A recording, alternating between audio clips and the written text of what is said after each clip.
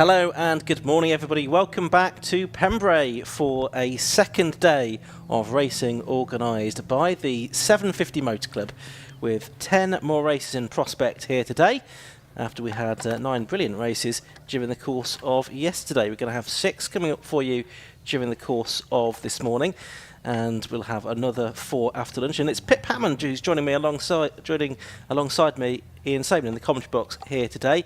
We're on the 2.6 kilometre, just under 1.5 mile national circuit here at Pembrey, with 8 turns, not a lot of elevation, it being a former airfield layout. And the weather forecast, well, actually it's looking a bit better than that suggests, because there is a little bit of light cloud, but it's mostly blue skies and it's warming up nicely. I think temperatures later on today forecast to be north of 20 degrees.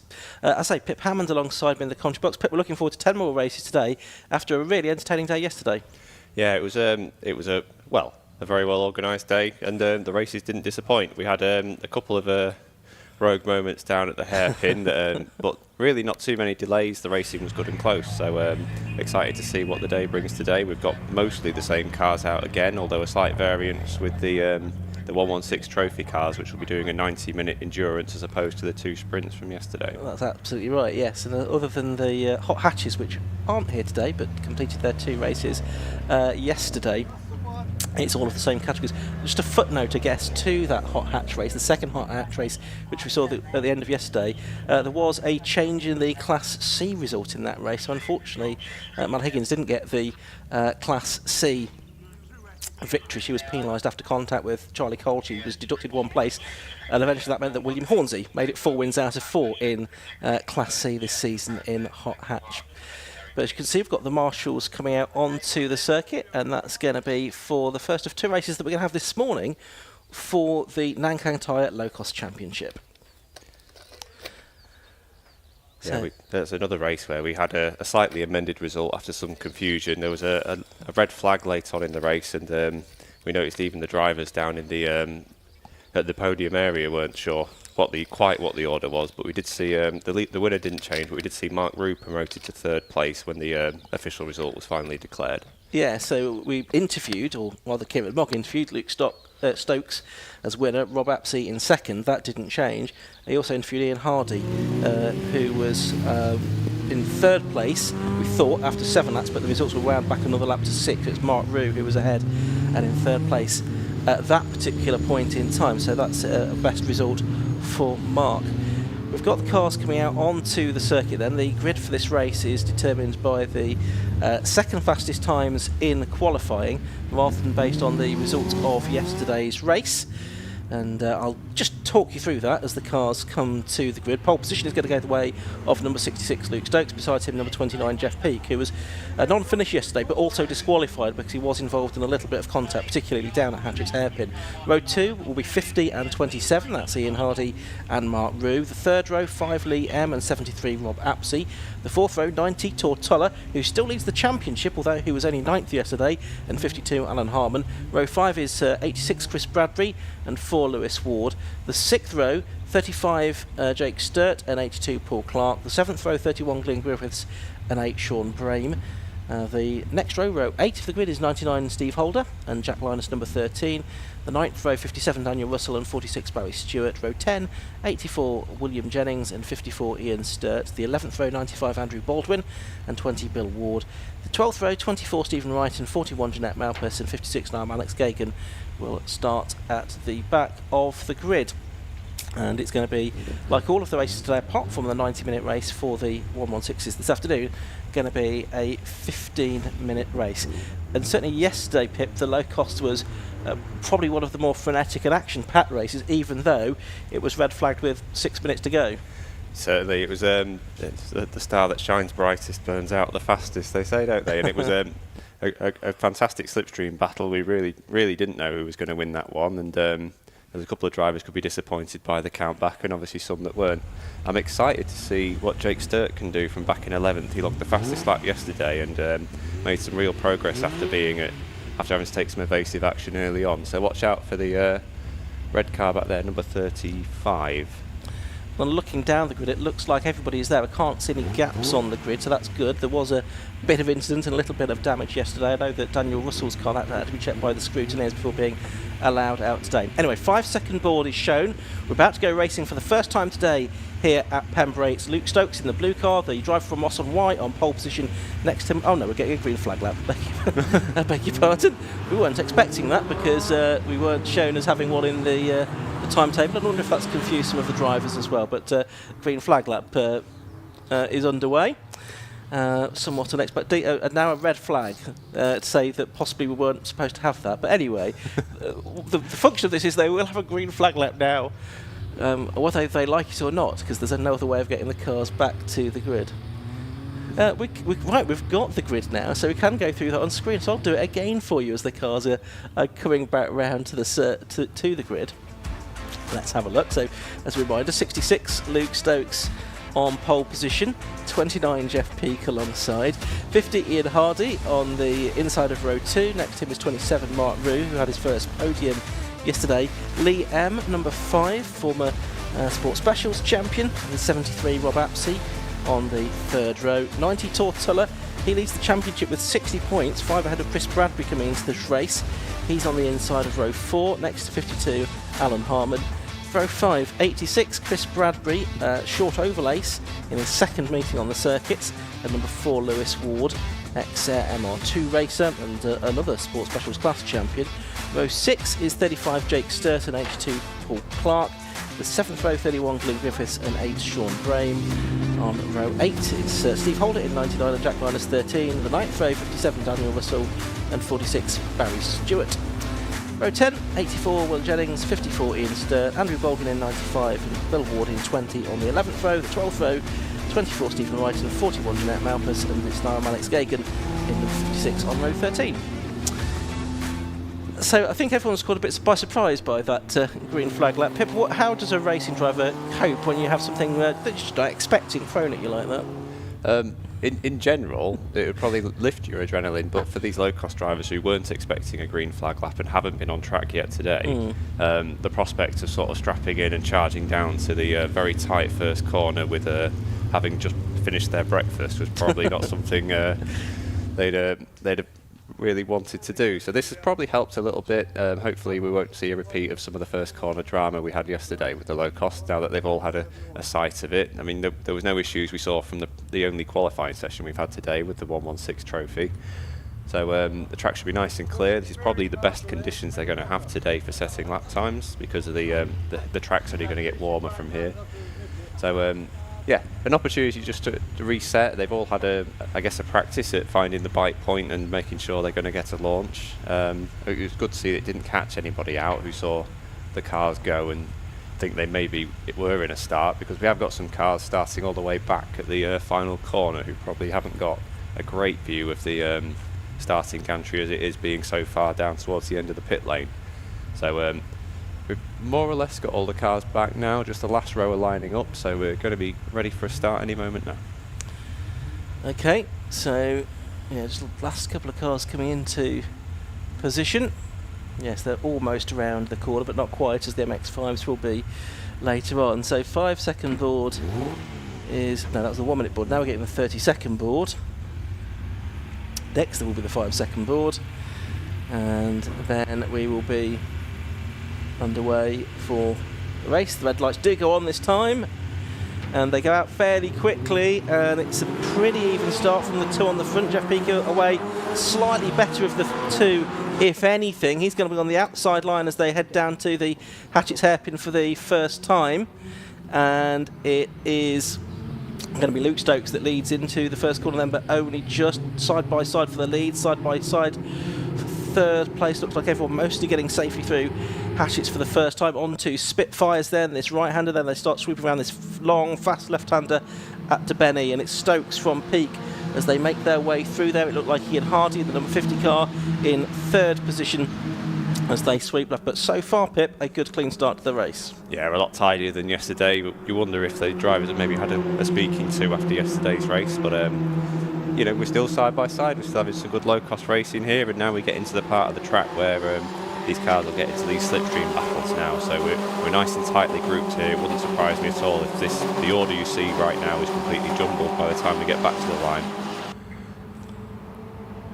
Okay, so they're making their way back towards the final corner of the lap. The fast right-hander at Honda, and it's Peake and Stokes alongside one another. It's Peake that's through on the inside to get the lead away there. Ian Hardy in the number 50 car is going to try and follow, but Stokes immediately dives back out of the slipstream to pull alongside Jeff Peake again. They're going to go almost 3 wide as they head down to Hatchett's this time. It's Stokes on the inside, Peake in the middle, Hardy on the outside, and Rob Apsey in the number 73 car is up there as well. Not quite as cleanly through that time, but it's Stokes that comes out in front of that corner, and Peake slotting back in second. So no actual change of the order there, really, as they went down. Apsey is doing battle behind him with the number 4 car of Lewis Ward. So he's up from row 5 of the grid. It's been a good start for the former MR2 racer.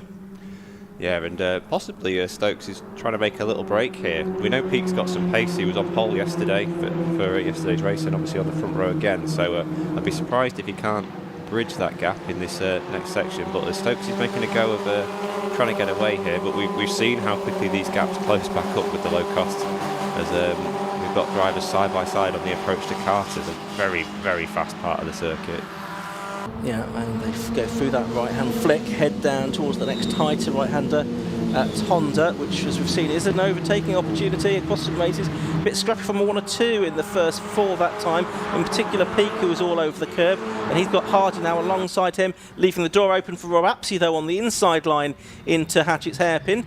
So it's Stokes with Peake to his left. Apsey does go to 3rd, and Lewis Ward might get up to 4th position there on the inside of Hardy. There's contact further back. One of those involved is Sean Brame in the number 8 car. His car has gone spinning around and is stationary at the moment, but he's able to rejoin quite quickly. Yeah, it's a good thing he did well to keep it running there. These are older cars, and often they don't like to refire when they're stalled for any reason. So he's done well to get that going again. And don't know how many positions he lost. Where was he running at the time? He was up in 13th, so a lot of progress to try and find from there. Okay, so we are working lap 3 of this race. Best lap of the race so far has gone to Jack Linus in 14th position in the number 13 car. Jeanette Malkus, I think, that is going slowly watching out of our commentary box window, focusing back on the leaders on the stream though, and there's still a big pack of cars bossing around there, and there is Paul Clark that's been off in the number 82 car, the green and yellow car, but he's rejoining once again. Jeff Peake now going for the lead down the inside into Hatchett's at the start of a new lap, and he's on the inside line and he's got through. So Stokes to 2nd, it's Apsey 3rd. Chris Bradbury's just done the best lap of the race. He got himself up to 5th as Jeff Peake has run very wide there, having got the lead, and he's thrown it away in several places too. Yeah, that's a shame. He's keeping it clean down there. That turn 1 was where he had all the trouble yesterday, which was attributed to a long brake pedal and then a set of flat spots on the front tyres. So he's slotted back in probably at the tail end of the top 10. We've got Lewis Ward up to 2nd in the space of a corner along there as well. So Lewis has been biding his time. He's been careful down at turn 1, just trying to pick his way through, and he's positioned himself well. There's the 86 car of Bradbury continuing to make progress up the order here, and he was 5th at the start of the lap. He's done the fastest race lap of the weekend so far now, 109.523, faster than Jake Sturt went yesterday. Jake Sturt, who Pip was keeping an eye on, he's up to 8th from 11th on the grid. They're coming through now to complete lap number 4. Streaming over the line with Luke Stokes now leading Lewis Ward. Those two have really made quite a bit of a break all of a sudden, with that issue at the hairpin on the previous lap splitting the pack a little bit. Chris Bradbury's gone up to 3rd place. He's got Apsey and yesterday's podium finisher Mark Roux just behind him. Yeah, these leaders have made a little break here, but the chasing pack, if they get themselves in order, might be able to get somewhere. Bradbury's the one who looks to be really on the move, the former Superstocks and Brisker F2 champion. Thank you, Dave Goddard, for that. Is really moved up a long way in this race already, and the fastest lap to boot. Yeah, absolutely. He's having a really good race. Had a strong run in the opening meeting of the season as well, with a 2nd place finish in his debut meeting in race 2 there to Tortola. Of Tortola, he's 8th by the way. He finished 9th yesterday, clinging on to the lead of the championship. Might not do so at the end of this weekend if he can't find some more pace and improve some results before the end of today's action. Yeah, I'm surprised he's not been able to make more progress than that. He was obviously so strong at Donington and was coming on strong at the end of the last season as well. But it's hard to pick your way through the slipstreams sometimes. And he's got a little bit of clear track now, although there is a car that looks like Hardy was trying to make a move to him at turn 1. Oh, a lock up, big lock up for somebody in the back of that group. I think they've all got. Oh no, no, they've not. Famous as was Glenn Griffiths is one of them, and the other is Alan Harmon. So those two both coming to grief. I think they'll get going again, though. Having said that, Chris Bradbury's done another best lap of the race, the 109.467 for the blind screen fastest lap of the race as things stand. There's a bonus point for that as well. Ward very wide at the second part of Dibeny there. It's that's cost him a lot of time and drops him right back into Bradbury's clutches, who's going to make a move at Brooklands. Into the hairpin he goes at Brooklands, and he does go through into second place after that mistake from Ward. You can see there's a bit of a gap to Luke Stokes now, the driver from Ross on White, looking for a second victory of the weekend and his second Locos victory at all. But you sense that these 3 or 4, in the next group do need to work together. There's a bit of lappery to do here as well, because Jeanette Malpas is about to be caught by the race leader. She's in the yellow car, and down the inside goes Luke Stokes, and Lewis Ward's got back ahead of Bradbury, I think, amidst all of that, to go back to second, but the next group have really closed back in on those two as well. Yeah, and it looks like Sturt's made some more progress there, possibly up to 5th place, using the lap car as a bit of a pick, so he's still on the move as well. You fancy Bradbury and Ward pushing along it together, might be able to bridge that gap up to Stokes, who's doing nothing wrong, but he just hasn't got another car to help him make the progress. In fact, Jake Sturt has done the fastest lap now, a 108.8. Yeah, that's a big lap record as well. The previous lap record before this weekend was a 109.98 on different tyres now than there have been in previous seasons, though the Locos and that can make a bit of difference, not to take anything away from Sturt's achievement there. Yeah, and he picks up another place there, past Aspie, so really on the move these last couple of laps. So obviously found a line, or just found a path through the chaos that's worked for him as we come down to the final corner. Stokes has made that. He's keeping that gap despite the bump drafting going on down the straight with Bradbury and Ward. And Sturt's dropped back behind Aspie, but he's looking again down at turn 1. Yeah, I'll be interested to see if there's anything done about that, because I know yesterday there was in one of the races sort of a judicial report into some so-called bump drafting, one car touching another along the start-to-finish straight. I don't think anything was done about it other than a bit of a quiet word, but to be interested to see if there is anything, any follow-up to that after the race. Maybe I misspoke, I didn't see anything. But it's working though. That gap does look to be just creeping down a little bit, but you fancy they might get there a bit quicker if Bradbury was the lead of the 2 cars. But it's a tactical move this for Bradbury, really. Rather than try and pass Ward and lose the leader completely, they're probably better off trying to catch up and then have a fight about it afterwards. Very sideways out of Brooklands for Sturt there, so that might hurt his run down to Carter's. Yeah, and it means that it's Mark Rowe, I think, that's having a look at him now as they head through Carter's, and I think he has gone through. He has, and so too as the number 90 car, which is Tortulla, so he moves up into 6th position. Yeah, a good move from Tulla, but then very sideways through Honda, which is the last place you want to be, really. Side by side for the lead of the race here, and it's Lewis Ward for the first time, I think, getting to the front. It's on the inside of Luke Stokes, and Bradbury's going to follow him, is he?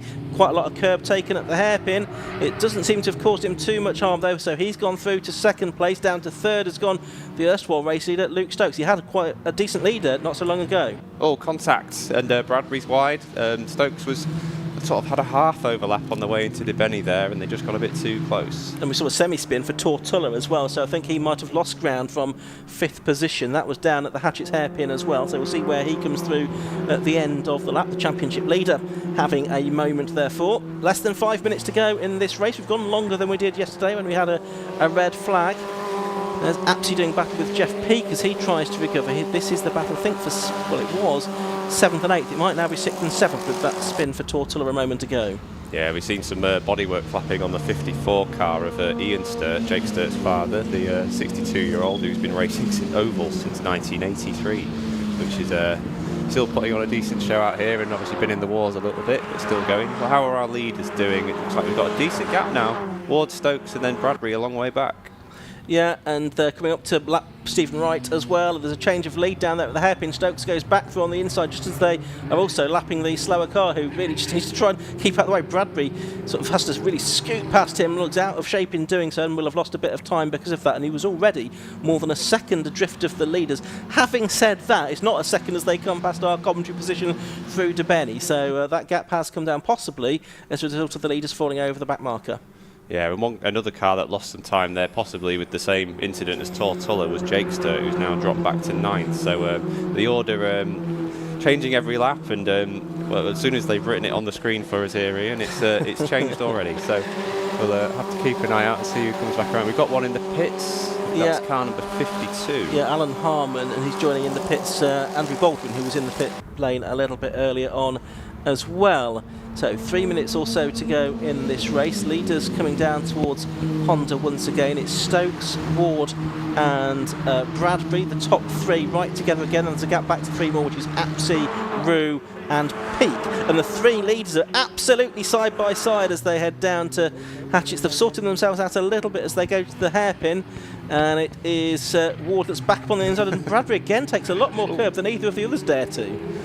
Yeah, that's an interesting way to do it, but it seems to have worked out. A big sideways moment for Stokes on the exit as well, just gassing up a little bit too hard to try not to lose both positions there. But it's amazing how quickly these gaps close back up, isn't it? We saw as they went over the line that Stokes looked relatively safe the lap before, and now he's back up to 2nd position. So yeah, hard to track. Yeah, Bradbury though into the lead of a race. Can he get his first race win in only his 4th low-cost race? It would be, having switched from the short ovals. Since black and white driving standards flag being prepared for car 86, Bradbury. Which is Bradbury, yes. Which might be that line down at turn 1. Yeah, it might be. Yes, there's. Is it curb or is he going over the edge of the sort of circuit, beyond the edge of the circuit there? If so, this could be significant to the result. Out of shape, Luke Stokes, as they come up to through Honda, and it's still Bradbury leading. It's now Ward getting alongside Stokes, and there's a slower car in all of this as well. They've got one more lap to go at the end of this one, and as they round the hairpin, it is Stokes that comes out in front, although Bradbury alongside him snatches the lead. Yeah, Stokes looks to be having some traction issues later on in the race here. We've seen him sideways a number of times, and really looks to be struggling in that side of things. So he's dropped back to 3rd in that pack, and all that battling's allowed the second battle pack, 4th to 6th, to catch back up. They're all in the shot together again. Yeah, absolutely right. There you can see the black and white driving standard flag for Chris Bradbury. We've got a car, a car off on the right of that shot as well. It's just outside our commentary position. Can't pick up on who that is at the moment. We'll see if we can. It's fair way off the circuit though. Meanwhile, Bradbury continues to lead. The gap was elongated over the rest now. To Lewis Ward and Luke Stokes, and they're coming up to Honda past that yellow flag zone, and they'll go on to they're going to get the checkered flag this time with that car off. So it's Bradbury that gets the win from Lewis Ward and Rob Apsey. It was. What happened to Luke Stokes at the end there? It says he's gone into the pits. Yes, he has. So Luke Stokes went into the pits on the pretty much final corner of the race. He must have had a problem. Not sure why he didn't come through to take the checkered flag though. Well, he didn't know it was going to be the checkered flag, I suppose. So Apsey 3rd, Jeff Peak 4th, Mark Rue 5th, and Ian Hardy 6th. Have you figured out who that car is that's gone off? I think it's car 56. It's Niall Mannix-Gagan. Yeah. So he's gone off. He's out of the car. He's up on the bank and he's okay. Apsey. He put his hand up on his way through the CNRSs that time. We'd seen him sort of really struggling with traction, so whether he'd picked up some sort of suspension problem Stokes, do you mean? Oh, Stokes, yeah, sorry. Okay. So Luke Stokes is down in the pit lane and in discussion with somebody. I think he must know the race is finished, but what a shame. He's probably just frustrated that he could have just carried on and over the line to get a result rather than head into the pit lane. So a slightly odd end to that race, but a first win in low cost for Chris Bradbury. And let's take a look at that result then. After 12 laps of racing, Bradbury it was that won by 0.4 of a second in number 86 from number 4 Lewis Ward in 2nd place. 3rd place went the way of number 73, that was Rob Apsey. 4th 29 Jeff Peak, 5th 27 Mark Rue, 6th was 50 Ian Hardy, 7th number 35 Jake Sturt, 8th number 5 Lee M, 9th was 13 Jack Linus, and Daniel Russell was 10th in number 57. And then it was Sean Brame, Glyn Griffiths, Ian Sturt, Tortulla. Now I think he's going to have lost the championship lead now to Chris Bradbury as a result of that result. In 15th it was Barry Stewart, then Steve Holder, Will Jennings, Paul Clark, and then the rest were either in the pits or retired. Luke Stokes, Bill Ward, Stephen Wright, Jeanette Malpas, Niall Alex Gagan, who was off of course, and Alan Harmon and Andrew Baldwin, who we saw head into the pit lane. So I mean, another really entertaining dice up front in that low-cost race, Pip. Yeah, but a well-deserved winner. Bradbury came from quite a long way back to achieve that, and you got the sense that they just needed to get his way closer to the leader without battling Lewis Ward too hard. Ward, another strong result in second place as well. He's managed the races very well this weekend without quite looking like he had the ultimate pace to maybe go and win them. So probably going to be very pleased with his output for the weekend. And another podium for Aspie after another combative drive, but not a mark on that car, I don't think. So a good job. Indeed. We've got Locos out again in only a couple of hours' time. They've got the last race before the lunch break. That's at 11:50 a.m. Their third and final race of the weekend. So we see them once more. And we are going to go down for the first time today to the pit lane, where Kieran Mogg is going to speak to our top 3 drivers in low costs. Thank you very much. A very, very entertaining race to start the day, and you can see behind me just the drivers having a bit of a chat after that race. I'm going to quickly jump in here and see if I can have a chat with them. Guys, can I just jump in a sec? So, Chris, first of all, that was pretty entertaining. That was a hell of a race. That was really enjoyable. I've only been in Locos a little while, and that was really exciting. I've had quite a couple of big trips across the grass there as well, which was exciting. But no, I really, really enjoyed that. So yeah, great race.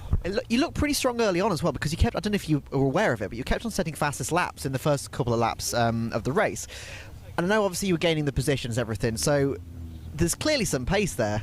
Yeah, so we worked really hard with the car. It wasn't so great on Friday, it wasn't so great in qualifying yesterday, but we made some changes for the first race yesterday and made a big improvement. And yeah, when you're moving forward in like the trainer cars, you're always the one getting the draft, so that kind of sucks you along and gives you the quickest lap. So yeah, because my lap timer, I knew that I was setting good lap times.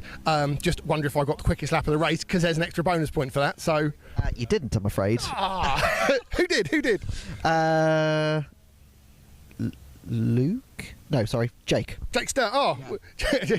Jake, one of my good mates. So yeah, no, he done well to get the bonus point. I think he had bonus point in the first race as well for the fastest lap as well. So. Test my memory there. Okay, that's all right. No, congratulations. Obviously, great way to start the day for you. Yeah, no, great way, and obviously it puts me in a good position for the race later on today. So looking forward to that. See if I can do it again. Absolutely, congratulations. Thank you very much. Cheers, thanks. Have a quick chat now with Lewis. So, Lewis, again, that was a pretty epic battle between the three of you. It looked pretty good fun out there. Yeah, absolutely brilliant. Fantastic race, chopping and changing positions all the time. I don't think it stayed the same for a whole lap, to be honest. So yeah, really good close racing.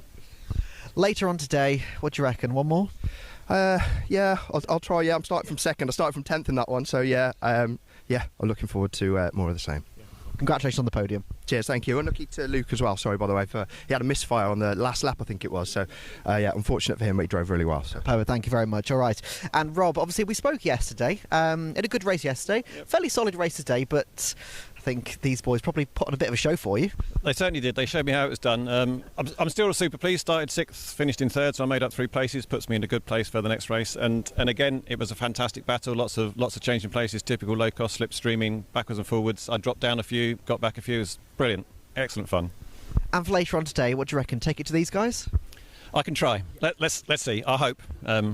See what happens. I'm starting in a good place, so if not, I can watch the battle between them and enjoy that. Absolutely. Well, congratulations. Thank you very much. Cheers. Thank you very much. All right, so first race of the day is done. We've got the Mazda 7s coming up next. Yes, we certainly do. Thank you very much, Kieran. We move on to the blind screen Mazda 7 Championship.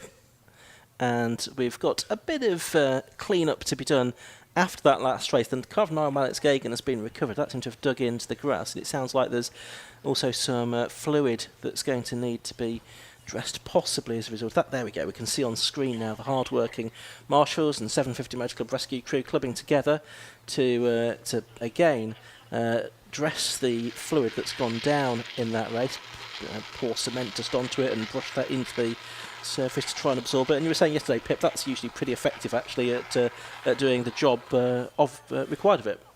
Yeah, we did hear, I think, the drivers from the Type R Trophy race, or maybe it was the Hot Hatch, saying that it was an issue for a little while. So maybe different products used at different circuits, and a little confusion there maybe on how to extract from the barrel that we're seeing on screen.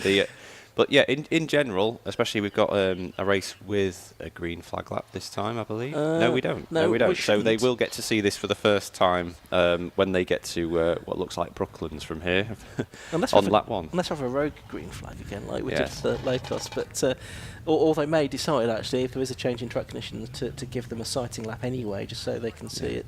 So we'll just wait and see that. I should get notification on my screen if that is the case. We'll update you if it is. But just a few minutes of delay. I saw the universal test for slipperiness was one of the rescue crew there shuffling their boots across to see if it was any more slippery there than anywhere else. So good to see the old methods are still working well. But that's quite a it potentially that's around the part of the track where we saw the Stokes car with his arm up before making it down to the pit lane. So maybe the two events not unconnected then.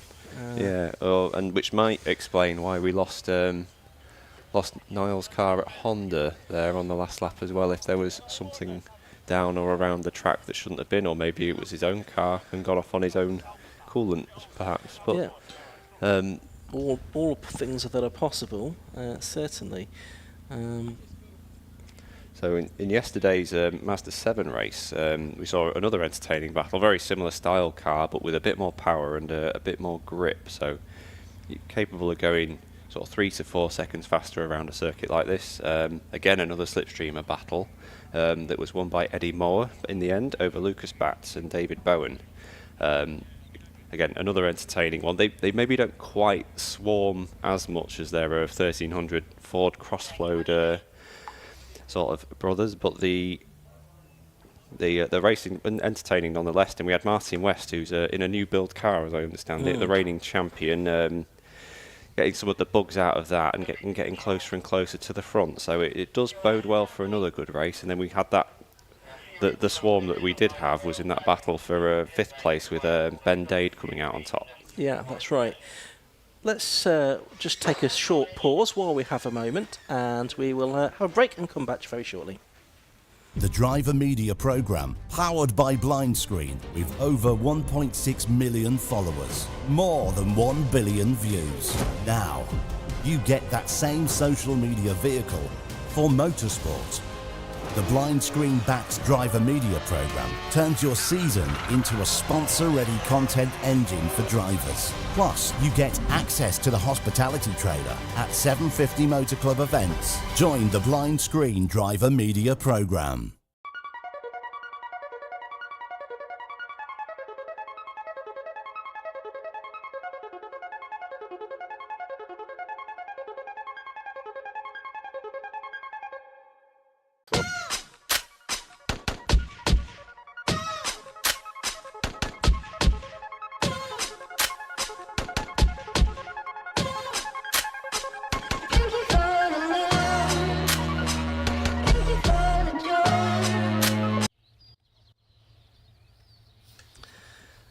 So I think the clearance of the oil has pretty much been completed ahead of this blind screen Mazda 7 Championship race, the second race of the weekend for these cars.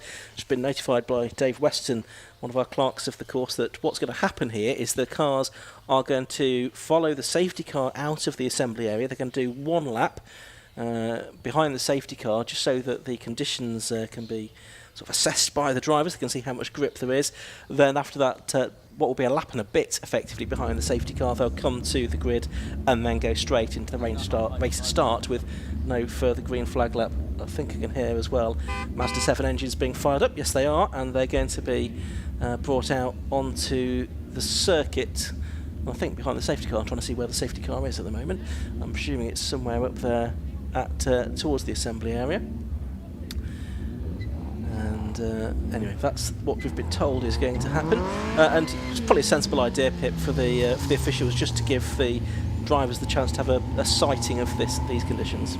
Yeah, I like this decision, especially. I mean, if the track was in perfect shape, they probably wouldn't have deemed this necessary. But with the fluid down on the circuit, it's just a smart way of giving us the best chance of having an uninterrupted 15 minutes of prime Mazda 7 racing. So it's a bit of an unusual one, really, with the safety car. But for a race that wasn't scheduled to have a green flag lap, this is the quickest way to get the competitors round and get us lined up and ready to go.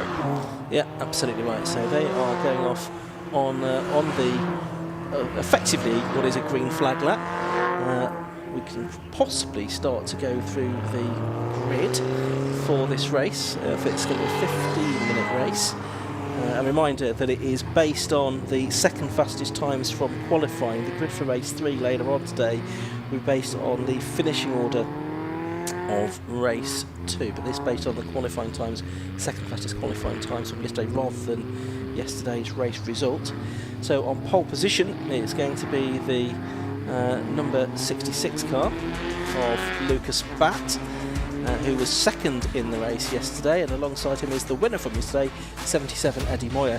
Second row with 25 Dave Bowen and 95 David Mason, and on row 3 94 Martin West, the reigning champion, and 93 Ben Abbott, former Mazda MX-5 racer. On row 4 of the grid, 17 is Ben Dade and Callum Barnes in number 3. Row 5 Todd Boucher in 20 and number 8 Jack Chapman. Row 6 is 5 Ian Wells and 69 Lee Rogers. Row 7 is 79 Ayrton Rogers, who came through to finish 7th yesterday, and 15 Matt Groh. The 8th row, 24 Rick Lanier and 26 Ross Loram, and 71 Connor Tuck is at the back of the grid. Championship situation coming into this race after yesterday's victory for Eddie Moore is that he leads the championship by 15 points now. He's on 103 points, David Bowen on 88, Ben Abbott 74, Craig Land, who was leading into yesterday but is not here this weekend, he is on 68, Lucas Batt is on 63, David Mason is on 61 points. So that's the way of the championship as the cars do now come back round to the grid. And Pip, these cars, same chassis as we've seen in the previous race for the Locos, but upgraded running gear. They've got the Mazda MX-5 engine running gear rather than that from the Ford Crossflow engine. Yeah, and it was a smart move this with the building the regs for this. They used the 1800 like Mark II Mazda MX-5 engine, which is the sort of lost engine in all the Mazda championships, because you've got the Mark 1 1600s and then you've got the later 2 litres. So it utilises a grand stock of now slightly ageing Mazda MX-5 Roadsters and turning them into something sort of shiny, pristine and ready to go racing. So some of these cars have been adapted from the 1300 low cost, and there are a few new builds of chassis that have been designed around this format, but they all do essentially have their genesis in the Ron Champion book, the How to Build a Race Car for £250, if you can believe that, which I'm sure probably was true in the period it was written. Yes, but I'm not quite sure how big a race car you could build now. Maybe a scale model, if you're lucky. Maybe a tyre and a half. 5-second board is shown ahead of a 15-minute race for the blind screen Mazda 7 Championship. No, that was I think the 1-minute board, I beg your pardon. And did we get the green flag at the back? Yes, we've got, that's the 30-second board now. And then the 5 seconds will be next, and then we'll be off and running for 15 minutes of racing with the blue and orange car of Lucas Batt, sort of Golf-style livery, and the red car with the black nose of Eddie Moyer, the winner from yesterday. Lights go out, the race gets underway then, and pretty even again from the first 4 on the grid. They all fall into more or less formation as they head down to Hatchett's Hairpin for the first time, and it's Moyer to the outside of Batt, trying to find a way round the outside there. There's a bit of fluid that's been dressed at that part of the circuit, doesn't seem to be causing anyone too much harm. So it's Batt leading, Moyer in second. Third place is 25 Dave Bowen, fourth is the 95 car of David Mason, then it's Ben Abbott in the 93 car in fifth, and Martin West in sixth. So those two have swapped places on this opening lap of the race. Yeah, good to see that we've got Rick Lanier in this race as well, for a little bit further back in car number 24. Gave a very emotional interview after his Formula V race yesterday. But let's see how we go here. We're coming down to Brooklands and then into this first sort of real slipstreaming part of the track. Martin West's the car that's possibly lost a position or two on this first lap, but like I say, as they get in line here and charge down towards Honda, it wouldn't surprise me to see plenty of cars side by side. Top two have made a little bit of a break from the rest, only a little bit of a break though from Dave Bowen in third place, and it's Bat from Moyer. Moyer right in the slipstream there, inches from the back of Lucas Bat's car, the stonemason from Chesham, Lewis Bat, that leads from Eddie Moyer from Lincolnshire. He's in second place, Bowen third, Mason fourth, Abbott has got West and Ben Dade side by side behind him. I think West's just about held on to sixth position as they round Hatchets and Spitfires, but these two for the lead still very close, and I thought that Moyer might make a move into the hairpin that time pit, but he decided not to. Yeah, we saw this a bit from Moyer yesterday, where he's trying to manage the race and make it a battle between just the two of them rather than draw anyone else into it. So he stayed right in the wheel tracks of the Lucas back car, and that does help the air pass both cars and speed both cars up. So it's another tactical sort of move, but it looks like Bowen's just trying to get the hooks in and find his way back to the back of those two leaders. Down to Carter as they go, this fast left-hander, and then on towards Honda. 95 car of David Mason in fourth position, and as they come over the line again, they've pulled out a bit of gap. Ben Abbott, that is, in the 93 car, was wide over the grass there. He's going to lose momentum in a couple of positions because of that. Martin West and Ben Dade are both going to fly through into fifth and sixth position respectively.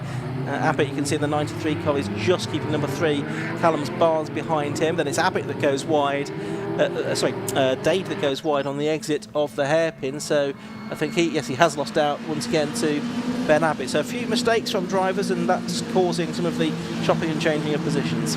Yeah, it's these are on a more sort of race-based tyre than the other low-cost we've just seen, but they are going to be prone to more of a temperature increase because we're being that bit softer. So may see some drivers who've gone a little bit too high on tyre pressures potentially, and it's very early in the race to be getting too hot with tyres, but it can be easily done. These cars are often in a slide mid-corner with getting a lot of heat in the rears, so we'll see if that becomes more of an issue later on. So definitely there'll be some implications to the setup with the temperatures today. Over the line, the leaders come again. The two of them separated by only 10th of a second. Bat and Moyer, they're half a second clear of Dave Bowen in third place. And this is very reminiscent of the race yesterday, isn't it, where Moyer's letting Lucas Bat do the leading in this race, really. It was only, 2 laps from the end that Moyer got the lead yesterday and went on to take that victory. Lucas Bat probably is a bit wise to that now, and he'll be thinking how he can try and manufacture things to his advantage, but it's quite difficult, isn't it? Moyer's quite happy to sit there behind him. Yeah, I mean, there is a danger. We've seen an early checkered flag today already, so the sit behind tactic works well if you know you're getting 15 minutes, but you're only ever a crash somewhere behind you away from that not being the case. So Moyer's going to have to pick his moment here, and it feels like he's just kind of rehearsing the moves. We've seen him get big runs down to turn 1 and then lift out quite early and just find his way back into position. But that's all smart driving. It means he's not stressing his brakes as much, he's not working the tyres as hard, and he's just letting the slipstream draw him back to the leader. So it's smart driving, but Bowen's not going to let them rest here. And Moyer this time, having said all of that, is now going for the lead. He's getting alongside Lucas Bat down the inside for Hatchett's hairpin. Is he going to actually go through and take the lead? It doesn't look like Lucas Bat's defending too hard there, so Moyer does go through to take the lead of the race on lap number 5. Best lap of the race has just gone to Martin West, a 105.445. Not as fast as Eddie Moyer went yesterday when he did a 105.157, so 0.3 off that time yesterday. But Moyer has now got the lead, and he has already pulled out a few lengths over Lucas Bat, interestingly. Yeah, considering he was on that tight inside line down at turn 1, he got the power down really well and built that gap more or less straight away. So it's difficult for drivers to break away in these low-cost star races, but it's not unheard of. And it depends really on whether Bowen and Bat are working together to try and get back to our leader, or whether they're going to go into battle as well. But in fact, the leaders are all starting to string out a little. They are a little bit. I mean, they were quite close going into Brooklands, but on the way out, Bowen was a bit further behind Lucas Batt, and they're now sort of pretty much individual. The first, well, 3 cars, certainly Mason in 4th, has West with him for 5th. West it was who got the best lap of the race on the previous lap. So those 2 are quite tight together there. Then it's Abbott in 6th and Ben Dade in 7th and Callum Barnes in 8th, Todd Boucher 9th and the car of Jack Chapman, number 8, rounding out the top 10 there. Yeah, so we're just a slightly more strung out than we might expect, although we do still have cars side by side through the second part of De Benny's there. There was I can't see the white line from this angle, so I won't comment on the approach there, but that has moved David Mason down a position, I believe. There's a car going very slowly now, smoking very heavily from the left front corner at Spitfires. Just trying to pick that up. Who is that is going slow? It is the 24 car. It's Rick Lanier, isn't it? Who was telling us about all the luck he doesn't have in Formula V before his podium finish yesterday. Now he's not having any luck in the Mazda 7s either. Is that dropping anything, or is that just bodywork fouling a tyre? I'm hoping it's the latter, because it is coming specifically from the left front corner rather from underneath, which, unless it's something like, right, it looks like a puncture from here. It does, flat, isn't it, that tyre? In fact, it almost looks like that wheel's locked up. Rather. Yeah. Okay, so that's a drama for him. Leaders, meanwhile, are out of the hairpin and back around again, and it's Lucas Batt that's back into the lead now after all of that from Eddie Moyer. So Moyer had built up a bit of a gap. Lucas Batt is back in front, and David Bowen is in 3rd place. I beg your pardon, that timing on your screen is not up to date. The lap time I've got on my screen shows that it's still Moyer ahead of Batt, so correction. It's Moyer, Batt, Bowen, West, Mason and Abbott, the top 6, just like that on your screen now, with half of the race still to go. And looks like Lanier's made it back to the pits, so won't affect the race with our leaders, as he's just got there as they approach on the curb, so he's done well to get out of the way. That does look quite a big gap now. Moyer is starting to pace the field a little bit, but we are seeing the lap times come down as well. Yeah, we are. Good lap there for Lucas Batt, a 1:05.395, still not as quick as yesterday's fastest lap pace in the Mazda 7, so the blind screen fastest lap goes to Lucas Batt now, and he needs to set some more of those as he pursues Eddie Moyer in the lead. Yeah, and they have gapped the battle for 3rd there with Bowen and West, who they're not particularly fighting with each other. They just can't look at the pace of these leaders when they're not in combat. So we've definitely got our established front runners here. It's not appearing to be like the Locos race where some cooperation further back will draw the rest of the field back to the lead cars. That record in Mazda 7 is still with Danny Andrew from 4 years ago, 1:04.95. That's not yet been threatened during the course of this weekend. 6 minutes of the race left to go. Cars coming through to complete another lap. Eddie Moore to Lucas Batt. The gap was just about 0.8 of a second on the previous lap, but I think it's gone out now. If anything, it has to more than a second. And now it's Martin West that's got himself up into 3rd place. So 3rd, 4th, 5th, 6th, 7th pretty much together as we're watching those on screen now. So West, Bowen, Dave Mason, Ben Abbott and Ben Dade all vying for position, and Callum Barnes as well in the orange number 3 car at the back of that group.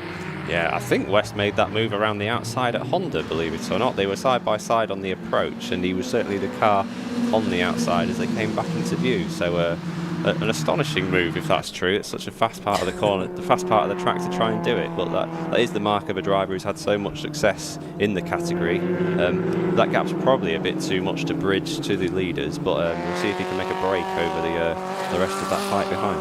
Had another pit visitor, Jack Chapman, in the number 8 car, but he's gone back out, but he's now the last of the cars still running in 16th position.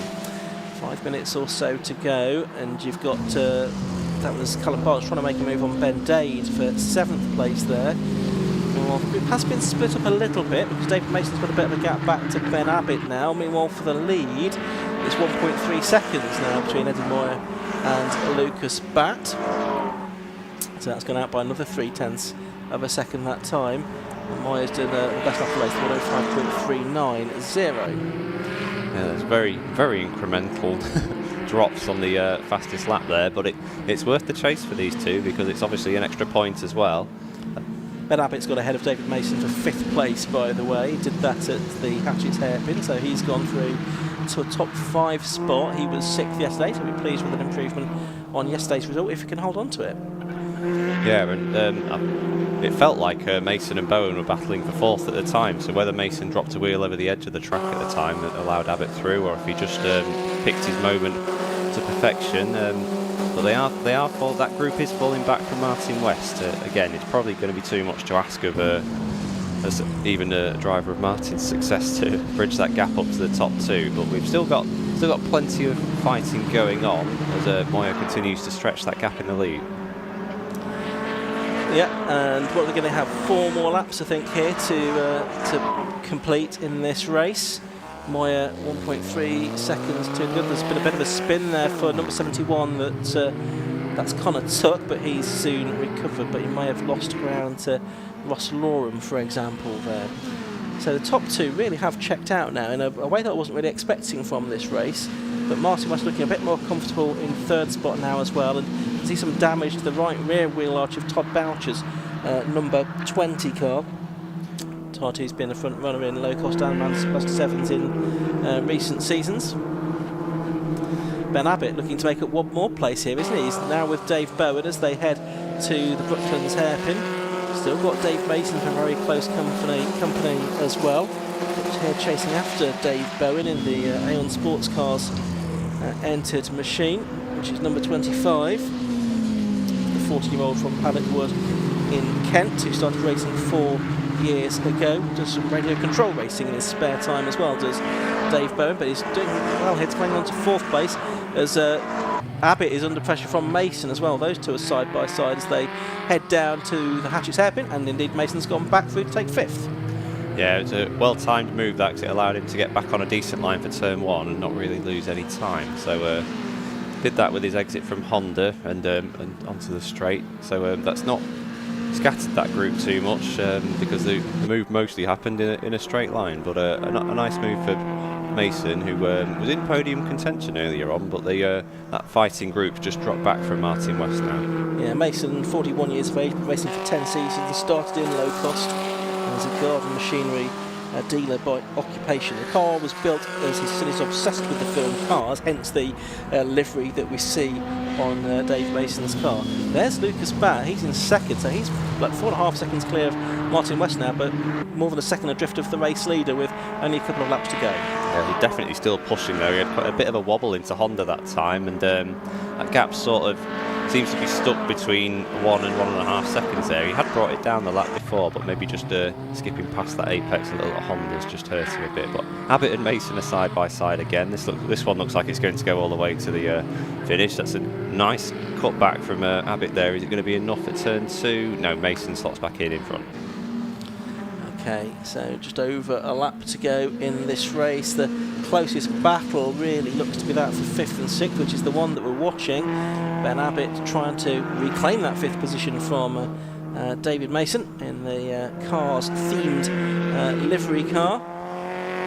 Very smart it looks too. Abbott, who used to race in MX-5s in the 5 Club Racing Cup, he's switched to the Mazda 7s for this season, and as running in 3rd in the championship coming into this weekend. Leaders are about to go on to their last lap. I can tell you we're watching the cars battle through a little bit further back down the order. Just coming through Honda now, and that's the battle really that goes back to Todd Boucher in 9th position. Yeah, and Todd's got a good run there on the approach to turn 1. He's had to go to the outside of Ben Dade, and we know Ben Dade can be quite big contact at the apex there. And Boucher ceded the position, so at least he recognised what had happened, and we saw him wave his arm there and allowed Dade back through. Yeah, so I think Boucher a little bit apologetic about what has happened there. Big biff there it was into the back of Dade's car, the ex-John O'Lissitor car. Meanwhile, Eddie Moyer, since he got ahead on what was about like 4 or 5, he's just eased away really. More than 2 seconds the advantage has built to, and he's heading through the final sequence of fast bends here now through Carter's, the fast left-hander, down towards the right-hander Honda. He makes his way through there, and he heads towards the pit lane wall and takes the checkered flag and wins for the second time this weekend and the third time this season in the blind screen Mazda 7 Championship. And he does so in the end by actually more than 5 seconds from Lucas Batt, and side by side a bit further back over the line between Ben Dade and Callum Barnes, who was separated by less than a tenth of a second as they came across the line for 7th and 8th. And the last position in the top 10 just taken by Lee Rogers ahead of his lad Ayrton Rogers. Yeah, they were having a good fight there. Ayrton was very sideways through turn 2 on the final lap as I caught out of the window, so they'll have had some fun with that, albeit they probably would have hoped to have been a little bit further up in the top 10, but very meticulous performance for Eddie Moyer there, sort of planned and rehearsed the move for a few laps and then moved away into what, to be fair, is probably a bigger lead than it would have been. I get the feeling Lucas Batt sort of ceded that the race was gone and decided to preserve. Yeah, I think so. Here's the result then. Eddie Moyer with a third win of the season, 3 out of 3 races actually in the Mazda 7 Championship for number 77, 14 laps completed by him, and he did so 5.184 seconds faster than number 66 Lucas Batt in second place. Martin West in 94 took third, then Dave Bowen 25 was fourth, David Mason 95 was fifth, then Ben Abbott completed the top 6 in number 93. 7th to number 17 Ben Dade, 8th was number 3 Callum Barnes, 9th was number 20 Todd Boucher, and completing the top 10 in the family battle was number 69 Lee Rogers ahead of Ayrton Rogers, Ian Wells, Matt Groh and Ross Loram, with Connor Tuck and Jack Chapman completing the finishers, and Rick Lanier in the pits with something amiss on his front left corner. One more race to come for the Mazda 7s this weekend. They are going to be out again at 3:05 this afternoon for their final race of the weekend. We've got another 4 races to come for you this morning though. The Type R Trophy is going to be that's coming up next. Then we've got the Corniche 5 Club MX5 Cup, the Sustain Fuels Formula V Championship having their only race of the day, the only single-seater action of the weekend, and then we see the Lancang Tyre Locos once again. Be interesting to see how the final Mazda 7 race goes though, Pip, and it is the finishing order from that race, so you'd think Eddie Moore will be in a good position to have a clean sweep this weekend. Yeah, a lot of it will depend on whether it looks as though Lucas Batt's the only driver who's really got the pace to go with Eddie Moyer this weekend, so it'll be a little bit down to the start and whether he's able to position himself for making a move. We do see Moyer rushing to take the bonnet off that car, so whether he was nursing some sort of problem or perhaps overheating in this temperature. So Kieran's getting a little bit delayed with that winner's interview as Moyer's quick to look at the Mazda engine.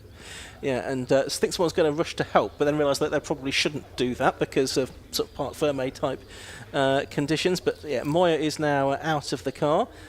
So too is Martin West, and they sort of give each other a pat on the back. We'll just wait for Eddie to get his helmet off to be replaced by a hat handed to him by Kieran. I have to say, I think it's more urgent that we give Martin West a hat, given his conspicuous lack of hair, rather like myself. Anyway, we'll head down to Kieran now. He's going to have a word with our top 3 in Mazda 7s. Thank you very much. Yes, Eddie's come down here and literally the first thing he did, not take his helmet off, not take his suit off, but take the engine cover off the car. You said it was getting a bit warm. Yeah, I know how hot I am, and I saw the temperature gauge climb as we came down on the cool down lap. So I was like, right, first thing I need to do, take the bonnet off, try and get some air to it and get it cooled down. Yeah, it's hot out there, and it's going to be hotter later. Yeah, it was a bit more of a sedate race today than it was yesterday. Yeah, I was thinking about it last night, and I think I can't do the same thing because he's going to be anticipating it. So I'll try something different if I can try and get a gap and work with that. And yeah, it worked out pretty well. I was just trying to manage the tyres at the end. They were screaming as well as it came into the last few laps. They were sliding everywhere and overheating. So yeah, it was a good race. Real happy. Absolutely, congratulations. What do you reckon later on? Same again. Like to hear it. Congratulations. Thank you very much. Cheers. Thank you. Let's have a quick chat with Lucas Batt. Lucas is over there. Lucas, it was obviously yesterday. It was a bit of a crazy race. Today it was a little less so. Yeah, I mean, I got quite a good start. I think I led for, I can't remember, 2 laps or so. Yeah. And once Eddie got past, he just was that probably 3 lengths in front where I couldn't quite get into his toe. And no, for credit to Eddie, he didn't make any mistakes. It was just textbook sort of start to finish. Any tricks up your sleeve for later on? We'll have a look at the footage, and then nothing that I'm going to share on camera, but we'll have a look and we'll see what we can. Good man, good man. And thank you to Rob as well, and Rob and Alex, because on Friday in testing, my brake disc exploded.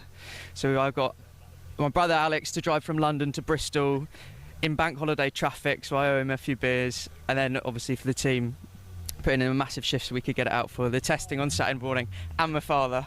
No, absolutely. Well, it's good to obviously congratulate and thank the people that help it all happen. So yeah, congratulations on P2. Thank you very much. Cheers. Thank you. Very, very quickly, because here the carts have gone. Have a quick chat with Martin West.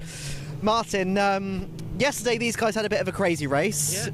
Today, a bit more sedate. You had, for a bit of time there, a lot of people behind you, but you managed to build a gap. Yeah, I'm really pleased with where I finished, to be honest. The car that I've built, I've kind of found the biggest basket case I could find and try and turn it into a car. So to get on the podium, I had a chance for it yesterday. Me and Dave were having a good race, but he had, I thought, I've got to just, at least, I'm not going to live with these two just yet. But yeah, that was a good battle. That, to me, felt like a victory. It was just keep Dave at bay. But we'll... yeah, now I'm happy with the car, and it's nearly where I want it. We'll perhaps get some fresh tyres and see if we can have a play with these boys. But we'll, yeah, really made up at the moment. Yeah, made up. Good. We're glad to hear it, and hopefully we can see you having a bit of a batter up with these guys later on. Yeah, probably won't be to this. It may be our next round at Cadwell. We'll treat ourselves to some tyres, but yeah, I don't worry about that now. I'll just say hello to the family at home that couldn't be with me today. My boy Archie, my mum and that's not too well, so yeah, just say hello to them and hope you're all right, and see you soon. Lovely. Thank you very much, and congratulations. Thank you very much. Bye. Yes, thank you. Right, as you can see, the Type R trophy are on track, so Ian Pip, back to you.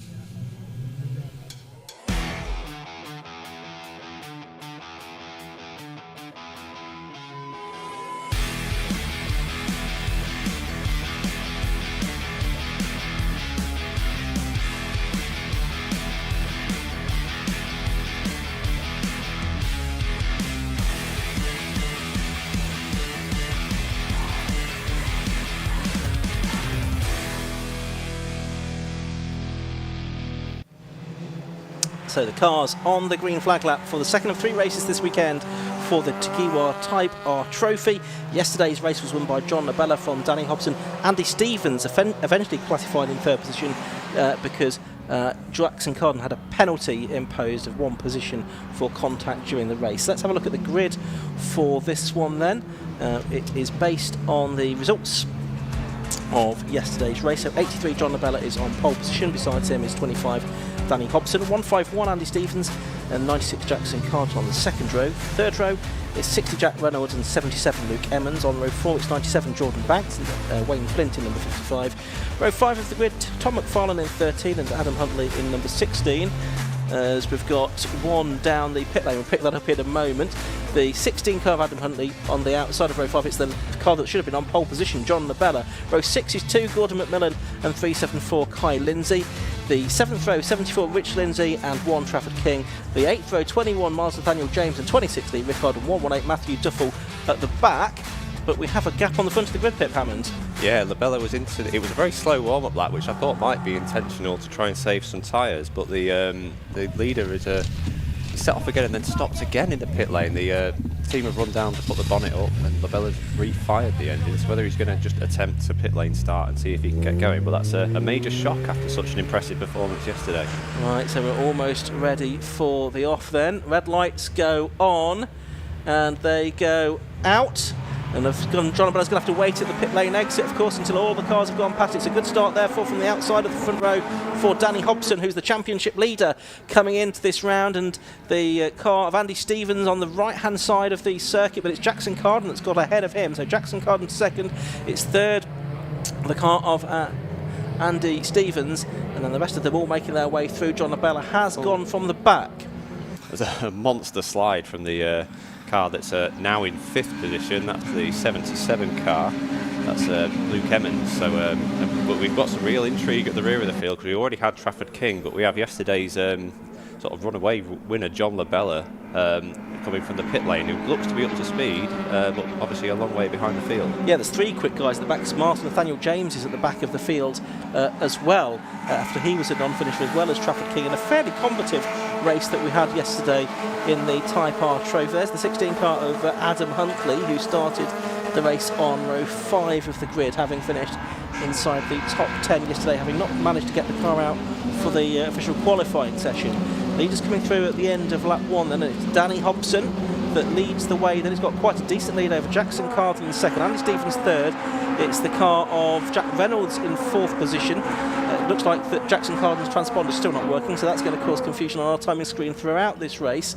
Where did the quick guys from the back get to? King got to 11th, Nathaniel James to 12th, and Labella's to 15th. Just one place made up for him, having started from the pit lane. Yeah, and he's just picked that up down at turn 1, so he caught the back of the field very quickly. He's still this very aggressive driving style we saw yesterday from Labella, so whatever was wrong with that car seems to have righted itself after a quick off and on again, which is so often the case, unfortunately, with stuff that you feel like is modern but is actually getting to be sort of 20 plus years old. It certainly is. These EP3 Civics are of the early 2000s vintage. But still look absolutely magnificent. The car that Labella passed is Lee Rickard, by the way. Lee Rickard out in a different car today than he was yesterday. Did have problems with that, so I think he's qualified a new car, or a different car at least, this morning. Danny Hobson is really building a decent lead in this race over Jackson Carden and Andy Stevens. They're nose to tail for second and third, but Danny Hobson's lead is going to be of the order of 2.5 seconds, I would think, over Jackson Carden, who, as I say, transponder is not working. He's got Stevens to his left, trying to go around the outside. Luke Evans up to fourth. We had a big lock-up down there and one around now after contact. It's 97 car, isn't it, which is that of Jordan Banks, who in yesterday's race finished in 7th place. We'll wait to see a damaged front bumper somewhere. There's another car travelling slowly there. That's the 55. We've got the driver getting out of the car that's stationed at the hairpin, which suggests that we might be in for some kind of caution period. I think there must be damage on that car. That means it's not going to be able to restart. The race continues for the meantime, though. Not good news this for Danny Hobson. There's confirmation on the board outside our commentary box that the safety car is going to be deployed. Yeah, and not message received by everybody there, which is, but Macmillan slowed down a bit early, and it looks like they're all trying to write the order now. I say not early, probably straight away, but it's easy to get lost with the signals when you're so focused on the car ahead. But that is bad news for Danny Hobson, who yesterday we felt was, and he said in his interview, was kind of having to just manage his pace with a lot of success ballast, and this time he'll be gutted to see that grand advantage he's built there in the first few laps taken away by the safety car. But I would say it didn't look like Carden quite had the pace to go with him, so hopefully for Danny, with the other quick drivers he would expect to be battling with Myers a little further back in the field, he'll be able to convert the restart there. But we didn't see whether yesterday's restart was a late safety car, lights off. We saw them; they were all very close to safety car. It didn't really work out on the restart, so he'll have had a chance to have a think about that and whether he'll change his tactics for this one. Labella sideways under the safety car around turn 2, so whether he's trying to build some tyre temperature or suss out what might be going on with that car, because he caught the field quite quickly, but he's not made a lot of progress through there for somebody that we saw with such electric pace yesterday.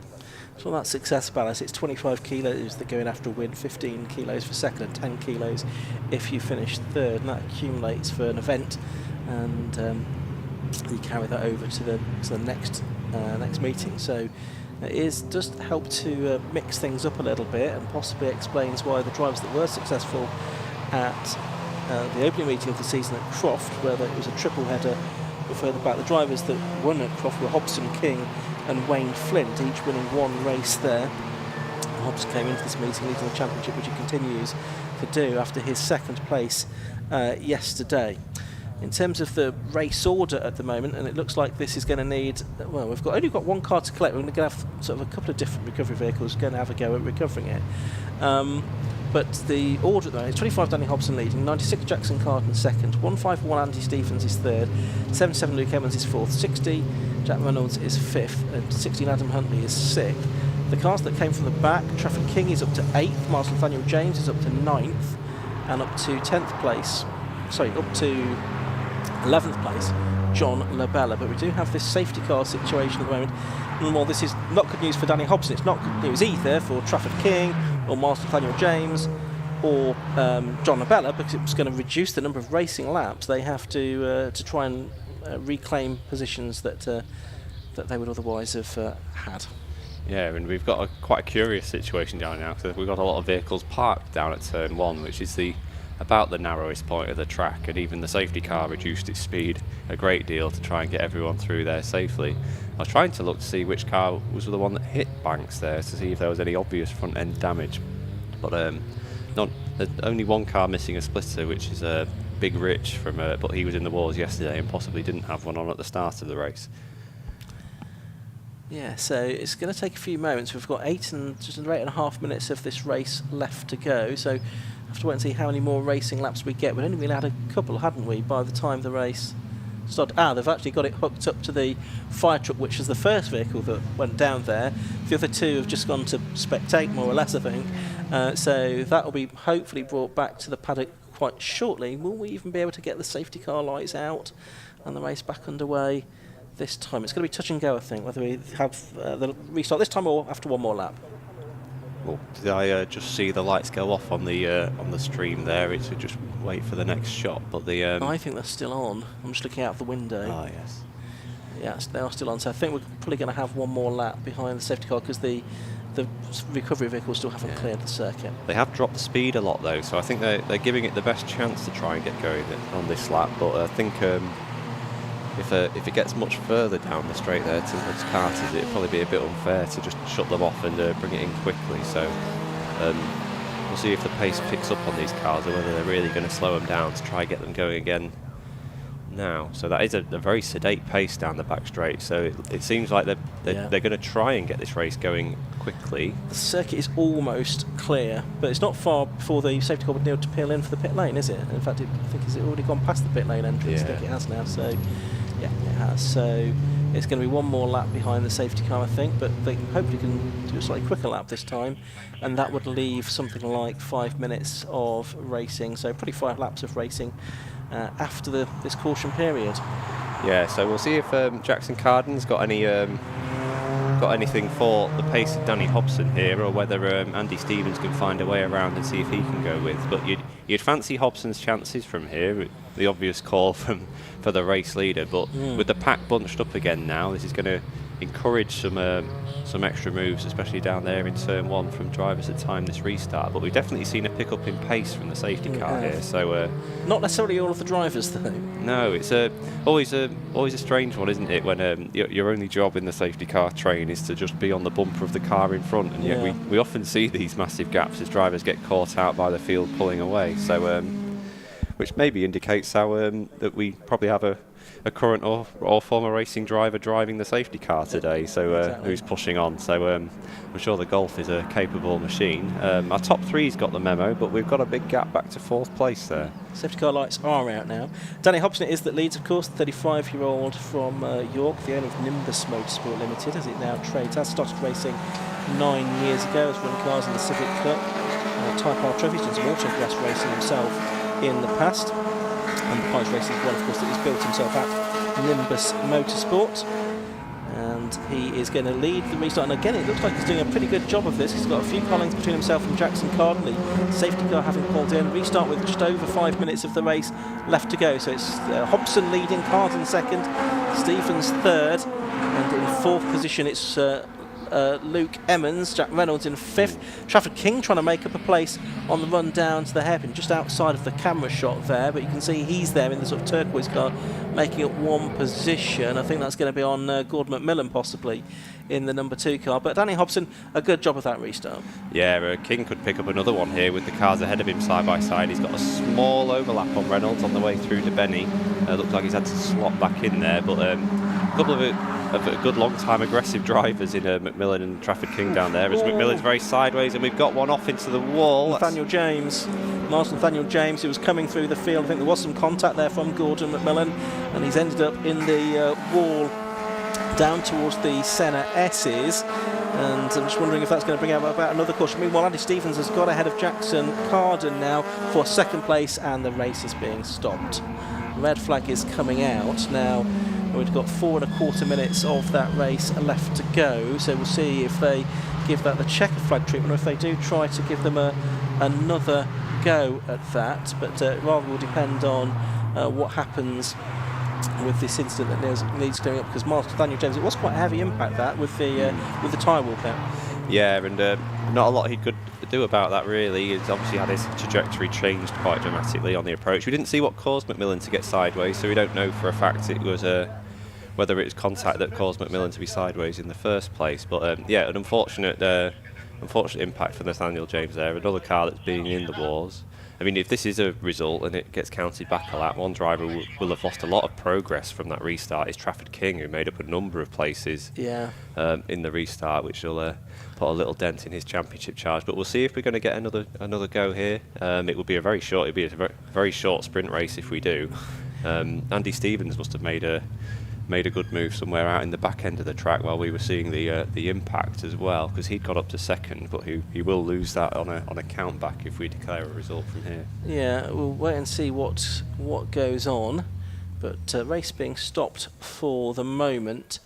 Looks like there's Nathaniel James is out of the car. You can see the driver with the white overalls on there, so that's good that he's out of the car, talking to the medics and the rescue crew. He'll be checked over, but good to see that very quickly he's out of that car after that quite heavy impact with the tyre barriers on the exit of De Benny down towards the Senna S's, and we're getting a checker flag icon on the screen before oh no, that's for the previous race, hopefully, the blind screen Mazda 7 race, so as what our TSL screen is now showing us. Oh, it's actually, interestingly, it's combined the results of both races there, the Mazda 7s and the Thai cars, but it looks as if we are going to probably bring a conclusion to that. It would have been a very short restart if there had been one. But I think we'd only had really sort of 2 racing laps anyway, unfortunately, hadn't we, in that contest, Pip? Let's have another look at that incident, if we can, that happened down there at De Benny. Ben, Pip, do you want to see if you can talk us through this? So we kind of need to see how far back we go to. We can't see it. No, but it was a nice thought, wasn't it? Yeah. Again, we need to see if what triggered McMillan to be so sideways, whether there'd already been contact between those 2 cars or him and another. We know McMillan had been delayed slightly with the overtake with Trafford King down at turn 1. So often, especially with these bigger, heavier cars that just need that bit more room on the track. Any sort of delays that really concertina the field, something like the Locos, which are relatively narrow, find the room on the track to get alongside each other. But with these bigger cars, it can be a bit more of a challenge and or a risk. So okay, well we'll here we go. This is what happened now. So we need to look further back. So McMillan's behind this group, and that's it's an early loss from Nathaniel James. It was. And McMillan perhaps taking some evasive action, and then they've met each other again on the exit of the corner. So it was a moment for Nathaniel James that started it. He then got straightened up, but then McMillan was taking evasive action, and I think he made more contact with Nathaniel James, and that was ultimately what pitched him in. So it was what I think probably what you described as a racing incident, that one. Yeah, it's unfortunate. The obviously the nature of a front-wheel drive car. I haven't driven a Civic round here, but I would imagine they're close to, if not flat out, through that section. So any sort of lift of the throttle required to take an evasive action is just going to let the back end kick out quite dramatically, as we saw. And in alone, that's probably more than achievable to save. But without the room of the extra track to the outside, whereas McMillan was wide and Nathaniel James was to the inside, they were always just going to meet in the middle on the way out of the corner, unfortunately. Okay, so I'm not actually sure. We'll take a short break now. We'll come back, and when we do that, we'll figure out what exactly is going to happen next. The Driver Media Programme, powered by Blindscreen, with over 1.6 million followers, more than 1 billion views. Now, you get that same social media vehicle for motorsport. The Blindscreen backs Driver Media Programme turns your season into a sponsor-ready content engine for drivers. Plus, you get access to the hospitality trailer at 750 Motor Club events. Join the Blindscreen Driver Media Programme.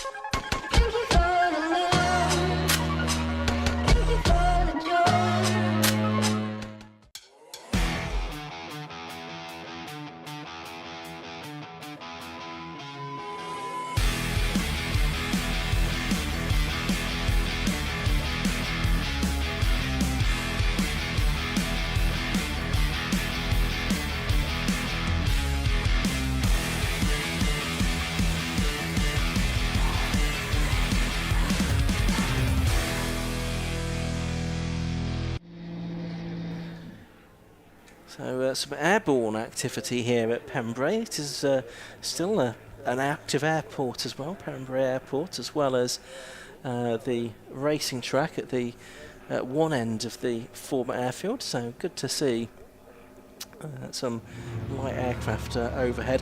What's happened to the Type R trophy cars? We were just a bit mystified as to where they'd ended up, but I think, Pip, they've gone back into Parc Fermé by the looks of it, so that will be effectively the end of that race. Yeah, I mean, we've possibly got a delay to address the tyre barrier, because the Nathaniel James car, which is being recovered now, did go in pretty hard to a section of the track that you wouldn't expect to get hit that often. So possibly some rebuild to do. These tyres are well set into the grass banks, as we can see in some of the shots, but they will take a bit of putting together. Although the rescue unit are jumping back in now and coming back towards their position, and the Nathaniel James car is on the move as well. What we don't know is quite what the declared result will be. No, and what's on our screen is that 25 Danny Hobson was the winner, 96 Jackson Carden was second, 151 Andy Stephens was third, 77 Luke Emmons fourth, 60 Jack Reynolds was fifth, 16 Adam Huntley was sixth, Gordon McMillan number 2 was seventh, Trafford King number 1 was 8th. Now you'd think Martin Nathaniel James would have been taken out of that because he, of course, the red flag, so that would be 13 Tom McFarlane 9th and John Labella from the pit lane 10th in number 83, yesterday's race winner. That's after 5 laps of racing, although that's stretching the points. I think 3 of them are behind the safety car. So yeah, so that will give Labella a good reset for race 3 with the way they set the grids for these things. Yes, top 10 reversed, isn't it, for the final race? So yeah, Labella could possibly end up on pole position after all of that. Yeah, but I mean, one driver who probably will be appreciative of what's just happened is Danny Hobson, who's taken the fastest lap in the few laps that we've had there, and probably not done a particular amount of wear to the car in pursuit of that result. So that's worked out well for the championship leader, who made the break early and just was able to set a gap. Yes, and he will be out along with the rest of the Type R Trophy drivers one more time this weekend at 3:30 this afternoon for the third and final 15-minute race. Hobson will have extended his championship lead as a result of that. So we've got vehicles getting back to their positions. The 750 Motor Club Rescue Unit has just pulled into the pit lane beneath us, and once the circuit is clear, we'll have the cars released for the next race, which is going to be for the Corniche 5 Club MX5 Cup. And these cars are in the outer paddock, whereas every other car that's racing here this weekend is based in the inner paddock. And they're lined up, waiting to join the circuit, with the one exception of the treble 5 car of Matt Highcock, who, because he runs cars in the 116 Trophy, he's based in the pit lane this weekend. So he'll be joining the grid from the pit lane, and he'll be certainly hoping for better fortunes than he had yesterday, where he was effectively harpooned into at the first corner, Pip. Yeah, I think Ben Short summed it up as an Exocet missile appeared on their right on the approach to turn 1. So they'll hope for a less chaotic start, but quite miraculously, for all the chaos that ensued, we didn't get all the cars moved away, didn't they? And we were able to keep racing. So it's unusual to see the order at the front scattered quite so much without it bringing a stoppage. So, but yeah, there's some quick drivers hoping for a reset and some calmer heads out there today. Yeah, absolutely. It was there was a few people that were. Reason that a result was amended. The key thing there was Bradley Gaunt, the number 43 car, that was the one that got into the side of Matt Highcock. He was disqualified from the race result yesterday, and so there was a few others that picked up damage along the way, including Matt Hallam and Jack Lawrence and Jordan Head. They, along with Highcock and Gaunt, were non-finishers in the race. So, but we did have 27 finishes, and that means we had 32 starters, which we think is probably the biggest ever grid, certainly for many decades here at Pembrey, which is fantastic to see, and a great credit to the 750 Motor Club, and in particular the Corniche 5 Club MX5 Cup, that they've brought such good numbers here. Yeah, and it's we'll obviously have a read on how to get the grid set up all the way around that final corner as well. I don't know if I'll have to keep an eye out, see if there was somebody with like a repeating flag for the drivers that can't see the lights from all the way back there. Hopefully we've got all 32 back for this race, because although we did have some damaged cars, Matthew Highcox was probably the most affected, and he's back out and joining the queue now from the where he was being held separately to the rest of the field due to, as Ian said, him running some BMWs that are based in the pit lane. So the safety cars moved away now just to pick the group up and bring them to the grid. That's right, and Highcock, who's going to be on the back row of the grid anyway, will join them. I don't think we've yet got the grid that we can give you on screen for this. Hopefully we will get that to bring you very shortly, but the grid for this race is based on the finishing order of race number 1. Hence we have Matt Highcock at the back. No, that's the grid for the last race. That's not the one that we want. We'll hopefully get the grid for the MX-5s very soon. But of course it does mean that it's Ben Short that lines up on pole position for this one, the 5-time champion in the 5 Club MX-5 Cup. He's going to be there in car number 71.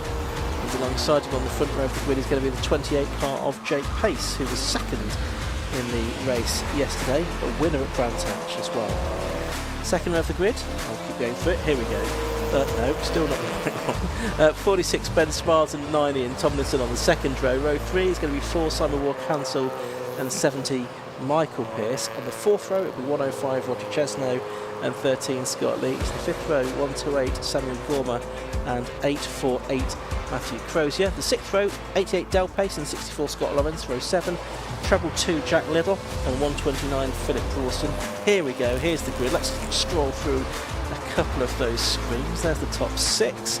Let's have a look at the next 3 rows and then we can be back on track with where I am.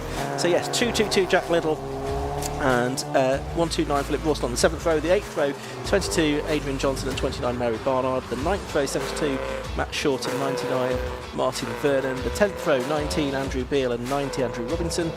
Row 11 is 113 James McCann and 8 Nico Favo. On the 12th row it's 50 Nick Rice and 66 Alistair Hayward Wright. Row 13 Neil Burrows in 31 and Trevor Jenkins in 60. 288 Stacey Crozier and Jordan Head in 3 on the 14th row. 15th row 97 Jack Lawrence and 44 Matt Hallam, both sort of top 6 runners in yesterday's race before their incidents. And row 16 treble 5 Matt Highcock and 43 Bradley Gaunt. Championship situation coming into this race is complicated. It's a new point system for this year for the MX-5s. The one that I've got on my notes is wrong, but it is Michael Pearce that leads by a single point, we reckon, unofficially. He's got 178 points. Ian Tomlinson 177, Roger Chesno 170, then Simon Ward-Cancel 168, Samuel Gormer 160 and Mary Barnard 143 in 6th position, having not finished higher than 7th so far this season, but has been consistent. Well, as we've seen with these Mazda races, there is anything that can happen, and if you can be the driver that stays out of trouble, there may well be a trophy in it for you at the end of the year. So one of the subplots of this will be whether Jake Pace can live with the speed of Ben Short, who made relatively light work of making his way back through the field after the scattering at turn 1 yesterday. Okay, well, we're not too far away from the off here. Another 15-minute race for the Cornish 5 Club MX-5 Cup. And this grid does indeed go round the corner at Honda, so large is it. Well, it's a slightly staggered grid that we have here as well, so it goes a long way back. Next board that's about to be shown is going to be the 5-second board. That goes up now, and then we'll look for the lights on the gantry. Out they go now, and it's a good start from Ben Short, a good start from Jake Pace and from Ben Smiles, but also from Simon Ward-Cancel from 5th on the grid in car number 4. The Eco Traders car gets away quite nicely. That's going to get past, I think, Ian Tomlinson on the way up to Patrick's hairpin for the first time, and possibly Ben Smiles as well. Is to the outside line of Ben Smiles is the number 4 car, but Smiles on the inside line. I think just about holds on to P4 at the moment, but certainly it looks like Ben Short and Jake Pace are already showing a bit of a clean pair of heels to the rest of them as they head through to Benny for the first time. Then it's Smiles, then it's Walker-Hansel, then it's the 70 car of the championship leader Michael Pearce in 5th position, and then I think it's Ian Tomlinson in 6th. Yeah, Walker-Hansel's making some early moves here. He sort of sneakily made his way back through the field after being another one affected on lap 1 yesterday, and he's having to make his moves early here to see if he's possibly the only driver in position to take the fight to Ben Short in terms of outright speed. But there's as with every Mazda race, with plenty going on, and cars running a little wide here and there. That's number 29. That's the that I haven't turned my page for. It's Mary Barnard that's there, who's 6th in the championship. There's Scott Leach in 13th, riding back with Del Pace, father of Jake. We've got Ben Smiles miles out in the grass there. He's done well to hold on to it, but he's going to lose a lot of places as a result. Oh, and there's one that was even further. It was Highcock, Matt Highcock from the back of the grid. He'd made up quite a few places, but he's got a huge distance off the circuit at Honda, and he's going to be basically back to the rear of the field again. Yeah, and there was heard some lockups down at turn 1, and we looked, Michael Pearce was out wide there, and again, that's our championship leader struggling to maybe lost a place or two in the way down to turn 1. Yeah, so Smiles is looking to recover from that. He actually crossed the timing line in 4th position, but I think he's a bit further back than that now. One or two other cars getting a little bit jiggly through Debeni and towards the Senna S's. Samuel Gorman, you could see there, he's ahead of Smiles now, so I think he must be down to about 8th place, Ben Smiles. 64 you can see going through the shot, that's Scott Lawrence. So yes, that would put him around about 8th place, I think. But it's Ben Short and Jake Pace, and indeed Simon Walker-Hansel in 3rd place, showing quite a clean pair of heels to the rest of them. They're coming through Honda now and to the start of a new lap, a bit out of shape with Jake Pace. They're going across the line well clear of the rest of the field, which is what you're watching going through Honda. Yeah, Pace is doing a good job here to live with Ben Short, so whether Ben's metering it for being in the lead and not burning the car out, or whether Pace has really just found something to be able to live with the speed of Ben Short here, but they have drawn a long way up from the rest of the top group. Let's try and see on the timing screens where Matthew Highcock's find his way into position after that moment before. He looks like he's right on the back of this main middle, I'm going to call it the middle group, but it's everybody from about 7th to 26th. Yeah, included in that is Matt Hallam, who's made his way up to 21st from 30th on the grid in the first couple of laps. Here's Ben Smiles trying to recover a position from Scott Leach and try and get back through for what would be, in actual fact, 12th position, a bit further back than I thought. Oh, and locking up there, that's the 129 car, which is that of Philip Rawson. Now, he had already dropped back a little bit further down the order from the start. He'd cleared 3 places back on the previous lap, though. He's 14th, and he's just ahead of Matt Highcock now. Yeah, he's one of the drivers who started from the back yesterday, who made a lot of progress. So he'll be disappointed with that. It looked like there was contact, but couldn't see how it initiated. Got the again, Pace probably a little bit closer to Short than Walker-Hansel to Pace. So Jake Pace is really giving it a go here to try and stay with Ben Short. Just watching the battle for 4th spot go through there. That's Roger Chesler in 105, and then Ian Tomlinson in number 9. Those are the drivers 2nd and 3rd in the championship community this weekend. But you can see just how big that pack is as they were still filing through Hatchett's hairpin. Yeah, Highcock's made 4 positions that lap up to 22nd, as we see Adrian Johnson, Chief, running a bit wide there. Through to Benny they go. It's frenetic action in this pack, isn't it? He's doing battle with the 44 car of Matt Hallam. So Matt Lee, sometime Castle Coombe from the Ford 1600 racer, he is made up of another 5 places that lap to go. 17th. There's 128 retired to the pits, and that's one of our championship front runners, Samuel Gorman, who was, where did he finish in yesterday's race? He was a bit further back in 9th yesterday. I think it was running high at the time. Looks like he's headed back to the paddock. Yeah. So we've had a fastest lap trade hands here, possibly an issue with Ben Short's transponder actually, but Simon Walker-Hansel has the fastest lap now, a 1:11.0. So we'll see how that compares with the going rate for records and what have you. But there's Jake Pace has lost a lot of ground to Ben Short on this last lap. Yeah, 1:10.9 was the best lap of the race yesterday, so it was sort of half a second or so off the times that were being done in yesterday's race here at Pembrey. There is the second and third place battle on screen now. Then Jake Pace in the 28 car and Simon Walker-Hansel in fourth. We do now have Ben Short slotted back into times, and he now gets the blind screen fastest up with the time that is faster than, no, not quite as fast as yesterday. 1:10.983, a few hundredths slower than the time he set himself yesterday. Yeah, I think we're setting that records this weekend by the look of it. We've only had the 5 Club here on the Clubman circuit before. That's right, yes, which is a slightly slower layout, not much longer, but a little bit of a slower layout with an extra sort of tight corner in. Now Walker-Hansel's going to have a big run down to turn 1 here. He's already showing to the inside, so he's got the track position. How late is he going to be on the brakes? Not as late as he needs to be, or is he? He's still there. No, he is going to go through on the inside. I thought he was going to back out of that, but no, he has gone through to take second place now, but he's got a bit of work to do here. 1, to get clear of Jake Pace, 2, to try and catch Ben Short, who's now nearly 2 seconds up the road. 1.8 seconds is the gap from first to second as they work their way around lap 6 of the race. We've still got 8.5 minutes left to go. Yesterday's race went 12 laps, but that was with a safety car, so I think we'll probably get 13 out of it this time. Yeah, we've got a good battle for fourth there with Chesno and Tomlinson, so that could have some championship points implications. Chesno's going well in the points, even at this early stage. We've got a car off at turn 1 there. It's just out of my sight in terms of the numbers, but they've got back on and going again. Pick that up in a moment as it comes past our commentary position. The Highcock car is up to 15th now. It's the number 60 car that went off, so that was Trevor Jenkins. Yeah, Highcock's up to 15th, Matt Hallam's up to 13th now, so they're closing in on the top 10, those two that start at the back of the grid. And yeah, importantly, the grid for race 3 is based on the finishing order of this race, but somewhere between 6th and 10th reversed. Yeah, and this is we've got this good battle for fourth is ongoing here. They're keeping it calm. There's not been contact yet that I've seen, although we've got a yellow flag very briefly. I think Roger Chesney was so sideways, there was a preemptive yellow flag.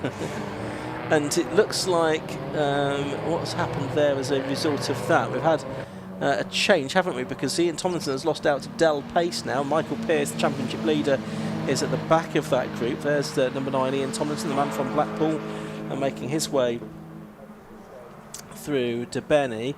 And has he got back ahead? Yes, he has got back ahead of Del Pace there. Michael Pearce still behind both of those drivers.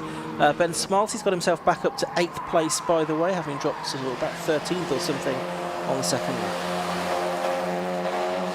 So the Mazda equivalent of a small lull in the action, as we've got Ben Short extending this gap now, which is sort of a more classic Ben Short performance, this isn't it, to be at arm's length to the field with a decent gap over Simon Walker-Hansel. But Jake Pace hasn't given up on this. He's only half a second back and made up a bit of time there on the brakes into turn 1.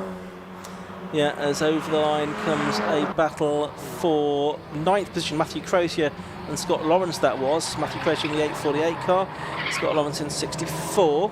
Screech of tyres, which is not unknown in these Mazdas. They run on the treaded Massimo tyres, so there's quite a lot of squealing going on in any given Mazda MX-5 race.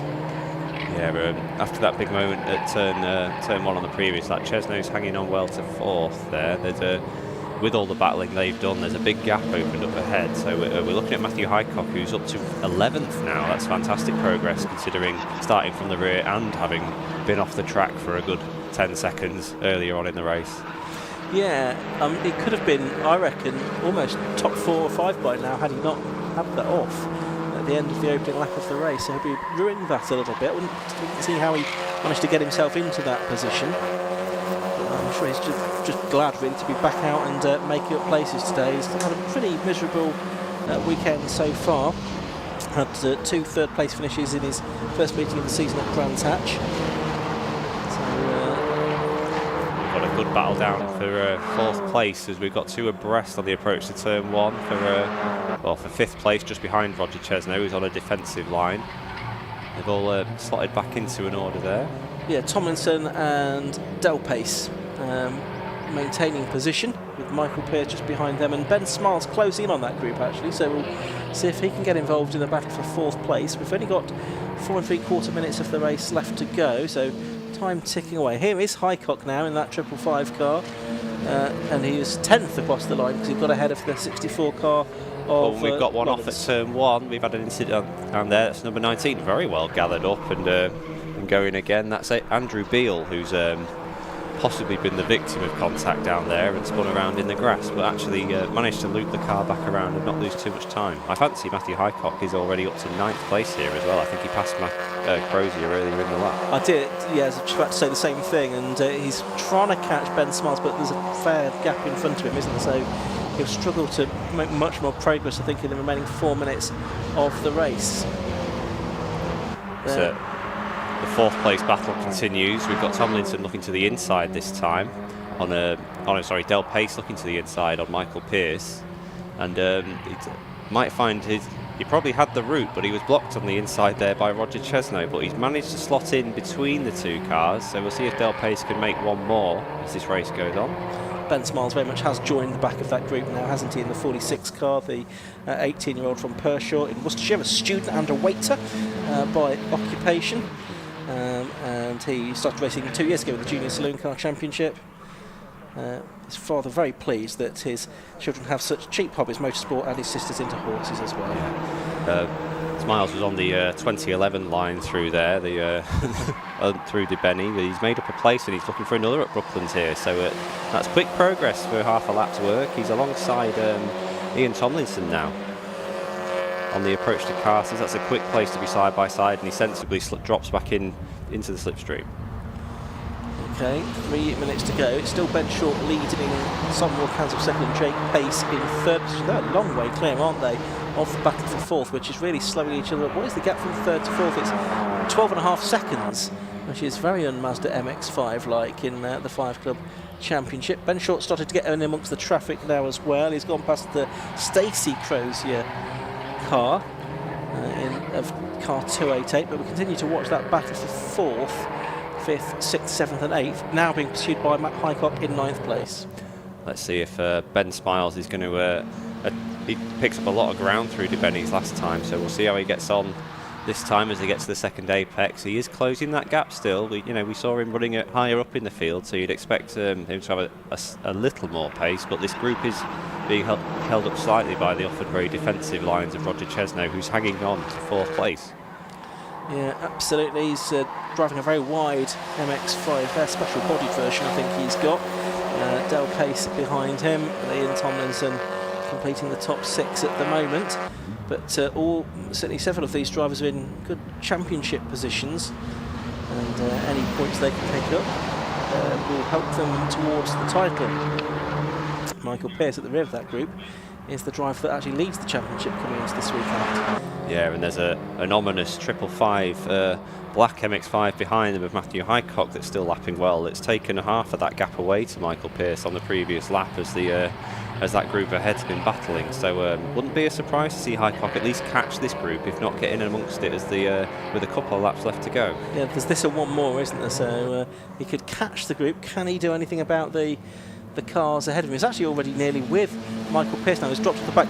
Right, something strange has gone on. So we've had 29 out of our commentary box window rejoining on the grass. That's Mary Barnard. And there was another car going slowly past our commentary box window as well. So I think Mary Barnard has had an off at Honda, but no real harm done. Some contact out of our commentary box window as well. That includes, I think, the 43 car of Bradley Gaunt, does it not? Yes, it does. And also 72 Matthew Short. Yes, you can see them recover now on the screen.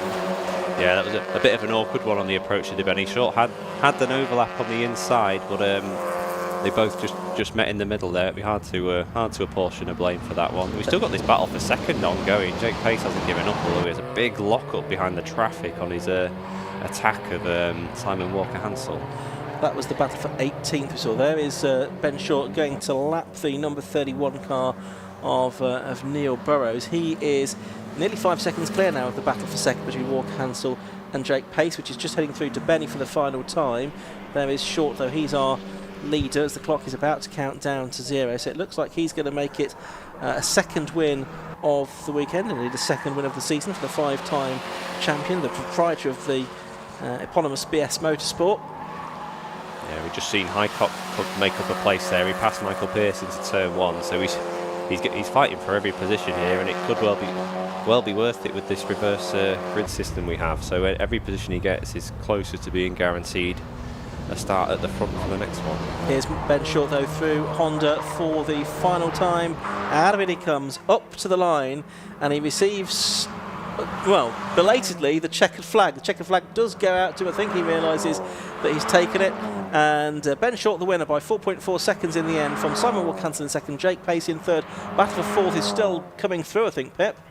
Yeah, and it looks like we've had a change. It's Del Pace who's made that position from number 9. That's Ian Tomlinson, and Roger Chesno dropped right to the back of that group at the end. Yeah, Ben Smarts came through 6th, Matthew Highcock in 8th, didn't he? Yeah, so we didn't quite see that.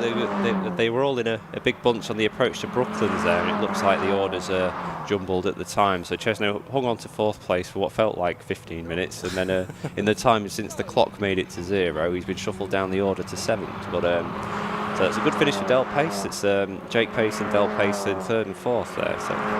But more than 14 seconds between them, so not particularly close on track. The Pace family. So the rest of the field, this big field coming through, I think it looks like we're going to have 31 finishers out of that race, which is not too bad going at all. More finishers than we had yesterday. There is, of course, another race to come. It's the very last race of the weekend, actually, for the MX-5s. That's at 5 to 4 this afternoon. Ben Short's just come around again. Yeah, I think the check flag literally went out as he passed it, so I think he probably did another lap just to make sure. And I think Neil Burrows, who had lapped, also perhaps just felt the same. Anyway, we'll have a look at the results. It might be a while before we can hear from Ben Short, though. Number 71, Ben Short was the winner at the end of 13 laps. He beat number 4, Simon Wilkinson, by 4.5 seconds. 28, Jake Pace was third. In 4th place, the distance back, was Del Pace, number 88. 5th, number 9, Ian Tomlinson. 6th was 46, Ben Smiles. 7th, 105, Carl Roger Chesno. 8th, treble 5, Matthew Highcock. 9th, number 17, the championship leader, Michael Pearson. Rounding out the top 10 was 8.48, Matthew Crozier, ahead of Matt Hallam, Scott Leach, Philip Rawson and Jordan Head. On to the next screen, and we'll see there that we had Jack Liddell and Scott Lawrence, Adrian Johnson, James McCann, Martin Vernon, Bradley Gaunt and Matthew Short after their Schmozzle to Benny, Jack Lawrence, Andrew Robinson, Mary Barnard after her off at Honda, Nico Favo, Andrew Beale and Alistair Hayward-Wright, and there's a few more. A lap down, Neil Burrows, Nick Rice, Trevor Jenkins and Stacey Crozier. The only one we lost was to the paddock. That was Samuel Gormer in the number 128 car much earlier in the race. Okay, so as I say, more MX-5s later on for our final race of the day. We've got 2 more races to come before the lunch break here today. We've got the Sustain Fuels Formula V Championship coming up next, their 2nd and final race of the weekend, then the 3rd and final race of the weekend for the Nankang Tyres Locos Championship. Down there in the pit lane, and Kieran Mogg is ready to talk to them. He's going to be speaking to them now. Thank you very much. Now, you might notice we're missing a car at the moment because Ben Short has gone around a second time because he wasn't shown the flag at the same time these guys were. So while we wait for him, we'll have a quick chat with Simon Walker-Hansel. Simon, if I could just jump in here a second, that was quite a good race between the two of you. Quite good respect as well. Yeah, it was brilliant. First time I've really raced together because Brands I wasn't on the pace, we had engine problems, but yeah, it was fantastic. Really hard work in this heat. It looked very, very difficult out there. How hot was it for you? It was hot. It's not so bad when you're going around, but now I'm feeling the heat. But I just want to say thank you to the marshals. I heard we're short on marshals this weekend, and these guys are volunteering the time so we can come racing. So thank you to all the guys and girls in orange. Absolutely, couldn't say it better myself. Thank you very much, and congratulations on P2. Thank you. Cheers, thank you. We'll have a quick chat with Jake Pace now.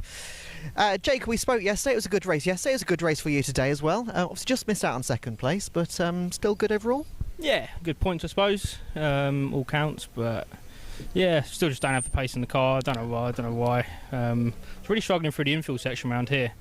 Everywhere else seemed fine, but I just lose like 2 or 3 car lengths a lap round there. It's only about half a second, but yeah, still not found it. Did make a few little changes, but yeah. Yeah, happy with podium. Would have been happier 2 steps up, but yeah, that's what it is, isn't it? So yeah.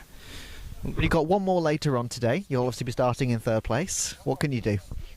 Yeah, I think that the last race is a reverse grid race. So I think, I don't know, it'll be somewhere in the top 10 maybe. I'm not really sure where it'll be. I think the leader pulls out a hat after this one. I'm not sure, but I was told it might be where you finished in this race. I might be wrong. oh, maybe I'm wrong. I don't know. One of us is wrong. Yeah, one of us is. But yeah, wherever it is, yeah, have a go and get stuck in. So, yeah. Absolutely. Well, congratulations, and hopefully we'll see you up again later on. Lovely. Cheers, mate. Cheers. Thank you. Have a quick chat now with Ben Short. Ben, I've got a hat for you here as well. There you go. Obviously, you weren't shown the checkered flag at the same time as everybody else was, unfortunately. No, that's two on the bounce. So keep getting some extra practice laps at the end of the race. But yeah, that was sort of felt good, to be fair. Felt good, but can't quite match the some of the times these boys were doing on the test day. I mean, wow, another half a second up the road. So I don't know how far Matt got up the field, but got to 8th. So with the reverse grid, the smart money's on Matt, I think. It could be an interesting race later on. Obviously, if you can get through that pack initially, you and Matt, what do you reckon? Well, I'll always make it as difficult as possible. But like I said, the man's driving really well. Test day was absolutely flying. So hats off to him for that. BA better pull his socks up because we'll give it a go, won't we?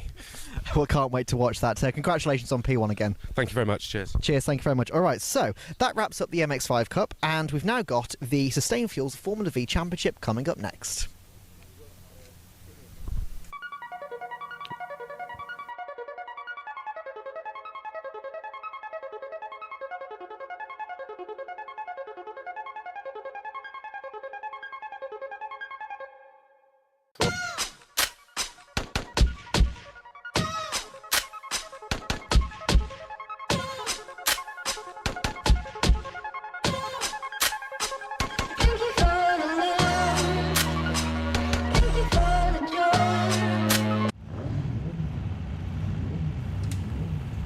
So we've got the cars coming to the grid then for the final single-seater action of the weekend, the Sustain Fuels Formula V Championship.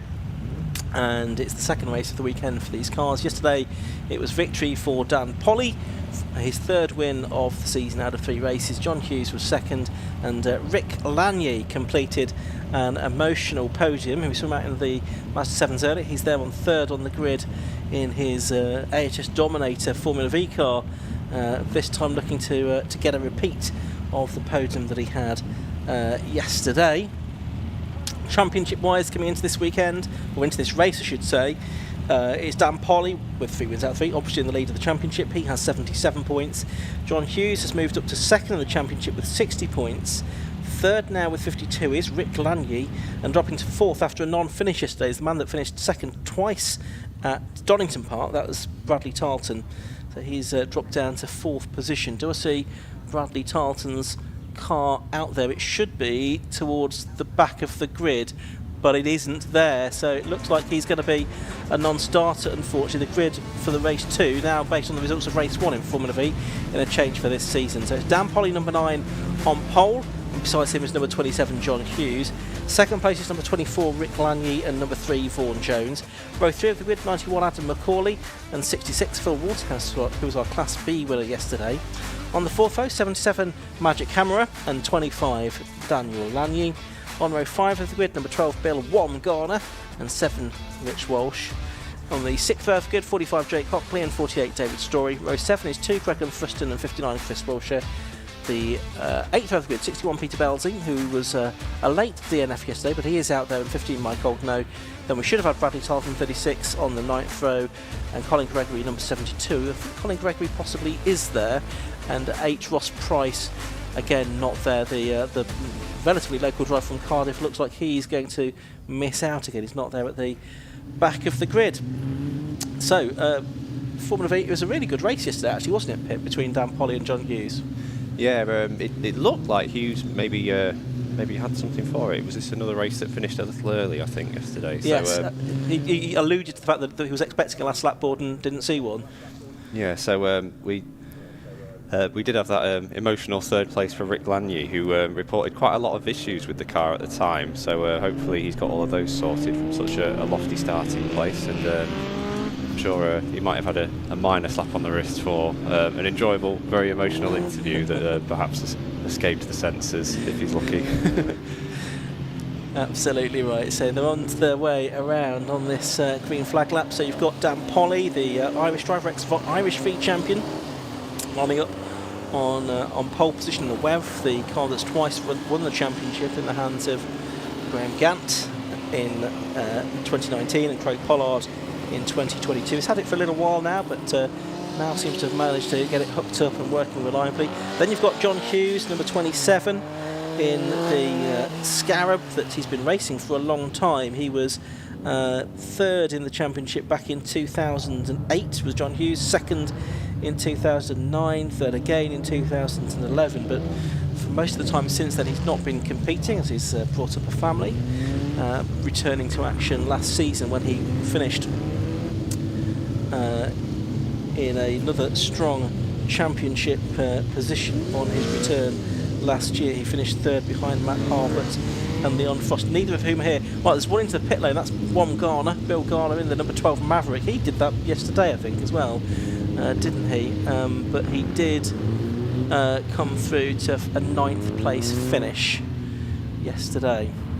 Yeah, he had an issue pulling away on the warm-up lap yesterday, so possibly not trusting the clutch or maybe the first gear on that car and not wanting to be in harm's way. So he has turned back into the paddock, so that does look to be race run for Garner, unfortunately, which does reduce the fight in Class B slightly, but we're getting ready for a start here. Yeah, 5-second board has been shown. We're about to watch the lights. The red lights go out and the race gets underway. And it's a pretty good start from pole position from Dan Polly. It's not a good start from the number 77 car. That's Magic Camera, the Polish driver from Wrocław that's got right to the back of the field. So he will have work to do to try and close back in on the rest of the pack and make his way through it. But it's Dan Polly that's made a good start. He's got the advantage over John Hughes. Top 3 pulling away. Looks like Vaughan Jones has moved into 3rd position at the expense of Rick Lanier, and Phil Waterhouse in the 66 car, the Ferrari Tasso, that he spent so long working on in the garage. He is in 5th, although I think he's lost that place now. Yeah, he's comfortably ahead in Class B here, but he had a good start to get up amongst the top of the Class A cars. Hughes did well to get away. He had a couple of bites at getting the clutch down to get the car rolling there, so he did well to recover and maintain that 2nd position. And the top 2, as yesterday, already pulled a little bit of a gap over the rest of the field. So working their way around Brooklands and towards the end of the opening lap of the race. It's Polly that's leading, certainly, as they come through Honda from John Hughes and Vaughan Jones and Rick Lanier. We're watching Peter Belzy now. He's trying to come through the field. He was up inside the top 4 places, I think, yesterday, but retired right at the end of the race in the Spider, and he's got himself up 5 places to a top 10 position at the end of lap 1, and he's making up more places there. The 25 car of Daniel Lanier is being passed there by Rich Walsh. That's for 7th position. Yeah, in Class B we've got Waterhouse running 6th with Hockley 9th, and then the next car, Dave Story, in 11th position. We've lost the 4th runner with Bill Garner not taking the start, so they're a little bit spread out in Class B. We'll keep an eye if they come back together a little. Landy looks to be... that's the other Landy, that's Daniel Landy. I thought the Rick Landy had dropped back there, but Daniel Landy running along in 7th. Magic Camera there in the number 77 gap, looking to recover some lost ground, having not got away at the start. He's just gone past the number 72 car of Colin Gregory there, who was starting from the back of the grid after retirement yesterday. So Magic, who's 22, currently based in Northampton, he is trying to get back towards the top 10. He's now going to attack David Story for, I think that's going to be 11th position as they go into Honda for the 2nd time. Yeah, and that was a lovely move up at Brooklands, nice and smooth, so he didn't really lose any momentum for it. So we'll keep an eye on maybe the lap times for that car as well, because he's capable of running higher up the order, so possibly Magic and Belzy will be making some more progress as we go here. The top 3 have strung out a little bit. John Hughes looks to be struggling to stay with Dan Polly, like in the way that he did yesterday. He was very strong and looked was attacking for the majority of the race, but just hanging on to the slipstream at this stage, maybe hoping that the heat brings the Polly car back towards him. Yeah, absolutely right. Looking back at battles all the way down the order. I think we're picking up on Greg and Thruston there in the number 2 car briefly, but back to Magic, who's he competes in cars. He competed in cars before. His younger brother is competing in cars, but other than that, no prior family motorsport experience. So interesting that the Hamara brothers have very much immersed themselves in all angles of motorsport. He's a motorsport engineer, is Magic, as well during the week. Vaughan Jones gets the fastest lap of the race there. Pippa 105.156 in third place. Yeah, the top three, the fastest lap traded 3 times there, and they've just all come together a little bit. So Vaughan Jones having an inspired run here. Long time Formula V racer, been in the category for 10 years, and probably call this a home race as well. So looking to get in amongst the top 2. We didn't see Jones troubling the leaders yesterday, but he's on fire today. Yeah, he was 4th in race 1, 15 seconds behind the lead, so he's clearly found something overnight to be able to stay with Dan Polly and John Hughes. And there's Peter Belzy. He's now behind Daniel Lanier, so this is for 8th place. He continues to make a ground. So we've got a couple of drivers, making progress through the order. Peter Belzy is one, Magic Camera is another. Yeah, I fancy Belzy, after some quick progress early on, seems to be struggling to find a way past Daniel Lanier, but he's not exactly on the tail of the 25 car there, but the leaders are very close. John Hughes looking to the outside on the approach to turn 1. He's late on the brakes, but it'd be brave to go all the way round in an open wheel car, and he sensibly drops back in behind.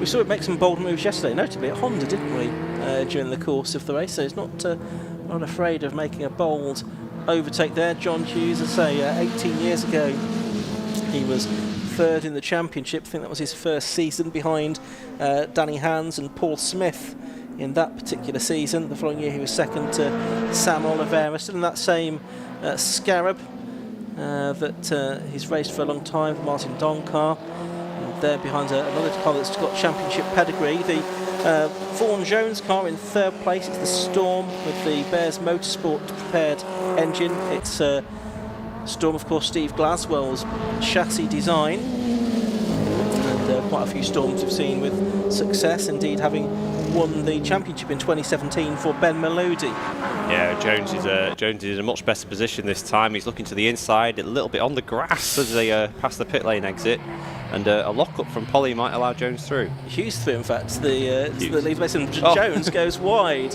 at the hairpin, so he loses a lot of ground, so we've got a bit of a change there on 2 fronts. Hughes gets the lead from Polly, and Jones drops back in 3rd place. I think Jones must have locked up himself there, because you could almost see the flat spot on the tyre in the shot we were looking at on the live stream. So we've got Hughes to the lead, and he's holding the fastest lap, so we'll see if Polly can go with, give him the chance to see what Hughes is doing differently, if anything. But a bold move down to turn 1, again, as I say, catching the grass at that point where the tarmac sort of pinches down. So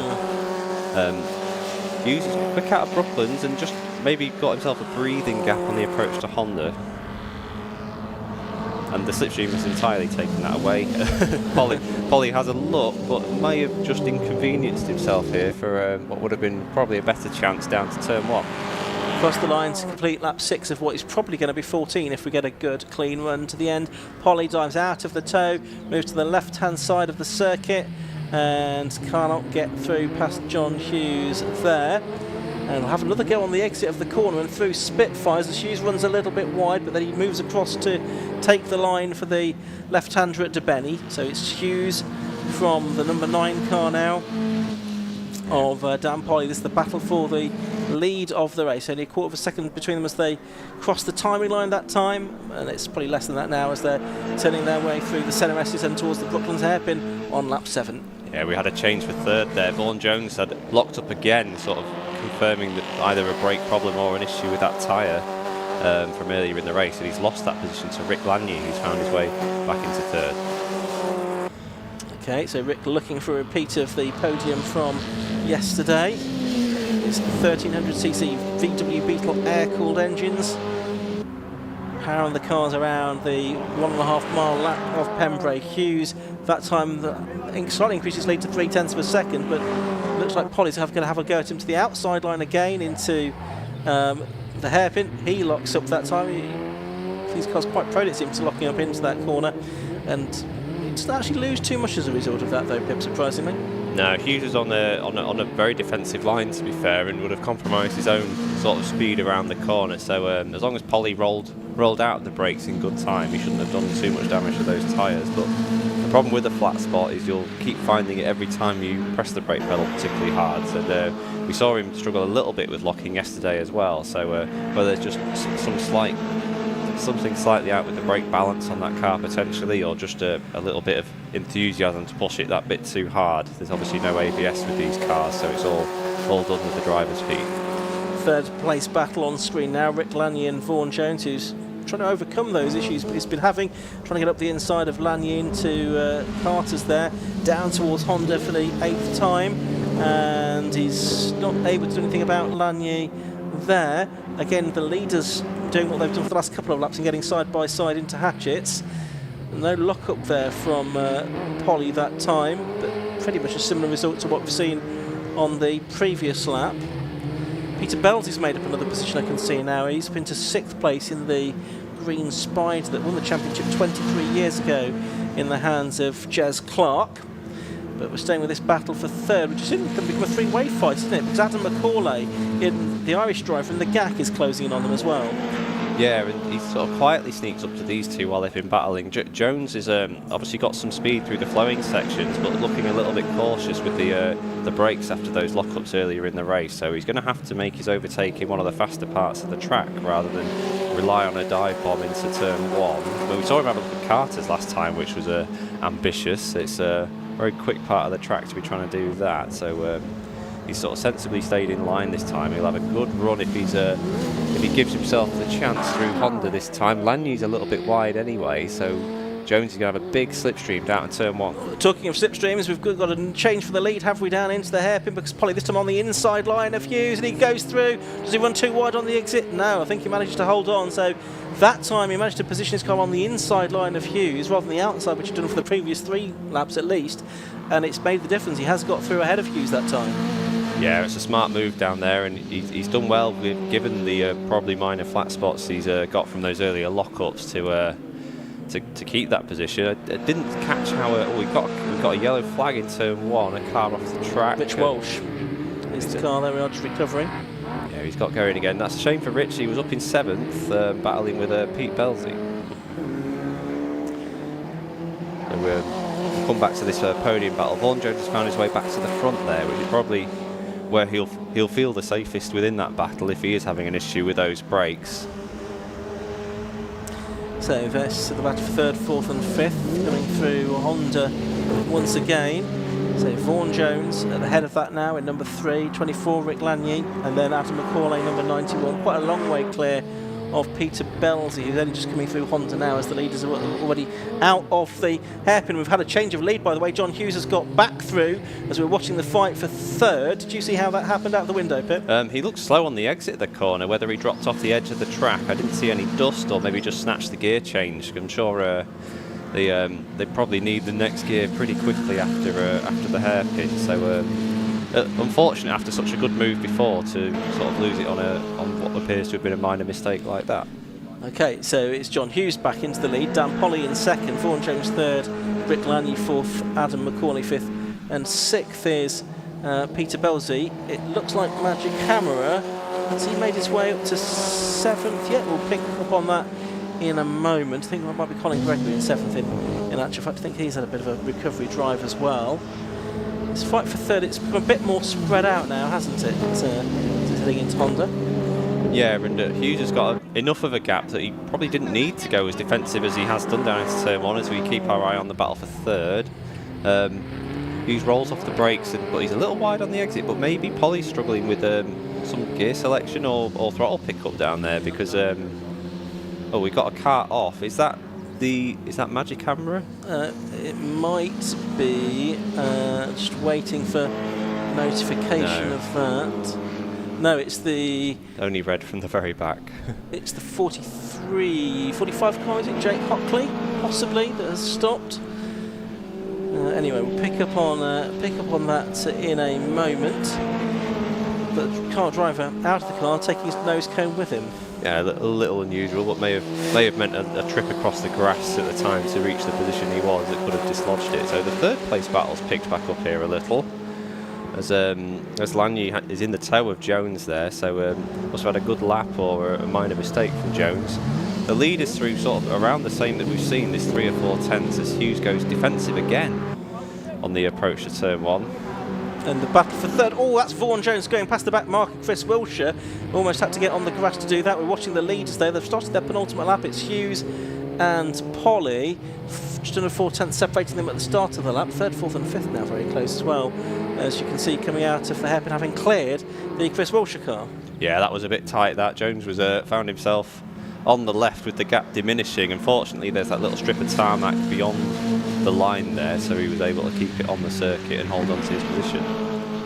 Which, he's pointing at Rick Lagny. I'm not sure. I wonder if there's yellows there for the car that stopped of Jake Hockley, and maybe not everyone was observing them as well as they might have done.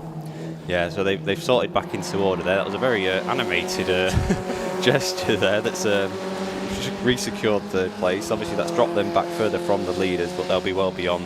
And Hughes is sideways coming out of Honda that time as they go on to the final lap. You can see that Polly has got back in front, a mistake from Hughes as he came through Honda that time, but he's alongside again of Polly as they head down to Hatchett's for the final time in this race. Absolutely wheel to wheel, but it's the inside line for Polly.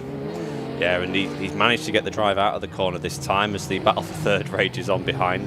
We'll keep our eye on the leaders. Hughes dropped back just that little bit, but he's mighty through the final section of the lap. Rick Lagny is back to third. He's got ahead of Vaughan Jones at Hatchett's hairpin. But here's the fight for the lead as they head through Debeni and towards the centre S's for the final time. More traffic to catch, actually. This could be crucial, couldn't it? Because again, I get this slower car.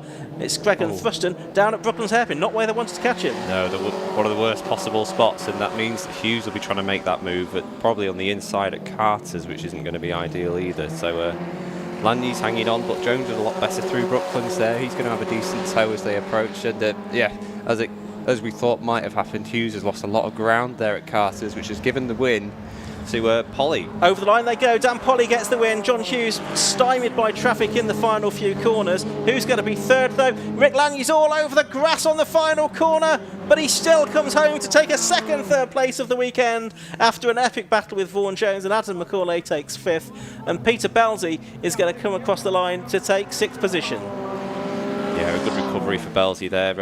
Lagny was a little over-committed in the final corner there and caught the grass, but was able to just hold on to the lead all the way to the line, which isn't too far from the final corner. You fancy if it was a bit further down where the start lights are, maybe it could have been a different story, but he'll be over the moon and probably give us another classic interview in about 2 or 3 minutes' time. It's before the watershed, Rick, just be aware when you speak to Kieran Mogg in a few moments. So a win for Dan Polly, so 4 wins out of 4 this season, but John Hughes, he's really pushed him hard this weekend, hasn't he?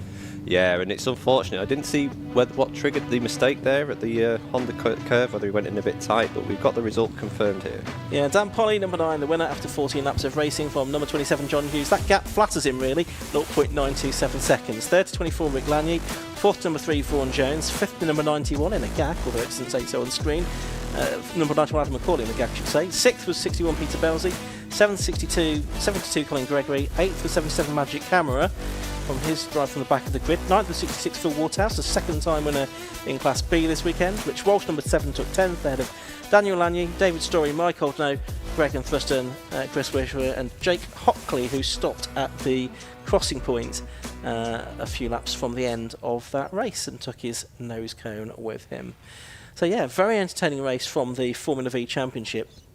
They've completed their weekend. They go to Snetterton in 4 weeks' time for the next round of the championship on the 300 layout, longest track on the Formula V calendar. Quite a different challenge to this, I would think, Pip.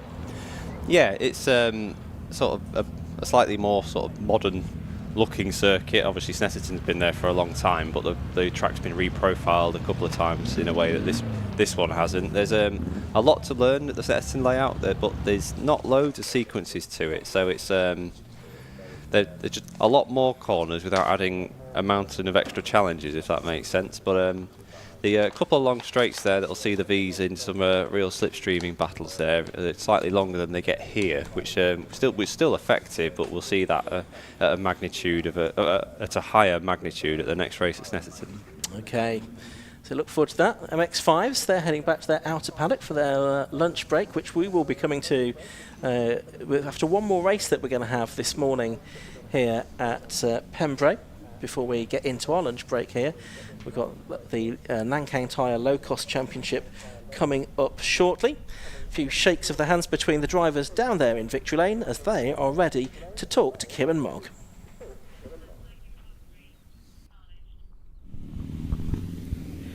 Thank you very much. Yes, we're down here obviously with the winners.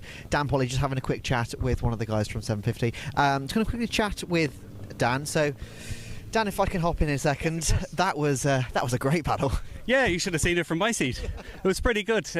Raced wheel to wheel with John, and it's one of those people who you can do it and you trust 100%. So it was close. Hopefully it was good for everyone else watching. It was definitely very enjoyable for us outside, but what's obviously good, like you were saying, is just the trust that you have in each other and the faith that you have that you're not going to be run wide. Yeah, absolutely. There's, there's drivers of all sorts, and some don't use the mirrors or whatever, but listen, I've utmost respect for John, and it was wheel to wheel. I had lost second gear, so I was swimming against the tide a little bit, but we managed to pull it off. So, well, congratulations on another win. Cheers, thanks very much. Cheers, have a quick chat with John now. John, second place again. You gave it your best shot. I did, yeah. I gave it everything then. That's I've worked really hard for that. I thought I could see Dan had a problem coming out of the hairpin sort of halfway through the race, well, towards the end of the race. So I thought, I think he's got a problem there, and I managed to get a gap, and then I made a bit of a mistake on the far side, and it allowed him to catch up again. And then he got him inside at Honda and just hung it out there on the inside and gave him the inside line for the hairpin. I knew if I could get on the inside or be away from him, I'd get him out of the hairpin, but he played it pretty well and put the car in the right place. I forgot to mention yesterday that Graham, who runs Dan, helped me out big time in the assembly area yesterday. I'd plug failed on the way to the assembly area, so Graham got the tools and helped me fix it, that's what V's all about. Like, to have such close competitors sort of helping you fix your car on the start. It was brilliant. Yes, I forgot to mention that yesterday, so big thank you to Graham. No, it's obviously a fantastic community with the V racing. What do you reckon? See, you can take him the next one. Yeah, I think so. Yeah, I think we're that close that it could have gone either way. I think it could have gone either way today, but he just got it right today. I'll keep pushing. Try if we can get a little bit more out of the car, and see what we can do. Well, congratulations. Thank you. Cheers, thank you very much. And Rick, that was something as well for you. It's a hard fight. Glad we got out again. Thanks to the HS, the team, to do that. I could get used to this. It's like London buses, 2 in a weekend. I'll take that. I'm very happy with that. Vaughan really was flying. He was really fought hard, and he just made a mistake into the last hairpin, and that let me through. And just in time, because the car was overheating and tyres were overheating, and crossed the line. So pretty pleased. Yeah, very pleased. What do you reckon? Obviously, you've done 2 already. What do you reckon? More to come. Yeah, if we can keep the car running. We're finally showing the pace we've been able to have for the last several years. It's just never been put on the track, and now it's coming, and it's more to come. Hopefully, that really pleased this weekend. More to come, maybe closing the gap to these 2. That would be nice. Got to find a few more tents somewhere. I think they just went away, and I couldn't. I didn't have the best start, and I just couldn't keep up. And to be honest, Vaughan was really quick as well. So. Hopefully, if I can make it up to those, that would be a really nice target. Well, congratulations on another podium for you. Yeah, really appreciate it. Thank you. Cheers, thank you very much. All right, so we've got one more race for the lunch break, and that is the Nankang Tyre Low-Cost Championship. Yes, the car's already coming to the grid for the third and final race of the weekend for the Nankang Tyre Low Cost Championship. A reminder that we had 2 races already there, and Luke Stokes, Rob Apsey and Mark Rue the podium in race 1. Chris Bradbury, Lewis Ward and Rob Apsey, the only common link between the 2 podiums in race 2. And the grid for this one is not the one that I've got on my screen, because I've managed to get the Type R Trophy grid, which is no use to me whatsoever. But the grid that I do want has Chris Bradbury on pole position. That is by dint of him being in the finishing order from race 1. Pip, what have you spotted? We have a couple of gaps on the grid. The 6th and 7th place cars, neither of those are there. Well, Jeff Peake, that should have been number 29, and Lee M, number 5, look like they are both missing from the grid. Let's see if we can run through the grid for you very quickly as the final few rows form up. 86, Chris Bradbury is going to be on the front row. 4, Lewis Ward is going to be alongside him. Then the second row is going to be 73, Rob Apsey, and 27, Mark Rue. Third row, 50, Ian Hardy, and 29, Jeff Peake, who's not there. Here we go, and you can see that on screen now. Then the fourth row of the grid, that'll be number 5, Lee M, and 13, Jack Linus, 57, Daniel Russell, and 8, Sean Brame on the fifth row. Sixth row, 54, Ian Sturton, 46, Barry Stewart. Seventh row, 99, Steve Holder, and 84, William Jennings. Row 8 will be 82, Paul Clark, and 31, Glyn Griffiths. 20, Bill Ward, and 24, Stephen Wright on the ninth row. 10th row, 41, Jeanette Malpas, and 66, Luke Stokes, who pitted at the end of the previous race. Row 11, 56, Niall Mannix-Gagan, and 95, Andrew Baldwin. Tortulla, number 90, is at the back of the grid. He was disqualified from the previous race for an eligibility issue. So he lines up on the inside of row 12 next to Alan Harmon and Jake Sturt at the back. So those were also disqualified for the same reason. So they're having to burn from the stud, including the driver that was leading the championship coming into this weekend. Yeah, so that's really jumbled things as we get up updates on the amended results from the previous race.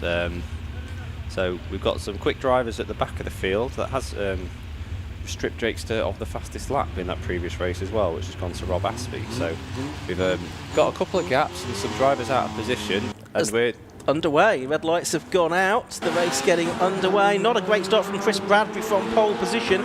So he's got to think, is it Mark Rue that's managed to get into the lead of the race, or possibly Lewis Ward? It's Ward, isn't it, that's got into the lead of the race. Rob Apsey to second and Rue in third. Chris Bradbury, who was on pole, having won the previous race, he momentarily was down to fourth, but I think he's got third place back as they head back through Spitfires and towards Debeny for the first time. It's then Ian Hardy in fifth, and the 13 car of Jack Linus is in sixth position. As we're watching there, the number 54 car of Ian Sturt go through. He started on row 6 of the grid. We need to keep an eye then on the back of some quick drivers at the back there.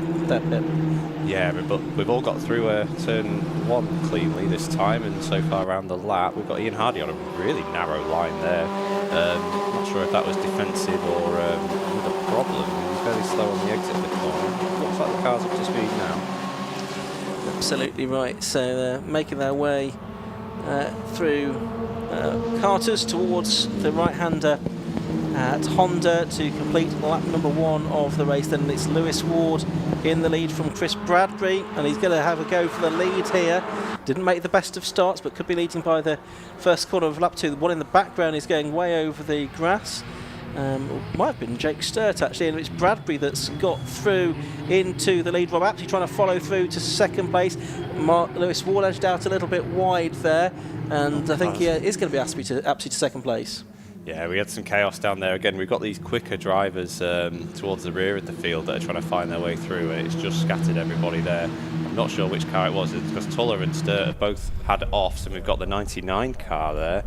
That's Steve Holder with its nose cone up in the air. So we'll keep an eye out for that towards the rear of the shot. The lead, the couple of lead groups are seem to be behaving so far. We've got the Bradbury making a break for it actually from Aspey and Ward, and then everyone else nice and close. Yeah, absolutely right. So another couple of parish notices after the first race. Jeff Peake got a 3-second penalty for an unsafe rejoin, and he's not taken part in this race. And the man who won it, Chris Bradbury, got a 2 championship point penalty for failing to provide video footage after the race. So although he's won the race, he's been docked a couple of those points for not providing the required camera footage. He's got a good lead to this race though, so he's trying to put that behind him, Pip. Yeah, at least he hadn't been stripped of the win, but there is a set of championship penalties across the board with 750 that have been instated. We've got the Holder car with the loose bodywork is into the pits, probably just as a result of that, and hopefully nothing more sinister. So Bradbury leading, Apsey second, Lewis Ward third, fourth is Mark Rue, fifth is Jack Linus, sixth is Sean Brame, then Ian Hardy, Daniel Russell, Barry Stewart and Ian Sturt. We've got Tuller up to 14th position. You can see Luke Stokes up to 11th place after the end of 2 laps. And we've got someone down the pit lane, which I think is the Holder car, isn't it? Yeah, that's right. Past our commentary position. Yeah, that was me getting excited at seeing a marshal with a yellow flag there. So onto the back straight, we've got Sturt, who hasn't made quite the progress we might have thought, but trying to chase Tuller through the field, who's still making steady progress. Bradbury does seem to have broken that second place group. Lewis Ward, maybe not quite the ultimate pace, but he's waved on Rob Aspey there, so maybe thinking the group as a whole will be quicker with a different leader. Yeah, well, they're aware that they need to work together, because it was a lead very nearly a second for Chris Bradbury that time, albeit it did come out down by 0.4 of a second. Fastest man on the circuit at the moment is Ian Hardy, the 110.228. We got down to a low 109 for Rob Apsey, a 109.032 in the earlier race in terms of the best lap of the weekend. We've had one spinner at Spitfire, but they're going to get going again. Yeah, Jack Linus has moved up into 5th here as that group shuffled around. It's not a name that we've seen right at the front in this race, but we have previously, so he's got some speed, and he's having a good look at Lewis Ward here into Brooklands. Yeah, the 30-year-old design engineer from Chelmsford, Jack Linus, is the number 13 car. He's got ahead now of Ward, and he started racing only 3 years ago. It's his favourite circuit is Angles. He's at the wrong Welsh circuit this weekend for him, but it's still going pretty well. Maybe it'll be a new favourite after this weekend if you can get a good result here. Up to 3rd in the sort of Dayglow orange and blue car. But a bit of daylight between himself and Ward now, but the top 3 are now fairly well spread.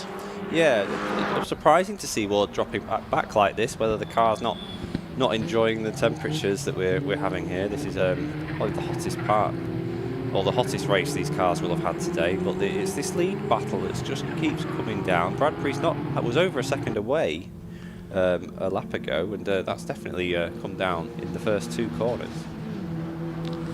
Yeah, so Linus then is the one that we'll try and keep an eye on, can see if he can make any progress away from the group disputing 4th, and more importantly towards Rob Apsey and Chris Bradbury in 2nd and 1st place respectively. Progress for Stokes stayed 11th, and Tuller only made up 1 more place to 13th since the last mentioned their progress. So it's getting harder for them as they get further and further into the pack to try and make up ground. It's a wide open field that we have in low cost this season, as evidenced by the number of different winners that we've had, 3 out of the first 4 races. Yeah, that's definitely less than a second now as the leaders come around the final corner. So Aspey's making a real go of this. He's having a think about it down to turn 1. I think that'd be brave from that far back, but possibly just finding some clear track in case the car doesn't slow down as much as he thought. 46 into the pits is Barry Stewart. We were just seeing on screen as the leaders are still right at it. Jack Linus has lost 3rd place, hasn't he, to Lewis Ward again. So that's happened down at Hatchett's Hairpin. I'm up for Lewis Ward. Oh, and he's got a problem, hasn't he? And that sort of sent cars scattering. I think he's suddenly had a problem, got his hand up in the air, and others thought, oh, where do we go now? And scattered, but I think everyone managed to get through to Benny safely. Yeah, and that's a shame for Ward. We'd seen him sort of mysteriously drop back through that group, and then obviously decided to keep giving it a go, and the car's given up on him, unfortunately. So looked like he's going to try and claw it back to the pit lane as we continue to watch the battle. There's Daniel Russell just hanging on to that sort of podium fight, and Ward hasn't made it back to the pit lane. He's off the track. He's pulled the car to a position of safety, and looks to be getting out.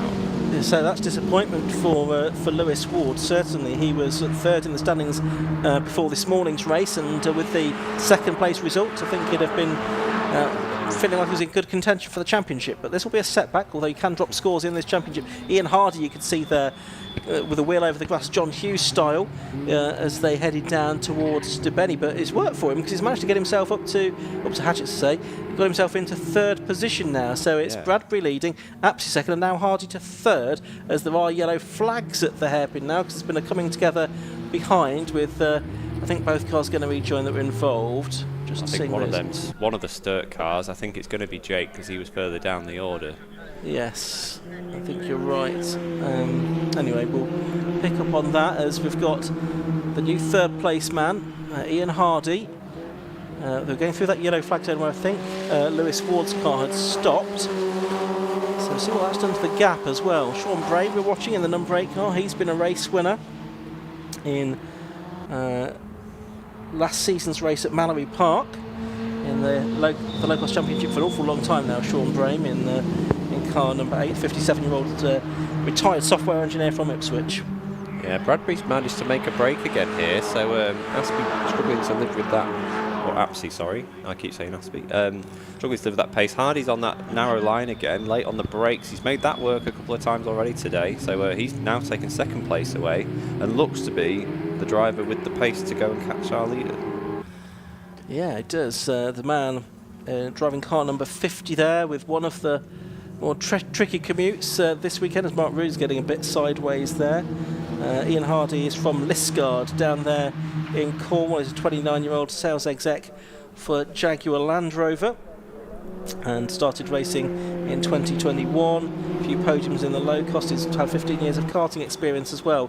What have you spotted, Pip? We've got Luke Stokes and Tor Tuller have cracked the top 10 now. Stokes up to 8th and Tuller up to 9th. So starting to make that progress that we expected, and they'll be joining this this battle if they're able to keep the order together. We've got a car going slowly there. That's number 24, Stephen Wright, pulling into the pit lane. Fortunately, just ahead of our leaders. Bradbury's stabilised that gap, but Hardy's getting away in second place. So we'll see if he's made any improvement on lap time there. It's just over a second. We've got 5 and a bit minutes to go, so probably 5 laps to go in this race. It should be 13 if it goes the distance, which it didn't in the earlier race. We got flagged off slightly early after 12 laps, but Bradbury's got work to do here, I still think, in this race to stay ahead. There is Tuller and Stokes, the winners between them of the first 3 rounds of the championship this season. They're disputing 8th and 9th position though, and perhaps they ought to be working together a bit more to try and catch up with Mark Rue, who's the next car up the road in 7th place, albeit quite a long way ahead. Yeah, they've perhaps concluded that the 7-second gap's going to be a bit too much to bridge, but I mean, it only takes these guys to spend a couple of corners side by side in each other's way, and that'll disappear very quickly. So this podium battle's still on. Apsey just seems not to quite have the pace of the leaders when he's looked like one of the drivers with a better chance of winning the race at the previous 2 races, but he'll be hanging on for 3rd here. We'll be doing him some good in the championship, but Linus is looking racy. He was really quick last year in the wet at Upton Park, and it's good to see him replicating that pace in the dry. Over the line they go. The top, what are we looking at? I think 7 cars with now Daniel Russell at the back of it, separated by 2.5 seconds at the end of 9 laps and nearly 11 minutes of racing. With Apsey's gone on under braking at a very strange moment. He'll regain that, but that might explain why he was having an issue hanging on to that 3rd place if he was battling some brake dramas. Yeah, so it pitched him stage left, didn't it? Unfortunately, he managed to keep it out of the barriers there, and you say he was able to rejoin. So he's exited that battle, and it's possibly just split the rest of the pack a little bit. So it's Bradbury against Hardy. Bradbury, who had his first win earlier on today. Hardy still looking for his, and he's up the inside, is he? No, not quite into the hairpin, but is taking the fight to the race leader here. Can we have 3 different winners from the weekend? And that compromised both of them. Linus is on the back of them, and he'll be just in range for a decent tow there. So maybe not to Honda, but by the time they get down to turn 1, I suspect it's going to be a 3-way battle for the lead. Bradbury just has lost some time on this lap, and we know Hardy's had the pace, but Linus is going to be right there with them. Yeah, it's definitely a 3-way fight for the lead, and it's Hardy to the outside line now of Bradbury, who's going to be later on the brakes. We've seen Bradbury take that very tight line through the hairpin in the earlier race. He's done it again, holds on to the lead.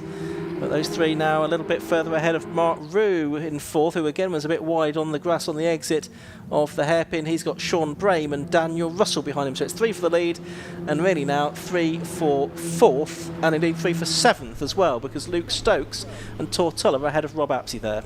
Yeah, so they've gained that position since the start of this lap, but the way the leaders are fighting now is drawing that second pack towards them in a way that's going to be quite fun for the last 2 minutes of this. Hardy up the inside into Brooklands, but that's really probably overcommitted. And look at the run Linus is going to get here in the 13 as they approach Carter's side by side and with traffic. So all the chaos you could possibly imagine. Yeah, there was a flashing lighting panel there. I think it was a white flashing panel there rather than a yellow, so that doesn't preclude overtaking. So it's the 86 car of Bradbury as they're about to go on to the penultimate lap of the race from the 50 car of Hardy, who's got the best lap of the race, the 1:10.228. Those two side by side over the line, and Jack Linus in third place. So it's Hardy again to the outside line. He's got his nose ahead though, I think, as they arrive down at Hatchett's hairpin, but he's got the longer way to go, and again it's Bradbury that's able to hold on. It looks like he always will do if he has that inside line. Yeah, it's difficult to get all the way around there, but it can be effective. We've seen it done, but it's Mark Rue's not out of this now. He's got that gap down to just about a second to the leaders. So if it keeps up like this, then Rue's going to be in contention to join this podium fight again. Absolutely. So about a lap and a half to go in this race. And is it going to be Bradbury or is it going to be Hardy and Linus? Either of those would be new winners. Bradbury had his first win earlier on. And the next drivers like Stokes and Tuller further back who've had wins this year. Sean Brame last year, Apsey as well, with lots of podium finishes. So lots of drivers in contention for victory in Locos this season. It would seem it's a wide open championship, which hasn't been the case necessarily for the past couple of years. Into Honda for the penultimate time in this race. The checkered flag banner's got it, but he should have had it hidden from him really. We are going to get one more lap though. It's Hardy down the inside this time into Bradbury. Again onto the grass, and Linus to the outside as well. But has Hardy managed to outbrake him? Oh, and Brame goes into the back of Linus, skittles him out of the way. Brame goes wide. That's left us with two cars for the lead, and they're side by side. It's Hardy that is ahead of Bradbury as they come through Spitfire into Benny. Yeah, that was unfortunate there. Linus has just turned in and been torpedoed down at turn 1, and that car isn't moving yet, so he's lost all that progress. We stay with our leaders, Hardy in the lead and Bradbury very sideways at DeBenny, but coming to the centres, they're together, and Bradbury will have the line for Brooklands. Maybe smarter to drop in and get a slipstream at the end. So Bradbury goes to the inside. So how far back's our third place car? I think that other battle maybe dropped them all too far back. Yeah, it's Mark Rue, I think, that's now into third place looking for his second podium of the weekend. So they come to Carter's. Hardy's trying to get up the inside there with that very fast right-hand flick. Can't do it there. One more corner to go. That's Honda. Is he too far back to make this work? He's about 3 car lengths behind. We are going to get the checkered flag this time, I think. He's not been able to attack. So it's going to be Chris Bradbury that takes his second win in the Nankang Tyres Locos Championship. Second place goes the way of Ian Hardy, although he got the lead at the start of that final lap. Mark Rue third, Daniel Russell was fourth. Fifth in the end, Luke Stokes ahead of Tortulla and Rob Upsey. Of course, we lost Jack Linus and Sean Brame on the final lap. I think Linus did get going again, but Sean Brame did not. No, we'd definitely see that car abandoned down at turn 1, unfortunately. I think Linus is going to get to the finish, I imagine, but here he comes now at reduced speed though, so damage to that car and a real disappointment after a very impressive performance for Jack Linus there. He was right in contention to the end and taken out through no fault of his own. No, that's a great disappointment to him, but another very, very entertaining race for the neutral in the Nankang Tyres Low-Cost Championship. I think Chris Bradbury going to be safely in the lead of the championship, even with that 2-point deduction earlier on in the day for a camera infringement. He will have taken the lead away in the earlier race, and have extended that now with non-finish for Lewis Ward and for Jack Linus, or a lowly finish for Jack Linus, a 6th place finish for Tortulla there. It should be Bradbury into the lead as the championship heads to the next meeting. That's also at Snetterton in 4 weeks' time. Quick look at the results from that last race before the lunch break, the Nankang Tyres Low Cost. Chris Bradbury at the end of 13 laps took the victory by just under half a second from number 50 Ian Hardy. Mark Rue, number 27, took third place. 57 Daniel Russell was fourth. Luke Stokes in number 66 took 5th, ahead of number 90 Tortulla. Rapsy number 73 was 7th. 8th was number 31 Glenn Griffiths. Jake Sturt number 35 was 9th, and Ian Sturt, his father, was 10th. Then Paul Clark, Will Jennings, Jack Linus. After the damage that he picked up, and Andrew Baldwin, he got to the end in 14th position, the man from Hinckley. And then the rest, I think, all non-finishers actually. Sean Brame, Bill Ward, Alan Harmon, Stephen Wright, Lewis Ward, Barry Stewart and Steve Holder. Maybe the hot weather taking a toll on some of the cars in that final race of the weekend. Yeah, perhaps it's best we don't have a fourth low-cost race this weekend with the attrition, which has been a shame, but they provided some of the most entertaining racing we've seen. And it's just a shame that last lap just went a little bit south when we had that lead battle all coming together right at the end. But another impressive win for Bradbury. Didn't have the sort of pace advantage it seemed he had in race 2, and Hardy pushed him really close. They were side by side for portions of the last lap even, but perhaps that last little push to the inside at Carter's, which would have been a very bold place to try and do it, just stymied Hardy's momentum a little bit on the approach to the end. But we do have a very excited Mark Rue down there, who of course he didn't see him on the podium yesterday, did he? Although he was classified as with one. Yeah, so he's excited to meet Kieran for the first time there, and we're about to hear from our leaders. I think Kieran's getting ready. We've got he should probably prepare for embrace disappointment, to be fair, Mark Rue, his first meeting with Kieran. Yeah, but anyway, no, to be third place, he's going to be very happy with that. Mark was waving to, well, I'll say his fans, but probably just his fellow drivers as they were coming into pit lane there at the end of that race. Reminder, that's the last race before the lunch break. We should be getting going again at around about 20 past 1 or maybe slightly before. But we'll have a nice long leisurely lunch in the sunshine at Pembrey. And then 4 more races this afternoon for the 116 Trophy, the Blind Screen Mazda 7 Championship, the Tagiwa Time Par Trophy in the Corniche 5 Club MX5 Cup. But first, let's head down to Kieran Mogg in the pit lane with the low-cost drivers. Thank you very much. Yes, down here with the top 3, and what an incredible race that was. We've had a flurry of amazing races so far today, and we'll speak to the latest winner, Chris Bradbury. Chris, that was astonishing racing. That was really good. Great racing with Ian. Absolutely brilliant. I thought I'd got a good break in the first half of the race, and the car was going really good, and I thought, if they don't all get drafting, I might have a bit of a gap, but wasn't to be. And I think the heat and stuff, my car didn't quite like it as much as some of the others, and I got a bit slower as the race went on, and Ian come on and was just hunting me down, and that was a real bit of defensive for the last few laps. I was trying to make it the widest low cost on the grid as I possibly could. It looked pretty intense. And Ian, if you want to come over and join us a second, because, between the two of you put on a show for the ages, I think. Yeah, that was probably the best low-cost race I've had ever. I think that was brilliant. Fair play to Chris. He did make it the widest low-cost, and I tried my best to force it without making contact, but just couldn't pull it off. But, yeah, that was a great race. That was absolutely fantastic. And it just goes to show as well, you don't need like 1,000 cars to take part to have one of those fantastic races. Between the three of you, it was, that was all we really need to see. Yeah, it was really good. Yeah, sometimes it's good when you've got big packs of, like at Donington, we had it where you've got lots of cars and 6 cars all battling and drafting for the lead, and that was just kind of us two and Mark as well. So, but yeah, it was just, you don't always need loads of cars, just 2 good racers that can trust each other to go to wheel, and there were some times we were very close through some of the corners, very close, but you've got to trust in the driver, and so you are able to then run real close, and it works nice, and we really enjoy it, and hopefully people watching, obviously it's good to watch as well. Yeah, perfect race. That is how low-cost racing should be done. I've got to say it, big thank you to my fan club over there, because without them, I wouldn't be here today. So, yeah, they deserve just a big shout-out for getting the car ready and making it as quick as it was for this weekend. So thank you to them. Absolutely. Well, congratulations to both of you. Unfortunately, it's the last time we're going to see you out this weekend. I really wish there was another race, and I'm sure you guys do as well. I do, apart from the fact it's due to be getting hotter. So the fact that it's kind of midday and we're going home, I wouldn't really want to be getting back in the car at 3 o'clock this afternoon in this heat. So, shame. But next one's Netterton, isn't it, in 3 or 4 weeks? So finished business now based on that. So, yeah, we got to come back stronger. Yeah, brilliant. Perfect. Well, thank you very much, and congratulations again on your 1-2. Thank you very much. Thank you very much. Cheers, thank you. We'll have a quick chat now with Mark as well.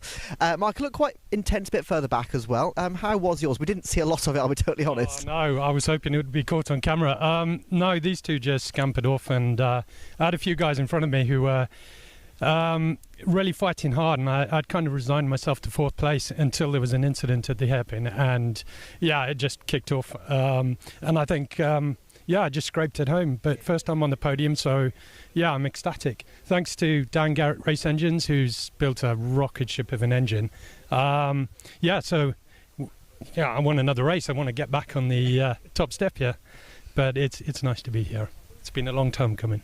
Absolutely. Well, obviously, congratulations on your first ever podium. Next time out, what do you reckon? You can close the gap to them? I'm historically not very good at Snetterton, so we'll see. I think this is just a flash in the pan and you'll see me at the back of the grid again, but hopefully not. Hopefully not, and I'm sure we won't either. We'll see a bit further up, but yeah, congratulations on your first ever podium. Cheers, thanks for that. Thank you very much. Right, well, that is the last race before lunch. We're going to take a quick break, and then we'll be back in a couple of minutes where we'll have a bit of a wander, see if we can try and catch up with any of the drivers ahead of the last couple of races this afternoon. So don't go anywhere, we're back in just a couple of minutes. The Driver Media Programme, powered by Blindscreen, with over 1.6 million followers. More than 1 billion views. Now, you get that same social media vehicle for motorsport. The Blindscreen backs Driver Media Programme turns your season into a sponsor-ready content engine for drivers. Plus, you get access to the hospitality trailer at 750 Motor Club events. Join the Blindscreen Driver Media Programme.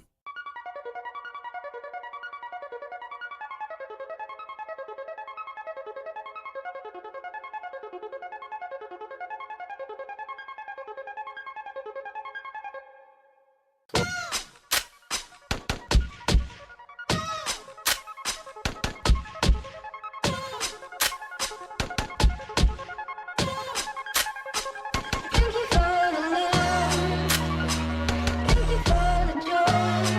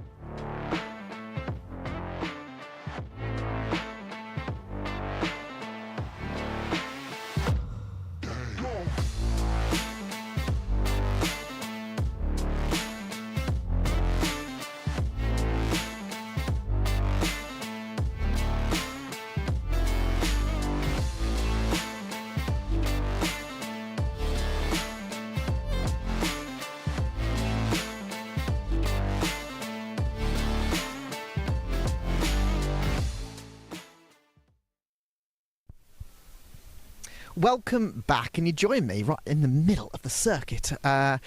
So we've got a bit of an interesting lunch break this time. The reason for that is the paddock here at Pembrey is very, very spread out, and unfortunately we have very limited range on the camera. We can't go particularly far and see everybody. So we're going to have a bit of a chat. We're going to have a bit of a wander around and show you some of the bits that you don't get to see normally when the racing is live. First thing, obviously, you do get to see the track, but I just want to start talking about, well, you don't normally get the view where you're looking straight down towards, you can't even see turn one. You know there's a bit of a kink going into that corner, but you don't realise just how much of a kink there is. Now, if we're walking down there, it's quite a gentle kink. If you're going at 120, 30 miles an hour that some of these cars are, that is an actual corner. That's not a kink. That's not part of the straight. That is an actual thing that you've got to initially think about, which is why we've seen quite a few people getting a bit caught up down into turn one. It's a very deep braking zone, very tight right-hander. And it just makes the racing a little bit better. One thing I also love as well, call me old school as well, right? So you got tarmac, tarmac, tarmac, white line and grass. You make a mistake, you're ending up out there. That is one of the things I absolutely love about circuits like Pembrey, in the fact that they don't reward mistakes. They completely punish you. But Pembrey Circuit, it was established back in 1989. So in the grand scheme of things, especially in UK circuits, it's quite new, really. It's obviously not got the size of the Silversons and the Doningtons, but it produces, as you've seen already this morning, some of the best racing you could ever hope to see in the UK. It's 1.4 miles of this configuration that we're using today, also 2.3 kilometres. And one of the things I also quite like, this part of the country is completely riddled throughout history with speed, throughout motorsport and everything. And I can give you some reasons why. Laura, if you just don't want to walk into the barrier there, we'll walk into the pit lane. So Pendine Sands, you may have heard of it, is just over the bay in that direction, I think it is. I'm trying to get my bearing. Yeah, the sea's there. Bay, like Pendine Sands is that way. Pendine Sands, most famous for being a land speed record venue in the 1920s. So between 1924 and 1927, land speed record was set 5 times between J.G. Parry Thomas and Malcolm Campbell, one of the fiercest and most well-known and well-recorded land speed record battles in history. Now, it's sorry, I'm just bit ill this morning. So yeah, it's a very, very famous venue for land speed records, and the sands are about 7 miles long. But yeah, they're literally just, I think if we're looking at it in a car, it's about 10 miles away. As the crow flies, it's probably more like 3 miles. If you want to spin around, Laura, as well, and we can see this is where the cars are coming down towards us at the end of the races, where they come and have an interview with us. This is the building which actually Ian and Pip are working out of this weekend, so they're going to be based on the top floor. So they've got a fantastic view right around the circuit. That's one of the brilliant things about this venue, is the fact that when standing up there, they can see that entire thing. Laura just waving at herself in the window of the building as well. And yeah, it's a very club sort of circuit, and that's what's really nice about it. If you swing around again, sorry, I keep asking to look around, you can also see there's another paddock over the other side of the track. Now this weekend is where the MX-5s are being based. So every time the MX-5s are getting ready to go on circuit, you'll see them lining up at that gate, as you've already seen. They'll then get escorted round the track with the safety car to then get joined out. And then the rest of the paddock is all the way down there, so it is a completely spread out paddock.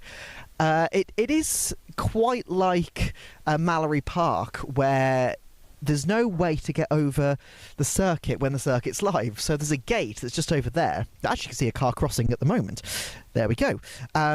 So they have to open the gates in between each races to allow people to cross back over. There are no bridges, there are no tunnels. It is a completely old school circuit, and I'm going to ask Laura, the camera operator, to do something a bit unjustified here and try and climb up these tyres.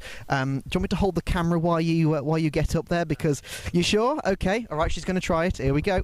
Or kneeling down. Yep, that worked. There, that was very smooth. Very smooth. There we go. But this is one of the things I like about the circuit as well. So you can see there into the just coming out of the first sort of complex of corners is that all that's separating us from potential danger in the cars are, what's that, three rows, 3 rows high of, I think they're lorry tyres actually. They're quite large, and but I mean, you've seen, there's a couple of cars that have had a couple of unfortunate incidents, but this has done exactly what they needed to do.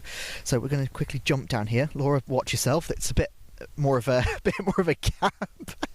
There we go. Lovely. But yeah, so we can try and walk out onto the track a bit further. Anyway. Oh, what's she doing? I don't know. She's doing something. She's dropped her phone. There we go. Don't forget your phone there, Laura. Right, anyway, back to the area. So obviously we spoke about Pendine Sands. What's also around the corner from here is the Brecon Beacons. Now the Brecon Beacons are this sort of series of hills and it's like valleys and whatnot. And it's most famous for being used on Top Gear. Now Top Gear used to come to this part of the world and use it for sort of at least 50% of their road test in the UK. Sometimes they go up to Scotland, but most of the time they would come over to the Brecon Beacons, and there was actually a Top Gear road as well. So if you drive there, if you watch Top Gear a million times, like if you're watching this, I'm sure you probably have done, then you'll probably recognise 90% of the clips there from it. Anyway, so as you walk onto the track, I just want to quickly talk about this section of it, because we have seen so much action coming out of here, and it's a fantastic sort of complex of corners. So going into turn 1, like we spoke about before, you've got that kink just before the braking zone, so you've got to position yourself through the kink, hard on the brakes into that right-hander. And then as you come through that right-hander, you've got a bit of a straight, followed by, I don't want to call it a chicane because it's far too wide for that, but you've got the right-hander coming around there. Sorry, the right-hander, followed by this left-hander. Now, what's quite difficult about it is this left-hander is actually a little bit wide. Oh, watch yourself there, Laura. It's a bit sort of wider than you'd expect it to be. And so you've seen people sort of getting the throttle a little bit iffy. We've seen people losing it as well. Now, I don't know if I can see any tyre tracks. No, I can't. But we've seen, I don't know how many people spin at this point. So because we're based just over by that building, we've been stood on the outside of this corner watching, I don't know how many people we've seen, maybe like 10, 15 people, Laura? Something like that, yeah? Maybe 10 or 15 different cars throughout this weekend. Just lose it out here and then start spinning. If you look around at the grass there, you can see the amount of tyre tracks coming off here. Again, one of the things I was mentioning, there is no forgiving corners here. There is no runoff. This is it. Like, I'm not a particularly tall person, and it's just about sort of 1 yard, there we go. It's about 1 yard, give or take-ish, between, being a hero and being a zero. So it's a fantastic circuit. Anyway, as you look behind you as well, you've got this long left-hander going into that next complex of corners. There isn't really a proper straight here. Yes, you've got the back straight. You've also got the start-finish straight. But as we've said, there's kinks. There's so many different parts of the circuit that you need to be thinking about. And because of how fast it is, especially with some of the more slipstreamy classes, such as the MX-5s, the Locos, and the Mazda 7s, they have to really think about, more so than almost any other series, where they're positioning their car going into each corner, because not only have they got to think about, right, I need to get the traction out of this corner, but I need to defend from the cars behind me. I also need to think about what the cars in front are doing. There is so much to think about on a relatively simple circuit. It's not simple at all. It completely sort of takes over your brain trying to think about, right, how do I position myself? How do I get myself into the best positions? That's why you've seen so many people making mistakes, because at a glance it might look like, do you know what, this might be alright, but when they're flying around here 100 plus miles an hour, it isn't. But that's why the racing has been absolutely fantastic. That's why all of us back in production are just shouting and screaming at the screen every single lap, because there is moves left, right and centre, and there's going to be more of that this afternoon. So let me get my phone out once again and I'll tell you what we've got coming up. It's a very interesting, actually, lineup of classes. So the first class is the 116 trophy. So that is a 120 minutes, sorry, it's a 90-minute race, so an hour and a half race with the BMW 116s. Obviously, we've seen some fantastic racing from them throughout this weekend so far. And every single time we have that endurance race with them, they always put on a show. They've put on a show already twice for us this weekend. They've got one final encore to make you all enjoy it. There's 3 more classes. You've got the Mazda 7 Championship, the Tegiwa Type R Trophy, and the Corniche 5 Club MX5 Cup. That's a mindful. 5 Club, not 5 Cup, I do apologise. Yes, so the Mazda 7s, obviously we've seen the Locos out. The Mazda 7s, basically the same thing, but with the Mazda engine. They are unbelievably exciting, so that should be a fantastic race. We've obviously got the Type R Trophy. We got... unfortunately, there was obviously an incident in the last Type R race, but we didn't see the 2 protagonists coming through the field, unfortunately. So in that last race, it's a 15-minute race, and I can pretty much guarantee the 2 of them will be flying through that grid. Then we've got the MX5 Cup. Now, that is one that we're going to end the day on, and do you know what? I think that's the right class to end the day on. And this is the reason, not because it's just the better class or anything, no, but just because the way the series has been set up throughout the weekend. Now, what happened obviously in race 1 was Matt Highcock unfortunately got taken out down at turn 1. And Ben Short won. Second race, Ben Short won again, and Matt Highcock went from 32nd position up to 8th, a Herculean effort. But for the third race, the grid gets reversed. So Matt Highcock starts in 3rd place, whereas Ben Short starts in 10th place. Now, we've seen Ben Short come through the field, I don't know how many times, a lot, basically. We've seen Matt Highcock come through the field. You can pretty much guarantee that by the time that both of them get to the front, it's going to be very interesting. We've seen Ben Short absolutely dominate the MX-5s before. We've seen Matt Highcock dominate the 116s before. So put them together. This is going to be very, very interesting. That's coming up at 1:20 local time, which is in about 50 minutes. Okay, so don't go anywhere. We've got 4 races to go today. And believe you me, you don't want to miss a single one of them.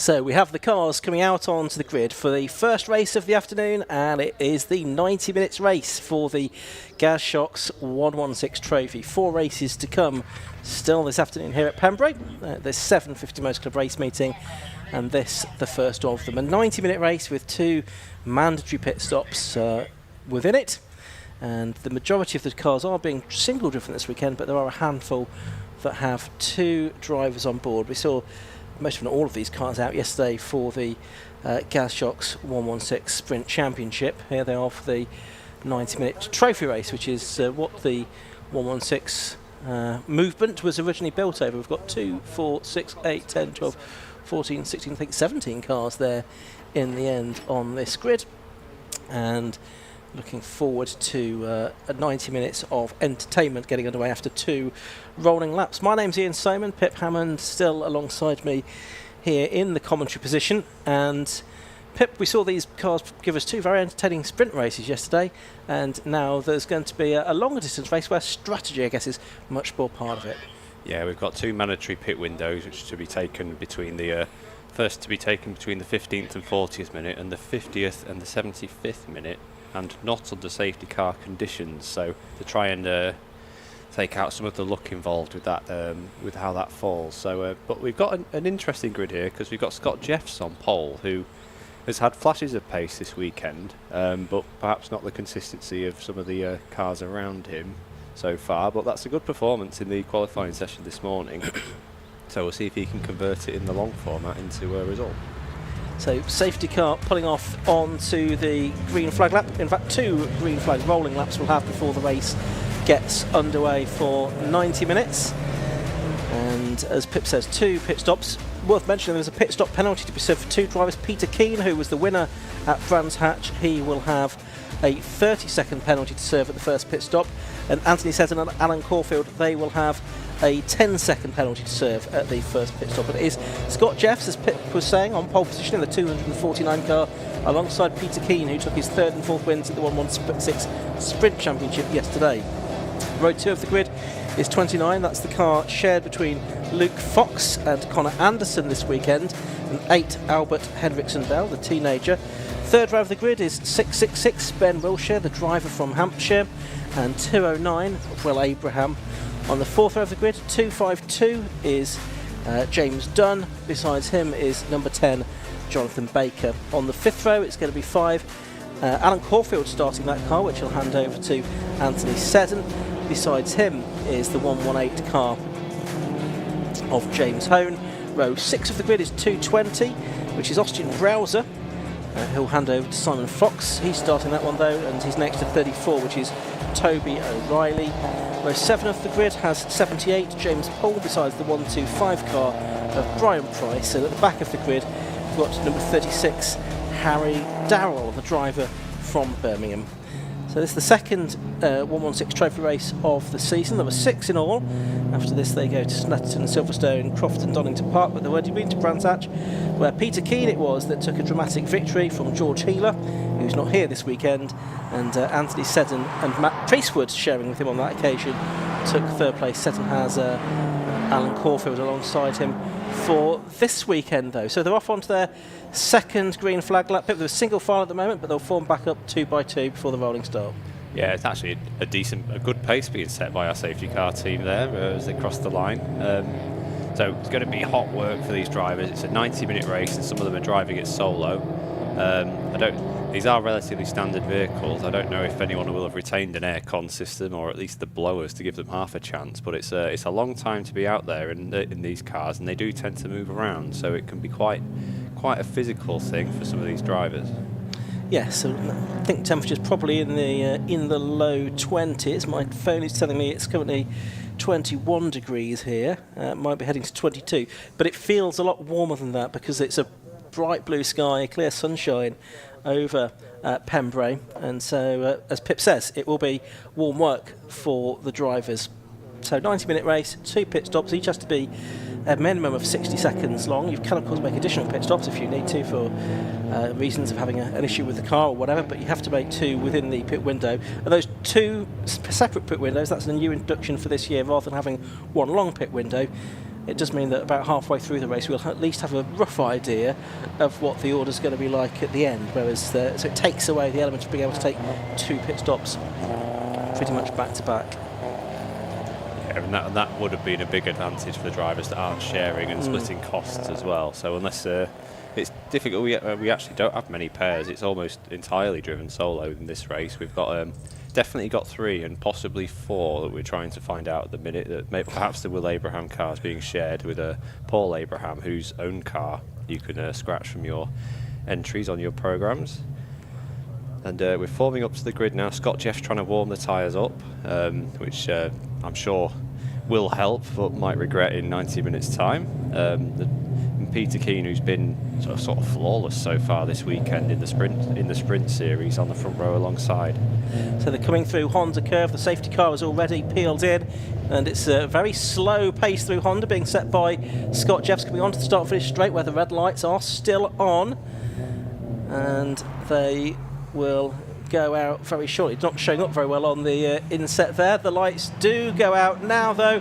The race gets underway, and it's Scott Jeffs from the lead that makes a good start, solid start to the race, and he's going to have the lead as they go down to Hatchett's hairpin for the first one. Let's hope there's no incident down here on the first lap of a 90-minute race. We've seen a few incidents at Hatchett during the course of the weekend so far, but it looks as although 1 or 2 go wide, as if everyone at least gets safely through there without any contact. Yeah, we've got the second and third place cars side by side, and now a fourth car interloping. That's the Abraham car. So that's our traditional podium of drivers are already together, with Scott Jeffs making a little break as they fight for it. Yeah, and it's Will Abraham that's got through into second place there, ahead of Peter Keane and Luke Fox. Those were the 3 podium finishes yesterday, not in that order.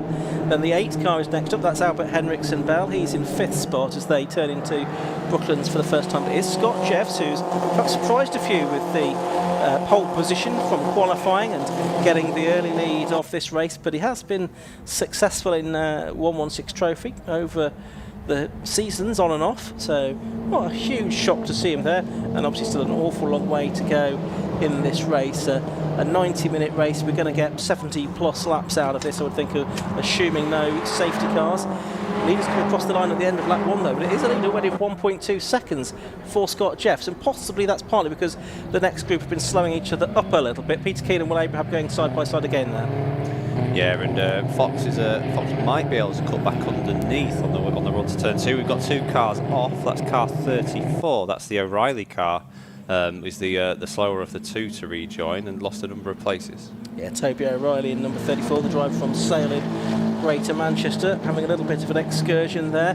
Meanwhile, Abraham and King going side by side through to Benny, and it's Abraham that comes back out in front. So it's very much like a sprint race, this battle that they're having for second and third position, and Luke Fox there as well on stinting in his pressure on those 2. Henriksen Bell right with it, but up the inside there goes Luke Fox to get the place away from Peter Keane. Keane has to go wide, and that opens the door for Henriksen Bell actually to make a move for 4th position. It feels very much like a sprint race this first couple of laps, and I wonder if they might come to regret this.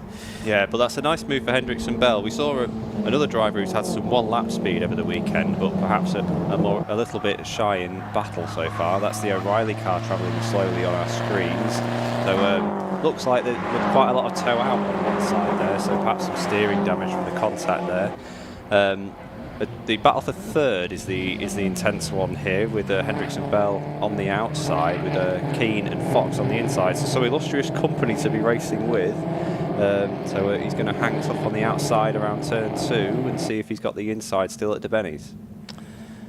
Okay, and there's the treble 6 car coming through of Ben Wilshire from Hook, and he's in 5th position at the moment, and really getting stuck in. He's ahead of Luke Fox now. Hook down there in Hampshire.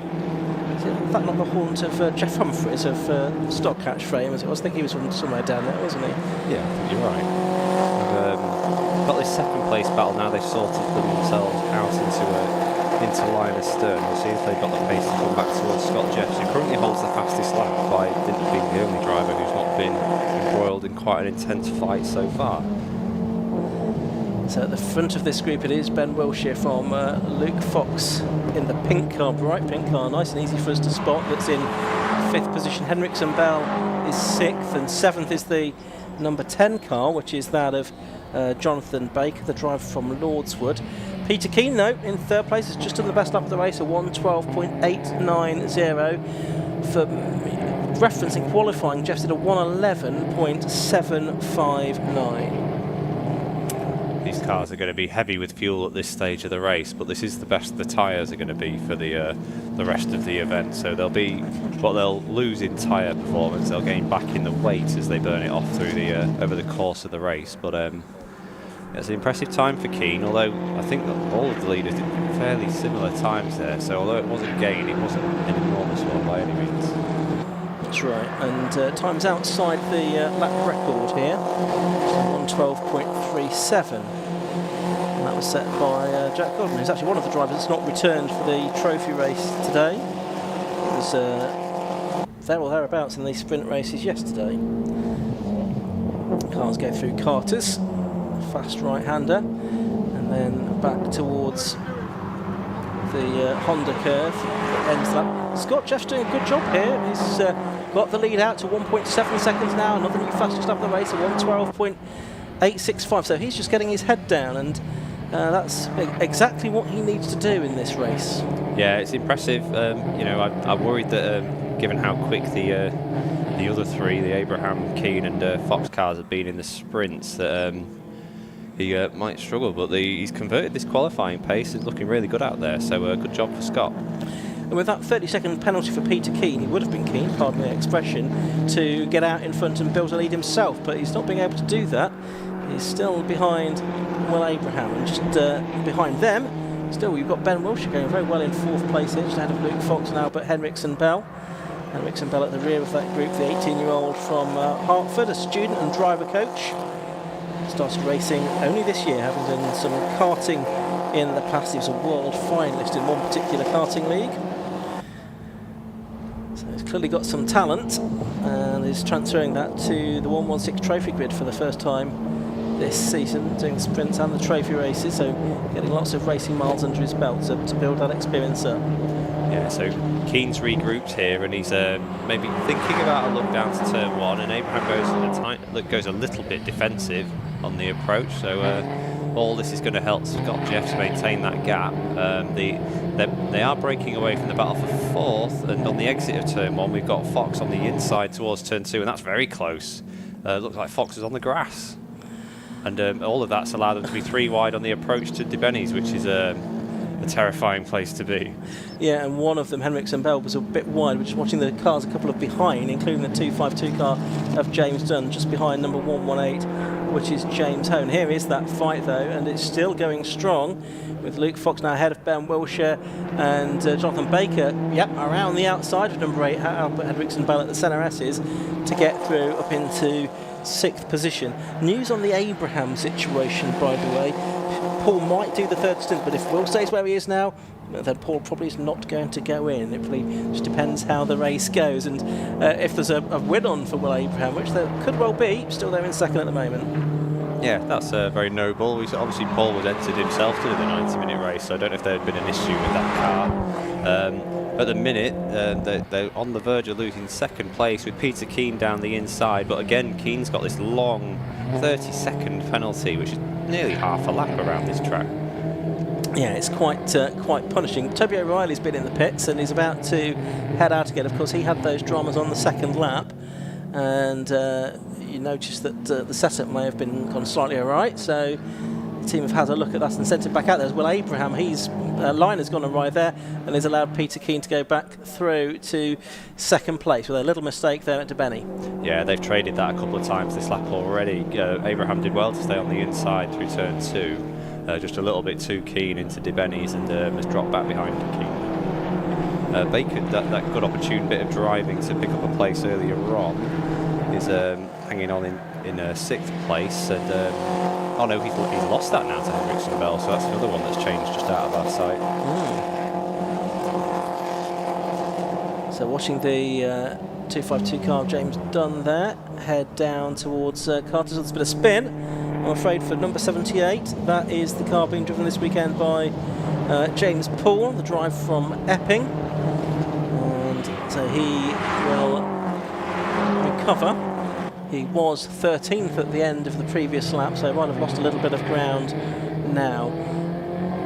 There's a slippery surface flag now out down there at Hatchett's hairpin. And whether that's fluid that's gone down or if there's some debris, not quite sure. Could be either, couldn't it, Pip? Yeah, if that's where our spinner was, he could have dragged some grass or some picked up a floppy marker on the track or something like that. So all our drivers should have been past that one. So I expect that flag to go in unless it's something really serious within the next lap or two. Yeah, and I guess when you see that flag, you know what it means, but you never quite know what you're going to expect, do you, when you get to the corner? No, it's not too bad if there's a car in front of you because you can gauge yourself from it. But like Scott Jeffs, who doesn't have that reference marker, will have to encounter that next time with a hard-charging Peter Keane, who's up to second place. Gets the benefit of seeing how Scott Jeffs encounters the problem. We've been watching Albert Henriksen Bell and Ben Wilshire duke it out for 5th and 6th position. It's Wilshire that's ahead at the moment, the older of the two drivers. He is 43 years of age, whereas Henriksen Bell is 25 years his junior. But both battling closely on track. There's going to be a change again. Henriksen Bell with youth on his side. Exuberance perhaps, he breaks later for the hairpin, and it works out nicely for him. He goes back through to take P5. Yep, tidy move. That's brought him back to around his starting position now, and we'll see if he can pace himself and get any closer to the number 29 Fox car in front of him. We did see Peter Keane look like he was quite sideways on the exit of turn 1 that lap, so whether he did encounter the slippery surface, I'm not sure, but on the previous lap he'd brought the gap down by 7/10 to Scott Jeffs, so now that he's got clear of the Will Abraham car, he looks to be setting a blistering pace. Yeah, I think just seeing it is bodywork that was down there at turn 1, and that was the reason for the slippery surface flag. So it's that rather than fluid, so someone's bodywork could become detached. 220 car going through, that's Austin Browser, and that car is running in 11th position at the moment, just ahead of the number 36, which is Harry Darrell, the 30-year-old mechanic from Birmingham, who's got 3 children under the age of 5, so he has his hands full. Only in his 2nd season of circuit racing. Car built by JH Racing and Freshly for this season. This lead gap's coming down. It's down to 1.6 seconds now, so Peter Keane has taken half a second from Scott Jeffs on that lap, and Will Abraham's crept a bit closer as well. So the early pace from Scott Jeffs, it may just be a slight variance of line or something like that, or a bit cautious through the... sorry, Ian. I'm just looking at Will Abraham's car when we get it through the shot. I thought he has collected possibly that bodywork that was down there at Hatchett's hairpin. It's not his bodywork, I don't think, but it's just dragging. It's sort of attached itself more or less under the passenger side sill on the car. So we'll see if he can shake that off. Yeah, it'd be a shame if that becomes a problem for him. But if he can make it to they've not got long to go until they open the first pit window, and they may decide to come in and get that off the car quickly. They do have pit-to-car communication available for this race, and I can see they've got the aerial on the roof, so if he hasn't figured it out for himself, I'm sure they'll be able to tell him from the pit lane. Yeah, 15 minutes is when the pit lane opens. That's only 2.5 minutes away, so probably 3 more laps, and we might start to see some pit stops. What do you reckon? Do you think people will pit quite early here, Pip, or will they wait till later in the window? I think certainly Peter Keane will probably come and get that penalty out of the way in the hope that maybe an early-ish safety car will reset the field. But it's a long time. I mean, he could lose a lap in the pits, so it's going to be an awkward balancing act because it's obviously only just over 70-second lap for these cars. So yeah, and it'll be 90 seconds stationary for him, plus the pit in and pit out as well. So yeah, you lose at least a lap, probably close to a lap and a half, isn't it, by the time you've got in and out? Yeah, there's going to be no easy way to carry that out for him without with the safety car pit stop rule that they have, where you can't make your mandatory stops while the safety car is on track. So it's going to be difficult for him to make up this extra 30 seconds. But he is chipping away at this lead. He's brought it down from initially over 3 seconds to now just 1 second. So over the balance of the rest of a 90-minute race, it might bring him back into some level of contention with that small advantage in pace. Yeah, so we are a minute or so away from that pit window. I'm just watching Alan Caulfield go past our commentary position. He with Anthony Seddon is the other car that will have to serve a penalty. That's a 10-second penalty after Anthony with Matt Priestwood was third at Brands Hatch a month ago. Scott Jeffs is being caught here, isn't he, by Peter Keane? The gap on the last lap came down by 0.3 of a second. It's actually just over 1 second now. So Peter Keane, do you think he wants to try and get into the lead of the race before the stops, Pip? I can't, well, I mean, he needs all the time he can get with that penalty to serve, so I can't see that he wouldn't unless he feels he's starting to be held up when he starts getting a bit closer. So we know he's been able to run sort of 3 to 5 tenths quicker over a lap, and he'll be getting into the position now where he'll lose that advantage unless he can make the move. So they may decide to bring him in early and see where it drops him back out traffic-wise, but I mean, that gap's come down another just over half a second, and obviously he's got a bit of a toe now as well, and that'll be next to nothing by the time they come out of turn 1. He's just got the blind screen fastest lap of the race again. He's improved that to 1:12.716. It's practically nose to hatchback now, isn't it, in the battle for the lead of the race. Scott Jeffs has been reeled in here by Peter Keane. Jeffs in the 249 car, Peter Keane in 151. They've dropped Will Abraham now in third place in the 209 car. Luke Fox 29 is fourth. Albert Henriksen Bell is fifth, and Ben Welsher is sixth, as the pit window is now open.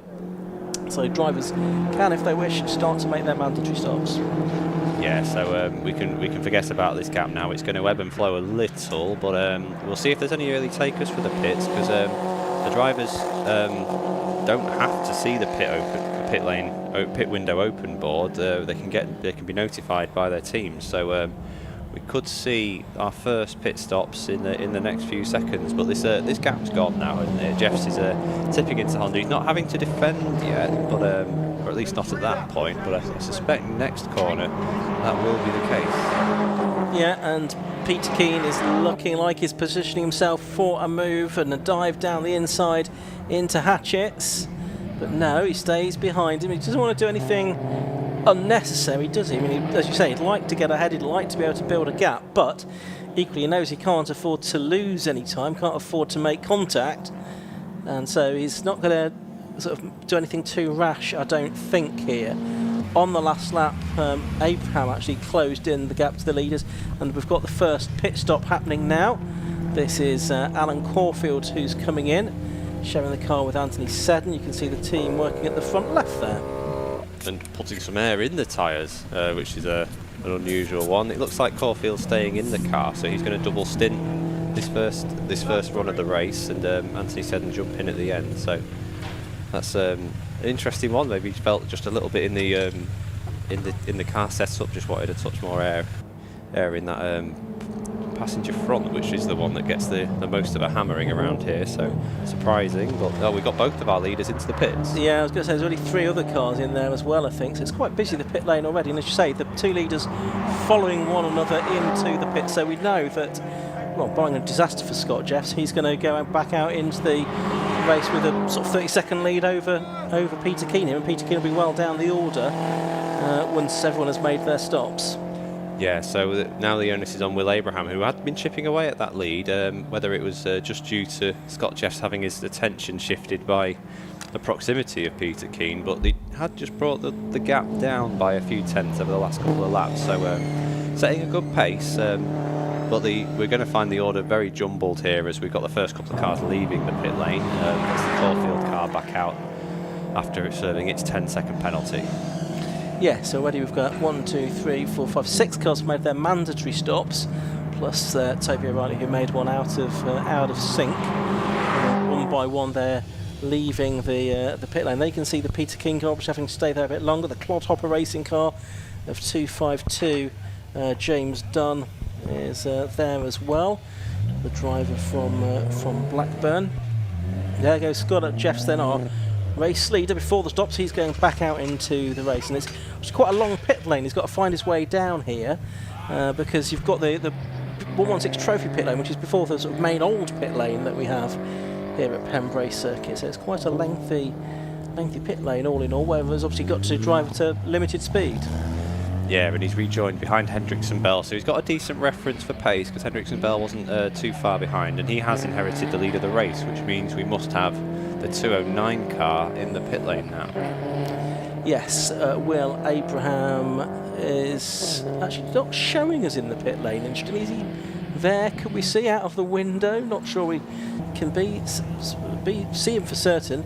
Can see that Peter Keane's gone back, and there he is. There's the 209 car, so it is in the pit lane, although it's not yet triggered on the pit stop monitor on our timing screen here, so we need to remember that one. But there is our new race leader there now, but Henriksen and Bell with the Swedish mother and English father supporting his racing. And there's the man that was leading just beforehand, Scott Jeff. So he's rejoining the circuit, and he's currently showing on the timing screen in 9th position.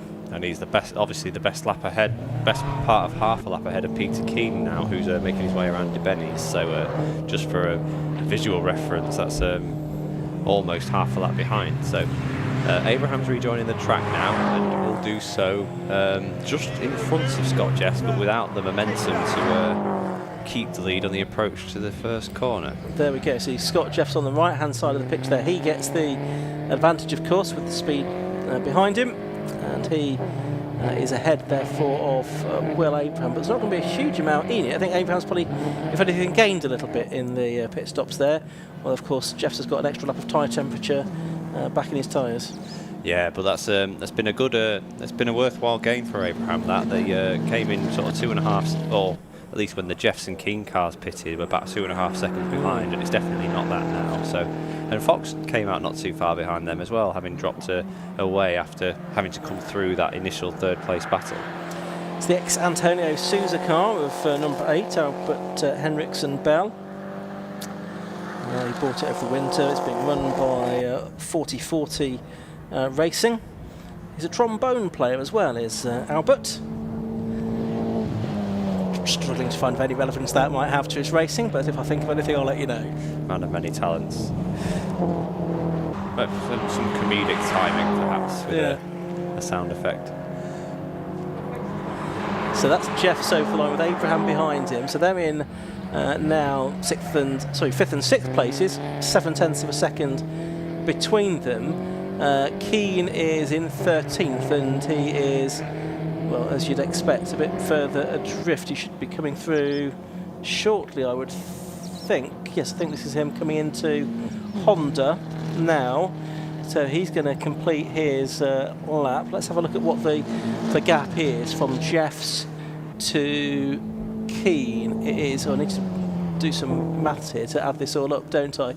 7 7 of 17. Yeah, roughly 30 seconds, I'd say.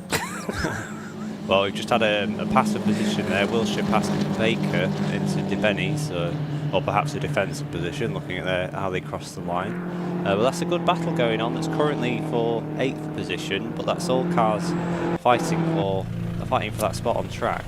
Driving stands flag going out to number 209, Will Abraham. That was because he'll have been observed exceeding track limits. If he does that again, he'll get a 5-second penalty. Meanwhile, pit stop going on here for 36, Harry Darrell.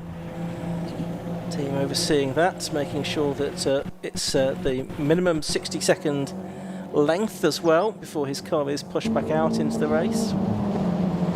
Yeah, so it leaves us with just 3 cars still circulating. The number 8 of Hendricks and Bell, who is running ahead of our sort of de facto leaders on his approach to Debenny's, with the 118 of James Hone and the 125 of Brian Price, are the 3 cars that haven't yet stopped. So Harry Darrell re-enters the race now and heads for the end of the surprisingly long pit lane, having left the garages way behind.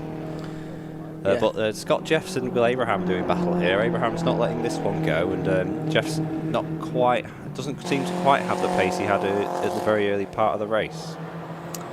No, but very tight. But Abraham just does need to watch his steps, doesn't he, with that black and white driving standards flag hanging over his head. There's another hour or so to go in this race, so lots of opportunity to slip up and go over the track limits.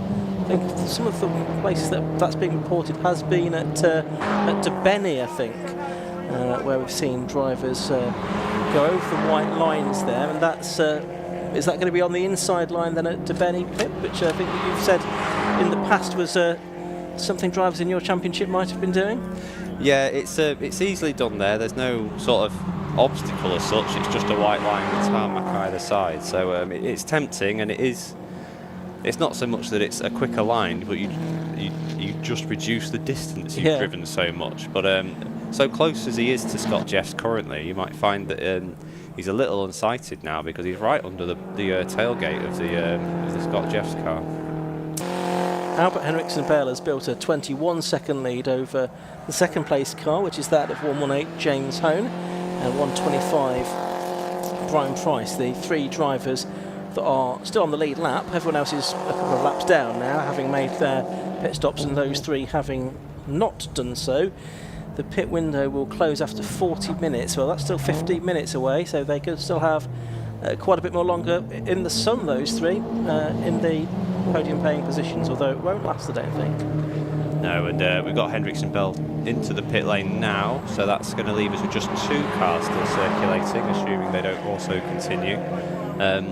We're just looking at the progress of Peter Keane, just to see how his laps were versus our de facto leaders, the Scott Jeffs and Will Abraham cars, but unless he was somewhat delayed on that lap, he's not gaining in terms of lap time over them. So we're going to need to find a little bit more. I think he arrived down to the first corner as one of the cars re-entering was rejoining the track, so possibly held up a little. On this time around, he's a couple of tenths faster, but no more than that. No, so there's the Albert Henriksen Bell team, ready to push his car back out into place, waiting for the signal, waiting for the 60 seconds to elapse. Don't want to go too early, because if you do, you will pick up a penalty for that. It's quite a serious sanction. It's not worth cutting it finer than it needs to be. No, not at all. There's some quite some very strict penalties in this, and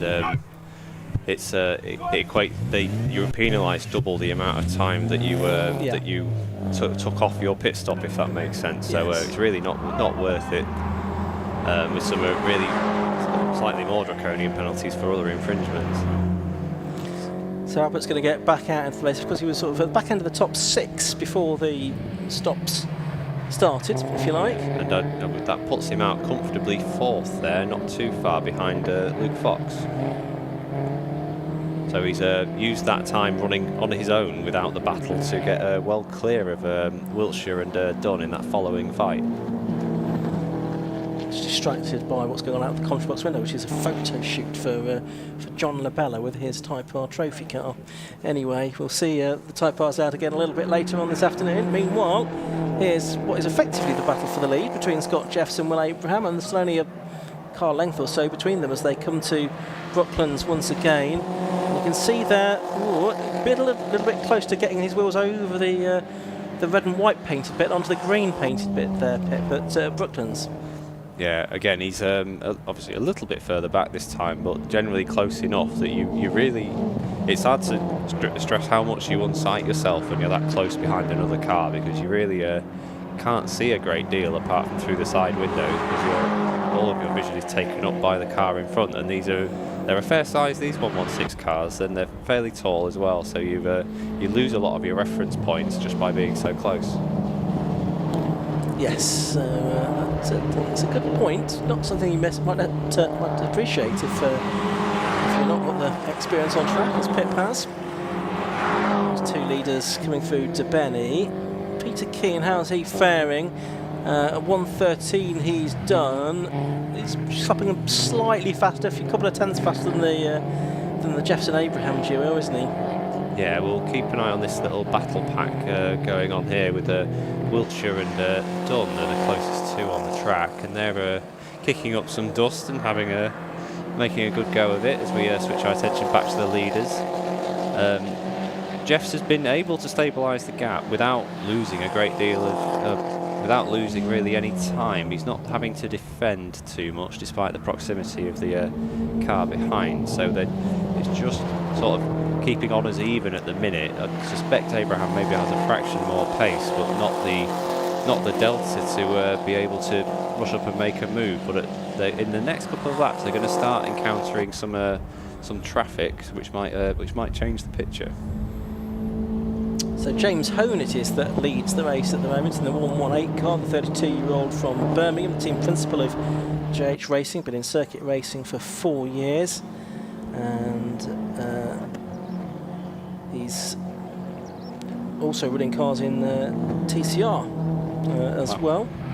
He's going to need to make his stop this lap because we're going to close the pit window imminently. I think we've got a little bit longer left, haven't we? Because it's to 40 minutes. So we've still got 10 minutes to go, not 50 seconds. Yeah, that's my fault. I thought it was 15. So yeah, he's going to keep enjoying the lead of this race, as it seems. Setting a reasonable pace. He's not quite got the pace of Jeffs and Co in of the cars that have already pitted, but he's lapping in 1:14s and doing it very consistently. So why not? Yeah, he's 35 seconds clear now. Brian Price, the other car that stayed out there, and he's in second place. But both of them are going to need to make their stops, certainly within the next 10 minutes, and that will bring Scott Jeffs and Will Abraham, assuming things stay as they are, back into the lead of the race. Yeah, and Keane had just dropped into the 13.1s on the previous lap, but Jeffs and Abraham have responded within a tenth of that time. So it's going to take a long time at a tenth a lap to chip into that 30 second difference. The battle for position here. That's James Dunn getting up the inside of Ben Wilshire down into the hairpin, but he decides the better of that in the end. And also involved there is Albert Henriksen Bell, is it? No, it's not. That's a car on a different lap, I think. Is that the Price car? That's our race leader. That's the race leader, isn't it? It is the leader, yes. Beg your pardon, James Owen. So he's basically 2 laps clear of these 2 cars, isn't he, that have made their stops, Wiltshire and Dunn. Yeah, that battle, though, that's costing them about a second a lap over the likes of Jeffs and Abraham, and it's allowing Peter Keane to draw towards them at about the rate of a second a lap. So soon enough he'll be entering the shot behind these cars. So we've got Wiltshire and Dunn and Baker in pursuit as well, and only a couple of seconds behind Baker we'll see the gold number plate signifying last year's sprint champion of Peter Keane. So towards Honda goes our race leader in that JH Racing car, and then it's 2 laps down, having made the stop.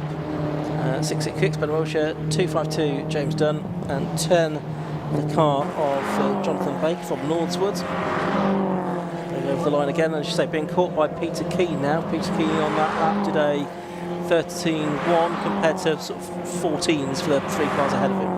Yeah, James Hone's under no obligation to get out of the way here. He is leading the race after all, but we've had Wiltshire and Dunn have both now made their way through, and he's slotted in between just ahead of Baker.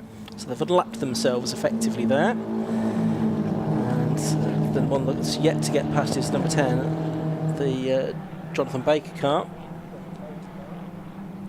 He will do imminently, I suspect, as Giant James has another go here, Ben Wilshire, and has the inside line for the Brooklands hairpin and goes through. So a nice move that. And that is going to be for, well, at the moment it's 7th position, but effectively 5th. Yeah, so our Jeffs is we've got Scott Jeffs to the outside of another car as we see some activity down at the pit lane. And this is Brian Price, that's in. So that just leaves James Hode out there as the only driver that's not stopped there. Now this is the 125 car in pit lane at the moment. Again, just being told to wait before he heads back out into the race.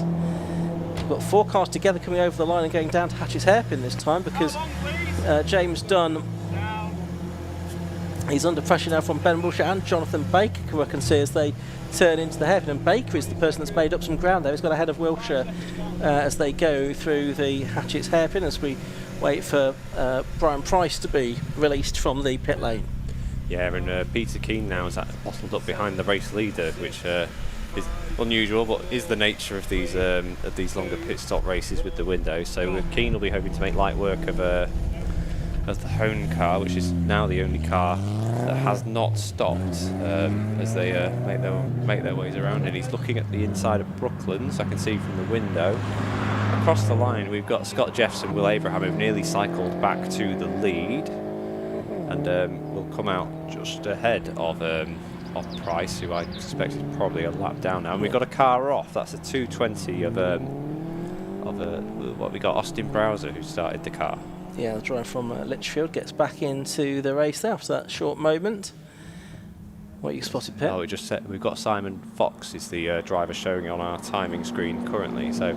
Oh yes, so they've been in. They've changed drivers potentially, and Simon Fox may well now be aboard that car. That is one of the handful of 2 driver efforts.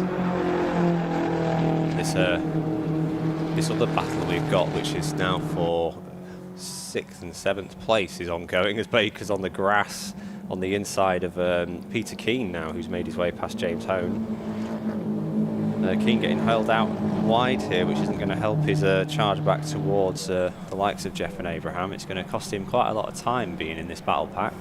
Yeah, it's sort of about 30-second penalty. Just put him into the traffic, as you'd expect him would really. He's put him back into the midfield, and he's got to try and find his way past these cars.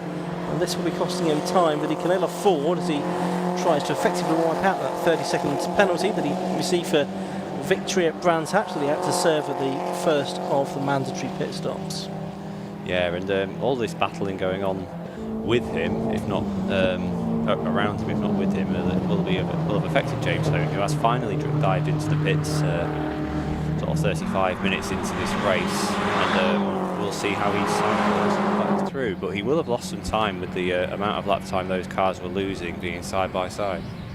Yes, so next time he comes through, actually probably the time after that, Scott Jeffs will appear in the lead of the race because he was 2 laps behind, now effectively 1 lap behind, and that should unwind itself as they come through next time.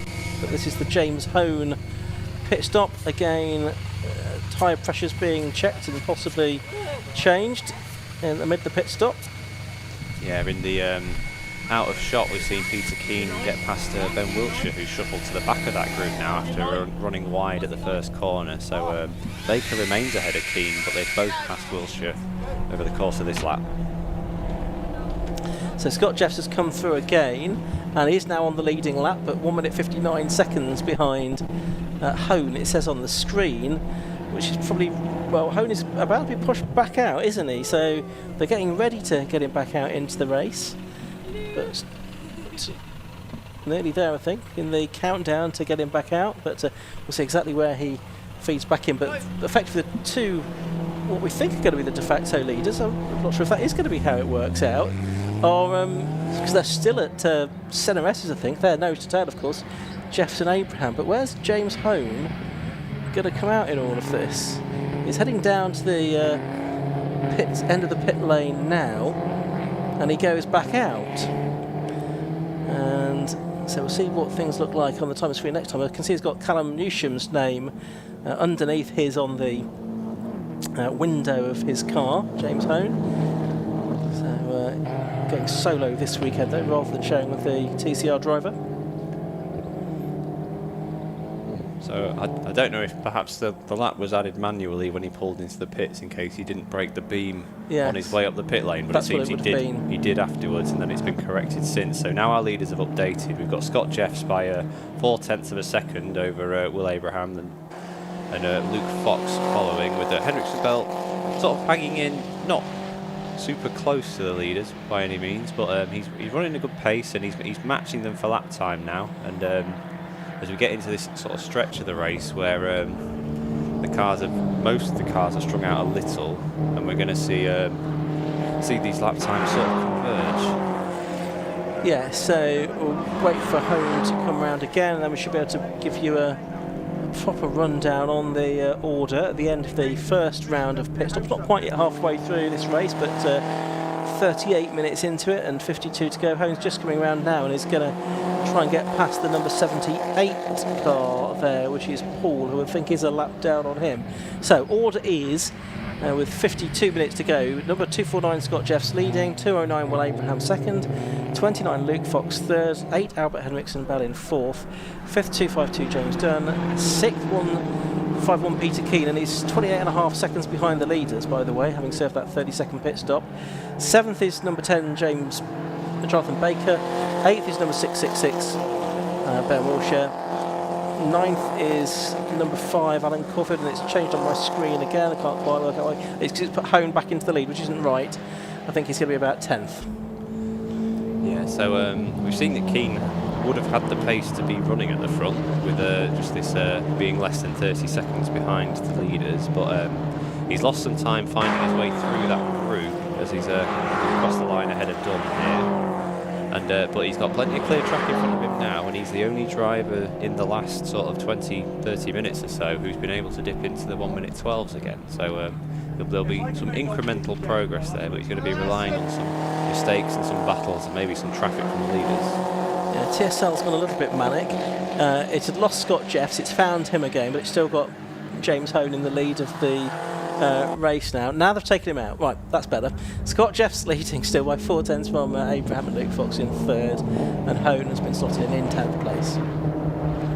That's kind of what we expected. So we've got a short period of time, up to the 50-minute mark, which is 10 minutes away or so, before the pit window reopens for the second round of mandatory pit stops. Yeah, so the one driver who would love to see a safety car here is Peter Keane, just to close those gaps away. I mean, he's going to be coming to the line imminently as we see Hendrickson Bell getting past the O'Reilly car that was a lap down.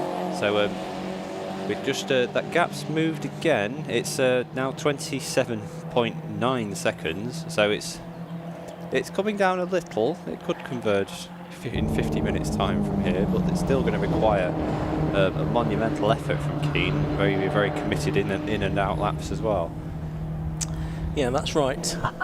Will Abraham was 6th in the opening 7th big point in the opening 116 trophy race of the season at Brands Hatch. I have a feeling he might have not made his 2 mandatory stops in the right time there. I know someone failed to do that at Brands. It may well have been him. 2 cars going side by side there. That's the Simon Fox car with the number 78 car of James Poole, I think, who Poole is a lap behind Simon Fox there. So it's a bit of a false battle, but nevertheless a bit of a scrap on track for the moment.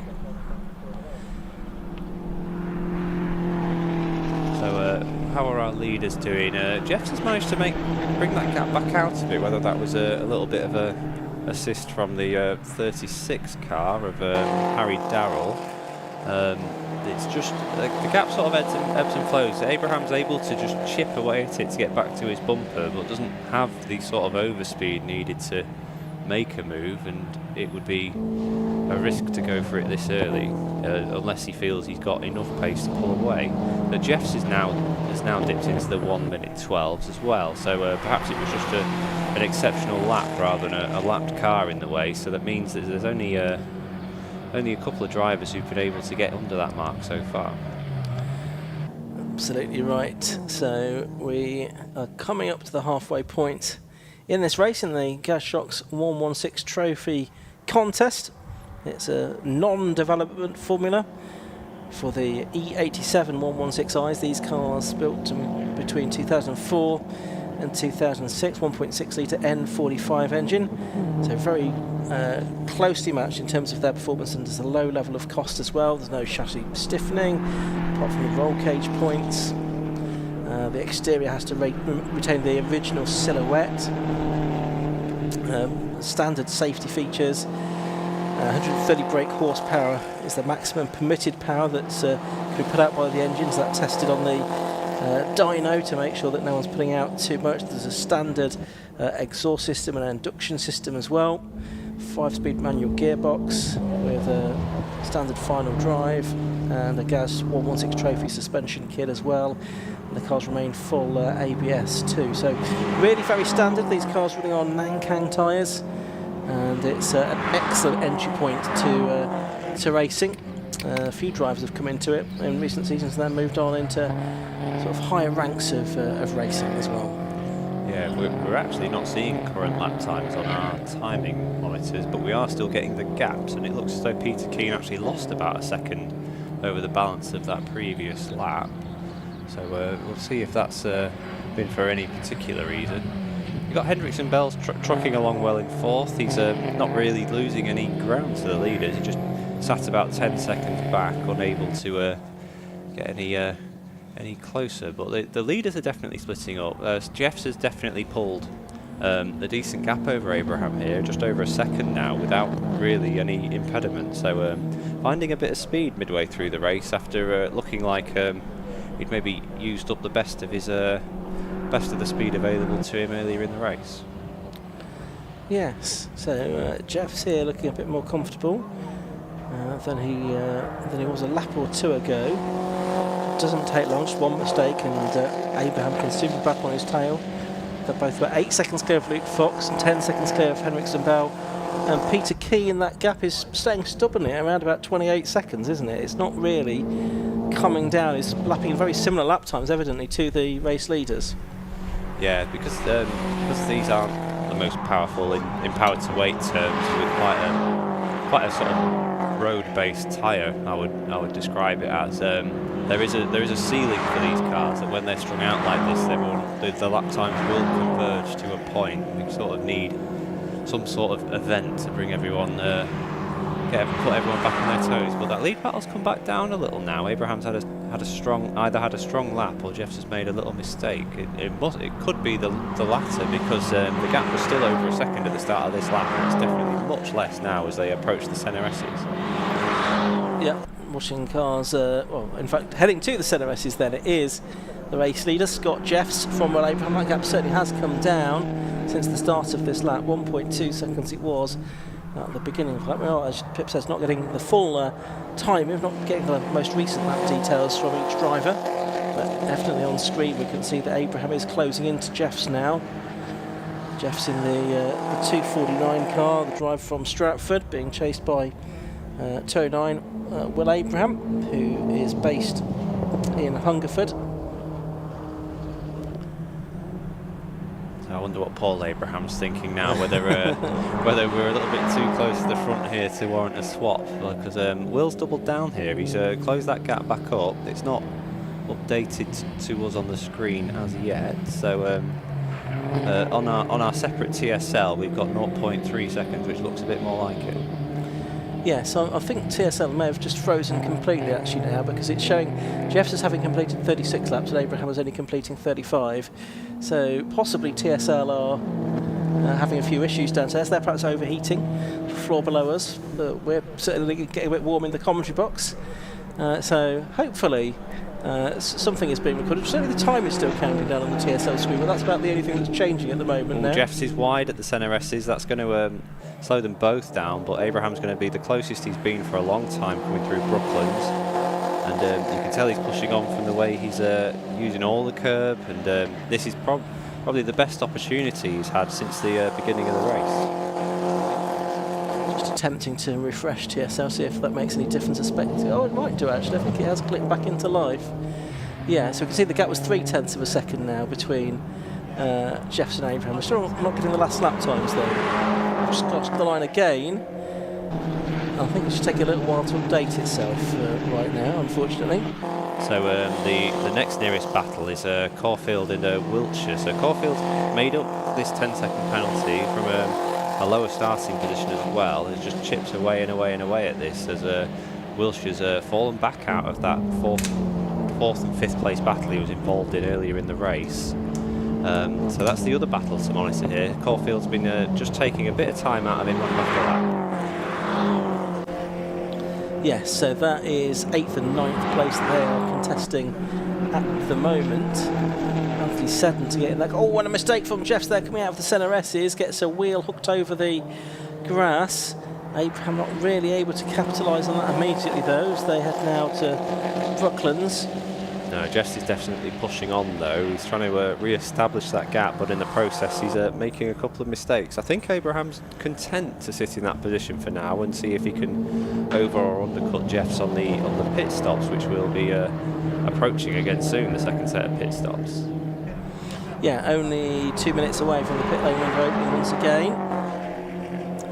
Could definitely do with the timer screen being back in good order for that, otherwise it might be a bit tricky to follow what's going on. Luke Fox in the pink car heading towards us, he's there in third place. Albert Henriksen Bell in fourth.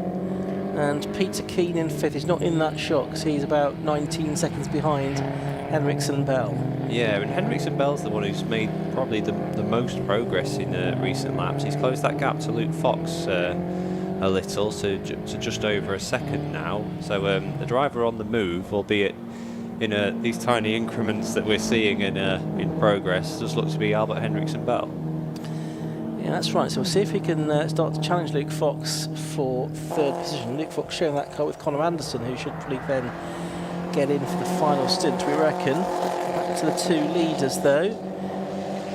And they're heading down towards Carter's, down the speedway straight towards Carter's, the right-hand flick. And then a short run to the next right-hander at Honda, past the entrance to the pit lane. And then back onto the Cowles straight, as the start and finish straight is known here at Pembrey. And then down towards the Hatchett's hairpin. Here they come. Still only a couple of car lengths in between them as they turn their way through the right-hander and out towards the next right-hander, which is Spitfires. Yeah, Jeff seems just a little stronger in the early part of the lap, but then he's been really struggling up through the S's and Brooklands, where Abraham seems to reel him back in. So got drivers with strength at different ends of the track. Saw Abraham getting a little bit sideways as he put the power down on the exit of turn 1. These tyres are going to be like jelly now on these cars. Saw a monster slide for the 125 car, Brian Price, a couple of laps ago from the window. So I think everybody's feeling the same thing. Oh, he's just saw the pit open board being put out there by the marshal. So pit lane is open again. I can see there's at least one driver walking the pit lane with a helmet on, ready to hop into one of the cars. So I suppose that could be Connor Anderson, ready to take over from Luke Fox, possibly. That car running in 3rd place. Anthony Seddon is the other driver that's got to get in as well to take over from Alan Caulfield. So we think those two are definitely going to change. And probably Austin Browser maybe to get back in to take over from Simon Fox for the last stint. We'll wait and see what happens as far as that car is concerned. That's the 220 car running in 11th position. And Albert Henriksen Bell, he was fairly late, wasn't he, in the first round of stops, but I think the first one's coming in the 2nd pit stop window. Yeah, might as well try something. They're going for a little setup change with the tyre pressures there, or maybe just making some checks. Like I say, Henriksen Bell had been one of the drivers on the move, and Peter Keen's in as well. So that's 2 of the drivers that have been making a little progress over the middle stint of the race, coming in early, perhaps to try and benefit from a late race safety car or a problem, just to close those gaps back up. So Keane won't have a penalty this time, so if he's had a good committed in and out lap, then he may well make some progress on our leaders. Yeah, so Keane, just a 60-second stop for him this time. And rather than a 90-second stop for the first time of asking. Obviously, Team keen to get Albert Henriksen Bell out just as quickly as possible. 3, 2, 1, and posh! The car gets back out into the pit lane and back out into the race. Got to, of course, be mindful not to speed in the pit lane, of course. On his way back out to the pit lane exit. Yeah, I've seen Anthony Seddon getting aboard the number 5 car as well, which is in the pits too. So that's one of the driver changes executed. Scott Jeffs to the pit lane now, which leaves Will Abraham on track. But in traffic, crucially, he's come out. He's circling just behind the number 78 James Poole car, which is going to cost him at the apex of the second apex of Debenny's. But he's cleared him now, but that could prove a little costly delay. That might have been why Scott Jeffs bailed for the pits, because he could see that coming and thought, well, no point in sitting in that traffic for the sake of it. If I go in now, okay, I might avoid it. I might find myself in some more traffic later on equally, but better the devil you know. Yeah, and perhaps to cover off the Peter Keane pit stop as well, lest somebody benefit from a safety car later on. So it leaves us with the prospect of Abraham either trying to continue round and grow that gap, but I think I see that car has entered the pits at the tail end of the pit lane. It has, so that's all the sort of leading contenders back in again, isn't it? Scott Jeffs is on his way back out, heading to the end of the pit lane and has the green light, so he's able to get straight back out into the race. He's being chased there by what I think is now going to be Connor Anderson. It's still showing Luke Fox on our screen, but it may well now be Connor Anderson aboard the pink number. What number is it? 29. 29 car. Thank you, Pip. Well, I mean, that gap to Hendrickson Bell looks possibly a fraction smaller than it had been before the stops. So, been a good outlap from Hendrickson Bell, and possibly, if we can confirm that driver change, has a different driver to face off against for the third position on the podium. It is showing us Anderson on the timing screen now, so that change has been made on the timing screen. And it's showing Seddon in the number 5 car, having taken over from Caulfield as well. But it will still say Abraham if we get a change in that car, won't it? So yes. So I wonder if we have, but it's rejoining now, coming to the end of the pit lane. So where does he blend versus Scott Jeffs, who's coming into Honda Curve? It's going to be close, isn't it? I imagine suitably committed as usual. There we are. Yep. An overtake at the end of the pit lane for Abraham, and maybe the car on his left possibly crossed the blend line, but it's brought Abraham out in the lead, so he must have had a mighty couple of laps. Yeah, and that overtake on the way out of the pit lane was important there, because otherwise I think he might have just found himself boxed in, and Scott Jeffs on the left-hand side would have been able to grab the lead down to the hairpin. So Abraham was very much aware of what was going on there, I think. Yeah, that's worked out perfectly. The slight overcut there, without doing a disservice to Paul Abraham. Do we assume that Will Abraham has remained in the car? I'm going to go for yes. I'm just trying to identify that car that's between our leaders, as we've got some other battles have resumed here. Anthony Seddon getting his first laps of the race, that we can see on screen now. Confirm no driver change in the Abraham car. Okay, so that leaves Will free to chase after the lead, and we've got James Hone doing the long run again, having who hadn't gone a lap down, who was still sort of within a minute of the leaders prior to the pit stop. So he's going to stay out and see if that's beneficial in any way to a strategy, as we've got a battle for third place. That's Hendrickson Bell up the inside into Carter's, which is a brave spot to do it against Connor Anderson. Yep, so he's gone through into what will become third place there once Hone makes his pit stop, but Anderson trying to fight back on the exit of the corner. Two of them more or less side by side as they make their way down the Cal straight in towards Hatchett's hairpin, and they're arriving there now, and it is the green and gold car of Hendrickson Bell ahead of the pink car of Anderson. Yeah, so Anderson's got a chance now. There's a long way to go in the race for a driver who's not had the miles of some of the others who've done this full sprint weekend as well. So there's a good opportunity here. He's not far behind, and there's not a great deal of other cars around them. So if he can follow Hendrickson Bell's lines and get into a rhythm, we could see him draw back to the youngster in car number 8. How are our leaders getting on? I'm sure Scott Jeffs will have a response for finding himself down to second place. There's a car in the pits with a bonnet up. Peter Keane. It's the Peter Keane car that is in the pits with the bonnet up. There we go. The man that has won all 4 sprint races so far this season, and the first trophy race of the season, unbeaten this year in 116s. He's going to be beaten now, isn't he? He's got that 30-second penalty to overcome, and now he's got an unscheduled pit stop. So perhaps Kieran might be able to find out what's going on with the Peter Keane car and let us know. I see some media bibs in full flight towards the scene of the car, so we'll expect an update on that soon. And Kieran walking along behind her notice while everyone else is sprinting towards the car. Okay, so gap between Jeffs and Abraham is currently about 1.4 seconds. So let's take it. Oh, it's a different column on the timing sheet now, because we've got a 23-second gap still to our leader, number 118 James Hone, who's ensuring an empty pit lane at the very least for when the team just chooses to make their stop.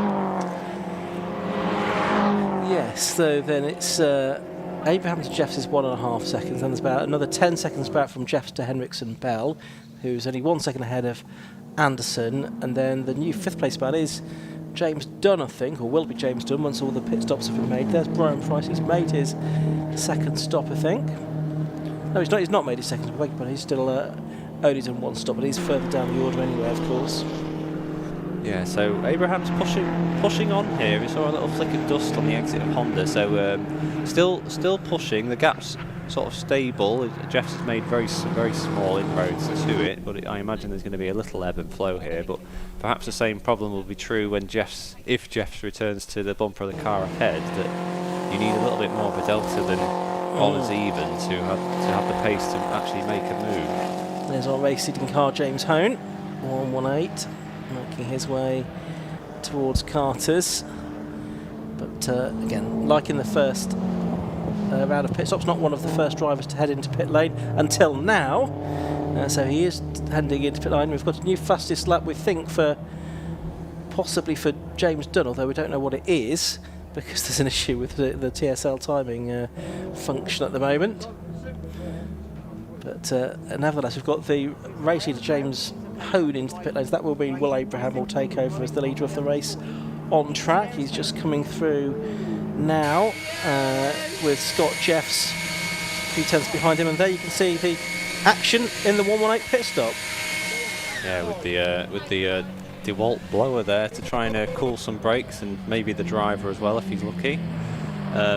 We've got a couple of tenths gone off that lead gap. It's hard to detect by eye, but it's definitely moving, and we've got Hendrickson Bell delayed by a couple of cars, a bit of traffic ahead of him in the although he has managed to pull away somewhat from Connor Anderson. Yeah, he's got Harry Dowell in front of him with the multicoloured wheels on that particular car. There you see that's the Darrell car, then it's Hendrickson Bell, then it's James Poole in the number 78 car, also heading through.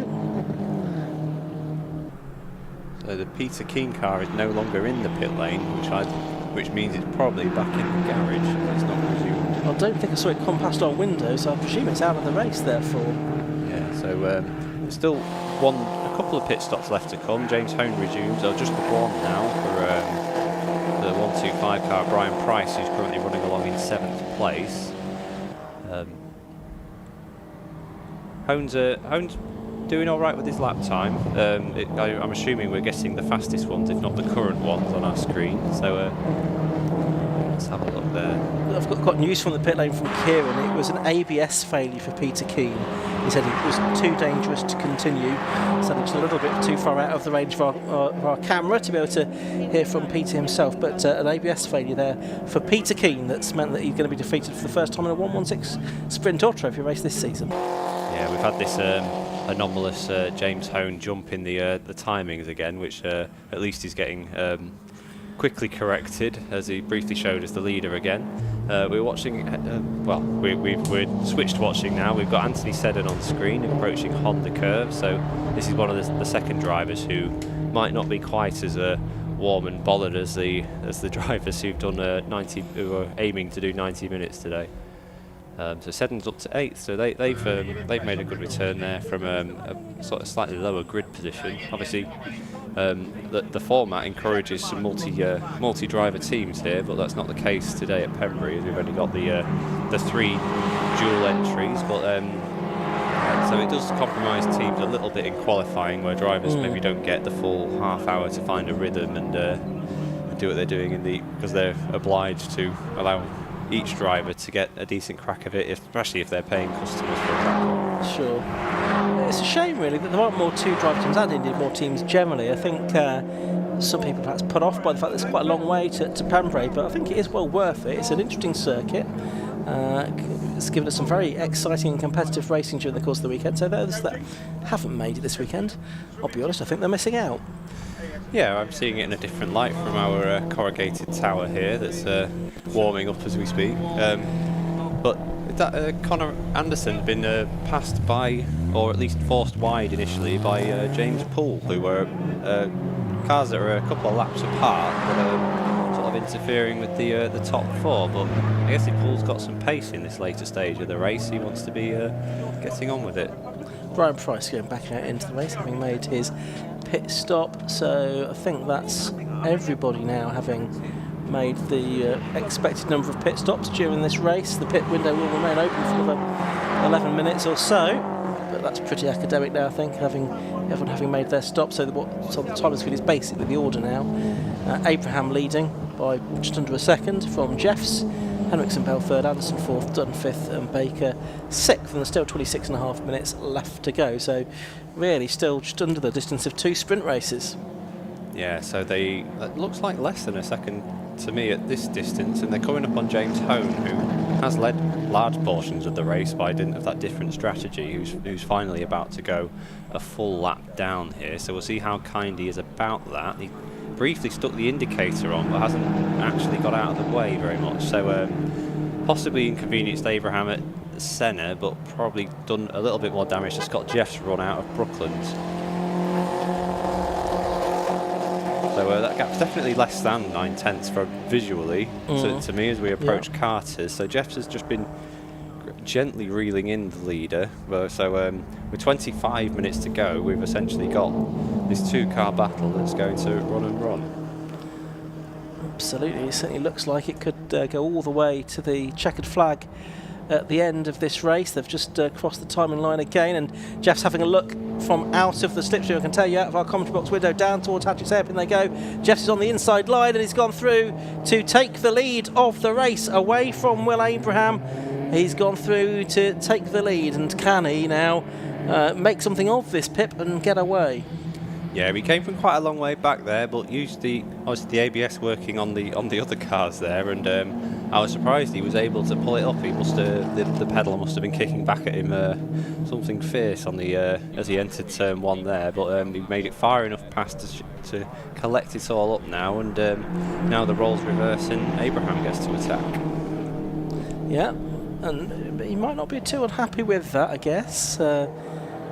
As long as he can stay with Scott Jeffs here, and he can just threaten him, wait for the mistake. There's plenty of time for a driver to make a mistake. 24.5 minutes or so left to go. Plenty of time left in this contest even, as the cars head through Carter's once again and towards Honda, and the end of another lap. Oh, and going very wide there is 118 James Hone on the way out of Honda, but manages to gather it all in and get the car pointing back in the right direction. We've not had anyone as yet this weekend, he said touchy wood, getting the wheel hooked over and then heading towards the pit wall too fiercely during the courses of any of the races that we've had so far. No, and again, this is the section of the track where Jeffs has typically been a little bit stronger, and he has stretched that gap just a little as we watch Anthony Seddon on the chase, or the long-term chase of Ben Wilshire. That they seem to have been that far apart from each other for a very long time now. And they're disputing 7th and 8th position with the next car up the road about 10 seconds ahead, Jonathan Baker in car number 10. They were the two leaders once again. Jeffs hasn't made an escape as yet. Heading Will Abraham, who's raced in the Fun Cup with his father in the past as well, and indeed I think had a Fun Cup championship to their name. He's done some British University Karting Championship. He tested the British Touring Car Championship car last November as well. Fun Cup multiple race winner rather than a champion, I should say. Will Abraham, who's 23 from Hungerford, part of the BMW sales team. Yeah, we've got a black and white warning flag for 118 James Hone for multiple offs, it shows on our race control screen at the final corner, so definitely pushing. It's a long time to be out there pushing as hard as he is, but with the race leaders in his sights, there was maybe the potential to try and stay in touch and learn something from them. But with that previous off at Honda, he's finally been picked up for a driving standards. No, so he's got to just be mindful of that. He's got to avoid going over the white line, getting onto the grass again. Yeah, we do have that outstanding warning on the Abraham car as well, which is going to sort of stymie his attack a little, having used up his track limit strikes early in the race. We've not seen any others particularly. No, we've not.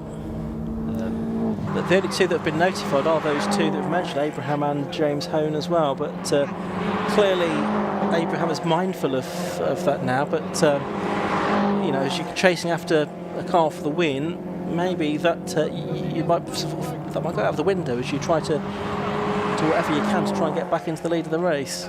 Yeah, so in the last few laps, Jeffs has been better than Abraham through the first couple of corners, but this time he's a lot closer with Abraham as we enter the second half of the lap, where typically he's been able to draw back up to Jeff's bumper. So just keep an eye on this as they get through the S's and towards Brooklands. This is the closest Abraham's been for a little while, as we're watching Wiltshire and Seddon continuing this long-term fight for 7th position.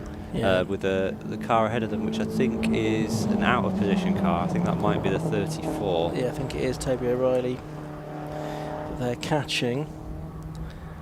And yes, it is. As I can see that now from our commentary box window. There they are, heading down towards our camera at Hatchett's hairpin. And these two are about 10 seconds behind Jonathan Baker, who's the next car up the road, and is into the overall classification in 6th place. These two disputing 7th and 8th position. The Riley car sort of gets out of the way there by driving very wide, and yeah, both cars do clear it through Spitfires and leave Toby to do it, who did of course lose laps in the early part of the race with some contact on I think about lap 2. Yeah, so our leaders have got some traffic again. They're coming up to the 125, I believe. Oh, that's gotten well out of the way, so good on them for that. Without the traffic in front of him, Wiltshire's managed to build a little gap over Seddon in that battle for 7th, so it seems as though he's able to hold the number 5 car sort of at bay, but we'll just keep an eye on them. And O'Reilly, whether that car did have, I may have been mistaken, it just looked as though it was the front wheels were sort of twisted away from each other when it came into the pits initially. If the alignment's not quite right on that car, then he's probably having a relatively miserable afternoon of forcing it around the circuit. Absolutely right, with nothing really to play for other than getting value for money for his track time that he's paid the 750 Motor Club for. So we've got just under 20 minutes left of the race now. Still Scott Jeffs leading by 0.4 of a second from Abraham. Here a bit further back is Connor Anderson. That car is the one of Harry Darrell, who is, I think, 3 laps down on the leaders, 2 laps down on Anderson, if I'm not mistaken. And certainly Henriksen Bell is quite a long way clear of Anderson, so that gap has been going out, hasn't it, over recent laps? Yeah, Henriksen Bell's matching the pace of the leaders here, really. He's just been sort of stuck 12 seconds back for this third stint of the race, as it were. So it's maybe Rue not being a bit closer earlier on in the race, but good to see that he's got that pace at this phase of the event. As we see Anderson getting a little bit sideways on the exit there. So let's keep an eye on how our leaders are doing. Just trying to spot them actually. Where are they? Somewhere at the far end of the circuit at the moment. We've not got them on camera. Scott Jeffs and Will Abraham. Here they come. They're into Honda. We can see from our commentary position as we watch Harry Darrell circulate through to Benny. Oh, and well worth watching him because there's a big moment there, big slide. Fortunately, no long-term consequences. Must have a sidekick director on our hands. So Abraham's close at turn 1 as we watch them through the window of our commentary position. We've got a stop-go penalty for car 125, which is Brian Price. And when I saw that flash up, I knew why it would be. It's for excess speed in the pit lane, and I did think he was going a little bit quick as I saw him head back out into the race. So 125, Brian Price, he's going to have a stop-go penalty. And that's a shame for Brian Price, who's just outside the top 10 currently. But that might give Toby O'Reilly something to have a race with as he recovers from that early unscheduled stop. Here are the leaders then around the Brooklands hairpin. 209 Will Abraham chasing after 249 Scott Jeffs as they come through, or will shortly come through Honda. Not yet to arrive there, but they are. They've in fact just heading through Carter's and off towards the right-hander at Honda. And back over the line again, sort of appearing from behind the black flag and the stop-go penalty board. So it's been like this for a few laps between these two now. Jeff's getting that lead a little while ago, and Abraham has just tracked with him. He's not not fallen away. It's not gained any time. It's not really tried to go for the lead, I don't think. Just sat there, really. Yeah, I'm not sure he can. It's difficult with in a one-make series where you've got drivers that are so evenly matched. They're both changing gear in the same place. They're both going to be braking in the same place. The lines are going to be very similar. Obviously, if they started the race on relatively fresh tyres, as that looks quite quick again from Price rejoining the circuit, it's difficult to actually convert anything to an advantage because there's nothing different about your car to the driver in front, especially as both of these drivers have done the entire sprint weekend and the endurance race. So there's not going to be a lot. There's going to be no surprises left for them at Pembrey. No. They're going to know every curb, every bump. So variances are really only going to be other cars. And at the pace they're going, there's a chance by the end they might catch this sort of three-car pack of Wiltshire, Seddon and O'Reilly, who, after letting the pair battling for 7th through, has been able to stay with them for speed. So unfortunate for O'Reilly having that extra stop, that he seems to have been able to keep up with the general pace of the mid-pack of the field. Yeah, it's a bit unfortunate that he's had that drama in the Anthony Seddon motorsport car. Yeah, as you were saying, Pip, Brian Price served his 8-second stop-go penalty because if it was 4 miles an hour over the pit lane speed limit the time before, but it did look a little bit hasty, his retreat from the pit lane, so I wonder if we might see him again before the end of this race in the penalty area beneath our commentary position. We'll see. There's certainly some activity down at the signalling point at in the pit lane, so that possibly some discussions ongoing as to whether Price infringed again, but hopefully not. Then he can have a clean run to the flag from here. Yes, one would hope so. Just under 15 minutes to go now, and Wiltshire and Seddon still disputing 7th and 8th. You've got O'Reilly behind them, as Pip says, been able to sort of stick with the pace of these cars for a few laps now, even though they are several laps ahead of him. Scott Jefferson, Will Abraham, they're just making their way down to Hatchett's again. That's the first time we've seen Abraham sort of have a half look at making a move. Again, with the cars both having ABS, it's hard to outbrake someone if you aren't already overlapped, because you're both going to slow down at more or less the same rate. So without an overlap from Honda outwards, he's going to struggle to slow the car down any more than any other driver that's here because of the ABS system on the car. So what we're seeing is great, because it's two drivers, really performing well and matching each other move for move. It just they don't spend any of it side by side in this condition. So. No, not at all. So we have got probably, I'd say, 11 laps left at the end of this one. We're completing lap 59 of the race, about to complete lap 60 for the race leader. So we'll just go into the just over 70 laps. There's a board about to go out for car 209, which is Will Abraham. And I think we're going to find that he is getting a 5-second penalty for exceeding the track limits. Well, we said a few moments ago, Pip, that he'd picked up that black and white flag very early in the race and had kept his nose clean since then, but not any longer. No, and that's a shame, because that's going to really sort of kill the contest without some source of calamity for Scott Jeffs. So it may serve Jeffs if Abraham's keeping the pressure on and he thinks he can run with Abraham's pace to actually let him just do it and sit in behind to collect the victory here, because at the minute he's in a very high pressure situation, and I'm assuming his team will have spotted this or listened to us say it, that there's a penalty coming for his rival, and he'll be getting that message by the radio. Yeah, Abraham's best chance now is to pressure Jeffs into a mistake, isn't it, which cost him more than 5 seconds, but there's been no sign of that really for the last 78 minutes, and there's 12 minutes left to go in the race, just over, so we're about 5-6 of the way through. Yeah, it's just keeping track of some of our other drivers. Hendrickson Bell, who's having a relatively lonely run of it, is motoring along nicely in third, and it's matching the pace of our race leaders. Just and has done really for the entire second half of the race, which is impressive for the youngster. He's on for a trophy here.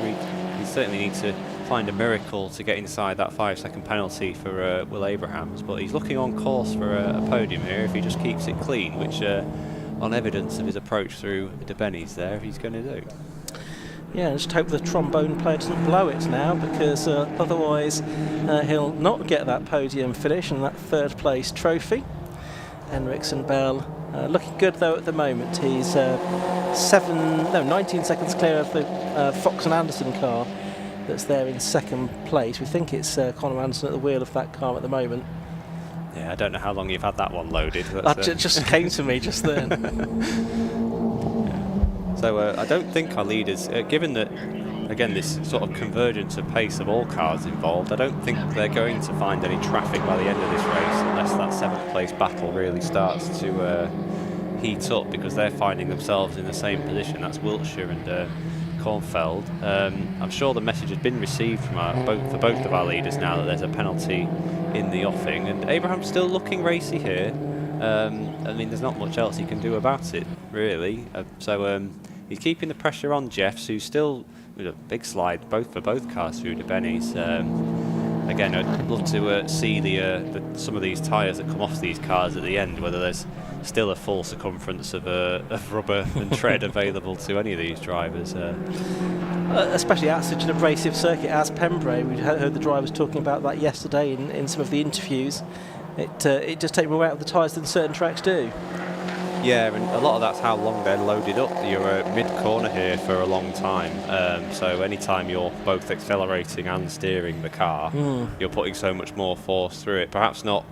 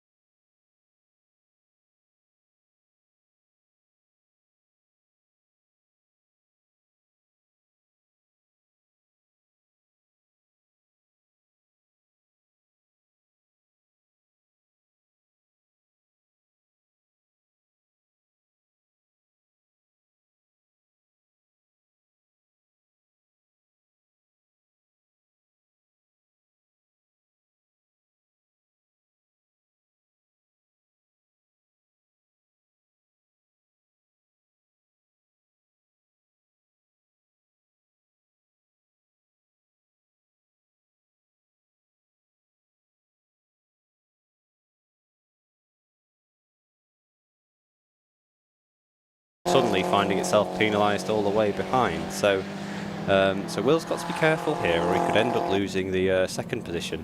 Although we are in a series, so without the championship implication, maybe it's worth the risk of just keeping Scott Jeffs under this pressure that he's been soaking up really well after sort of a slightly, I want to say, patchy performance in the sprint races. He's been been driving exceptionally well so far in this one with less than 10 minutes to go. Well, of course it does affect how much success penalty you have for the next round as well, which is Snetterton in 4 weeks' time. So the winner will have 30 seconds of penalty to serve at the first pit stop there.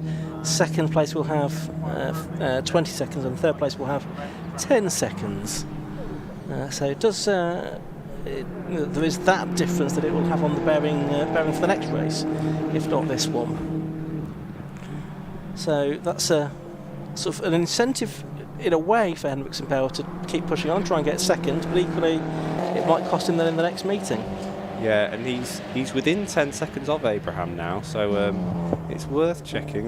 We've got a group of marshals around these penalty boards down here at the start-finish line, as drivers have been racking up some track limit strikes, if not enough to start warranting warnings and penalties elsewhere. But we're in the part of the race now where the drivers are going to be encouraged to go a little bit quicker because they burnt off most of the fuel, and the tyres, although hot, will have been this hot now for the majority of the race. So there's perhaps a temptation to try and squeeze a late good lap out of this if only we knew what they were. Yes. Because we certainly haven't been receiving any lap time data from our perspective now for a long time. But so it'd be nice. We'd love to know what that fastest lap done by the 252 car of James done, because if legitimate, then that's an impressive effort from the driver in 5th place. So Scott Jeffs runs wide this time on the exit of the Senna S's, so a little bit of pressure. With less than 7 minutes to go, and it would only take a sort of an equal penalty to put them back on a level footing. Yeah, I mean, as yet though, Jeffs hasn't even seen the black and white driving standards flag, so it'd be going some, I think, for him to also get a 5-second penalty before the end of the race. That Caulfield and Wilshire battle for 7th and 8th has sort of dissipated somewhat now. From about a second apart, I can see from my commentary box window, not far away from being lapped. I don't think they will be lapped by the 2 leaders, but they're heading down to Hatchett's as well. The 2 leaders still in the same order. Henriksen Bell's got the gap down to less than 11 seconds from 1st to 3rd now, 10.8 seconds. That's impressive endurance from the youngster there. He's going well. I don't know if he's received the message to just keep pushing and see if it comes to something, because he looks committed enough through. And I'd imagine his lap times are very consistent at this stage of the race. Yeah, I think there must be, mustn't they, to sort of just keeping pace with the leads and just taking out an odd 10th here or there. So he's driving very well, that's for certain here, and heading for his first podium finish in the 116 trophy. Only his second appearance in this longer distance version of the 116 contest. Leaders go past again, they're going to have a think. Well, it's going to be whether it's 4 or 5 more laps. Might go 4 more laps, I think, in this race. It's going to be pretty close though, whether we do get a 5th.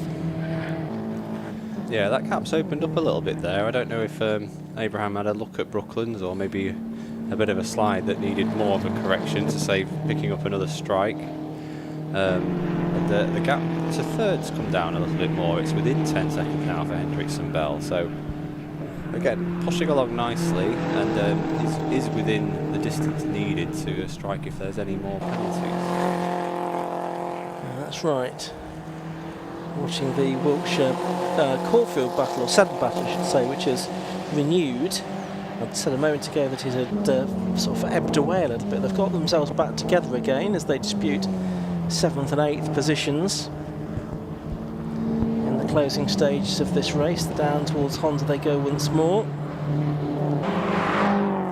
and through the right-hander onto the next up. Obviously the majority of the corners are right-handers here at Pembrey, just the non-left-hander at DeBenny that goes in the opposite direction.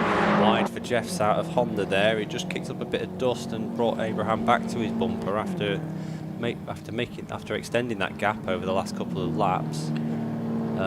We've got Henriksen Bell through. That's about on as even there. So, but he's in. Yeah, as you said before, he's got a good view of the leaders. He'll be able to sort of track his own progress even if he's not being fed the lap times. Yeah, he's 9.4 seconds now behind Will Abraham. Could do with getting within 5 seconds of him, but there's only 3 minutes of the race left to go. That's 10, which is the car of Jonathan Baker, and he is on track battling with the 78 car of James Paul, but he's a lap or so down.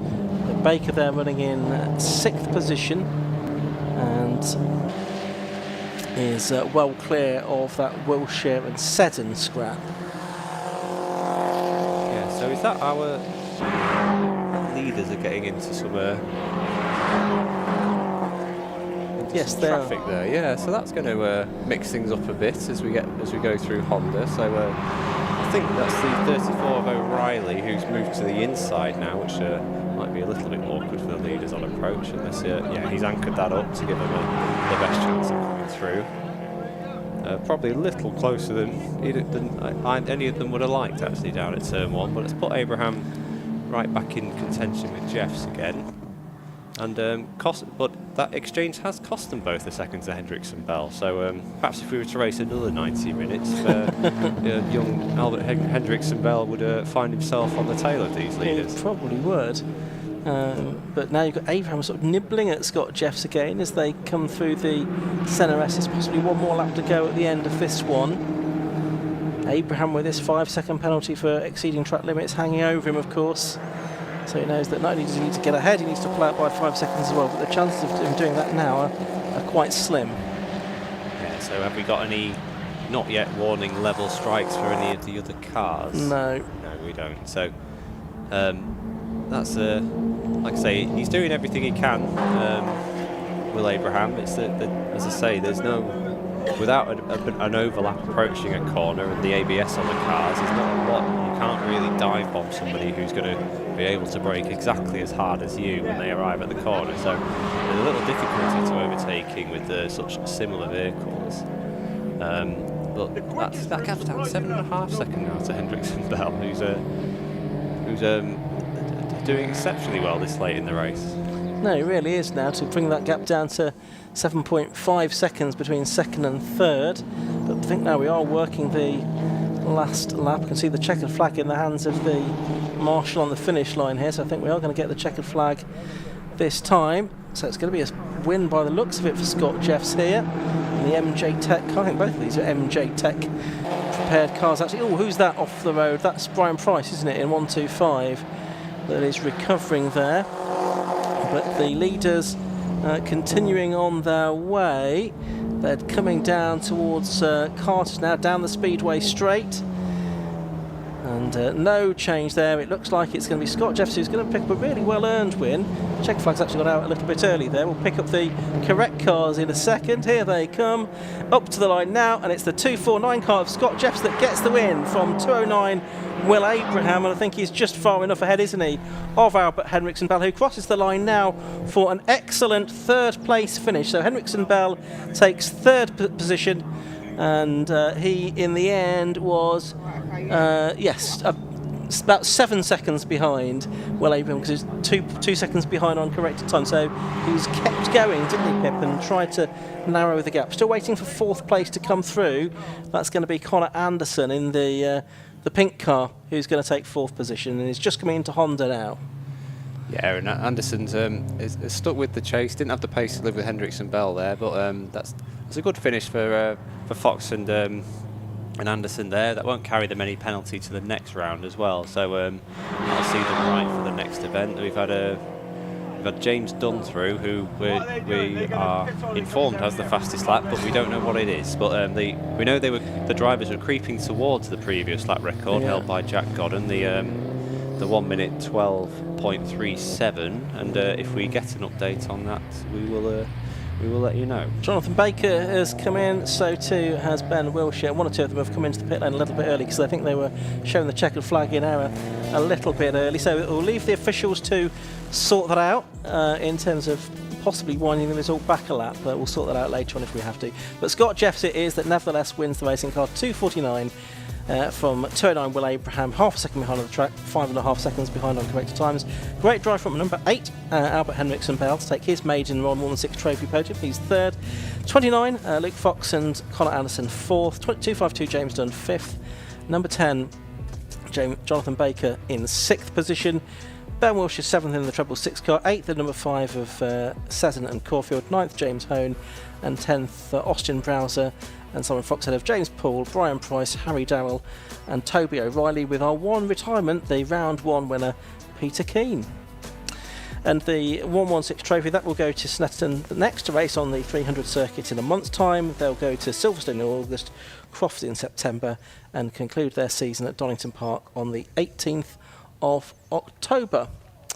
All of that still to come, but the 1-1-6s have given us some good entertainment this weekend, Pip. Yeah, and that was it was a bit more of a chess match than a boxing match, wasn't it? But the impressive drive for Scott Jeffs, who showed the speed to be able to do this yesterday in the sprints, but and I can't decide if he's looking tired or he's just trapped in the car actually, because we've got the fire truck parked very close to our podium. But we're going to go down to Kieran now and hear from our drivers.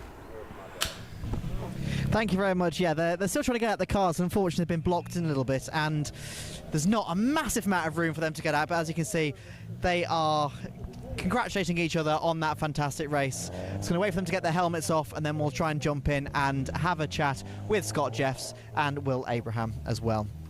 Yeah, just give them a second to get the helmets off. But very, very close race there. You can always see the 116s, they never fail. An hour and a half of racing, and they finished together. What was the gap? 0.3 seconds. Yes, okay, there was a bit of a penalty. Put that aside a second. 0.3 on track. Fantastic.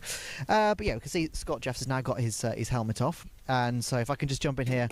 Scott, a second. There you go. I've got another hat for you. Oh, thank you. There we go.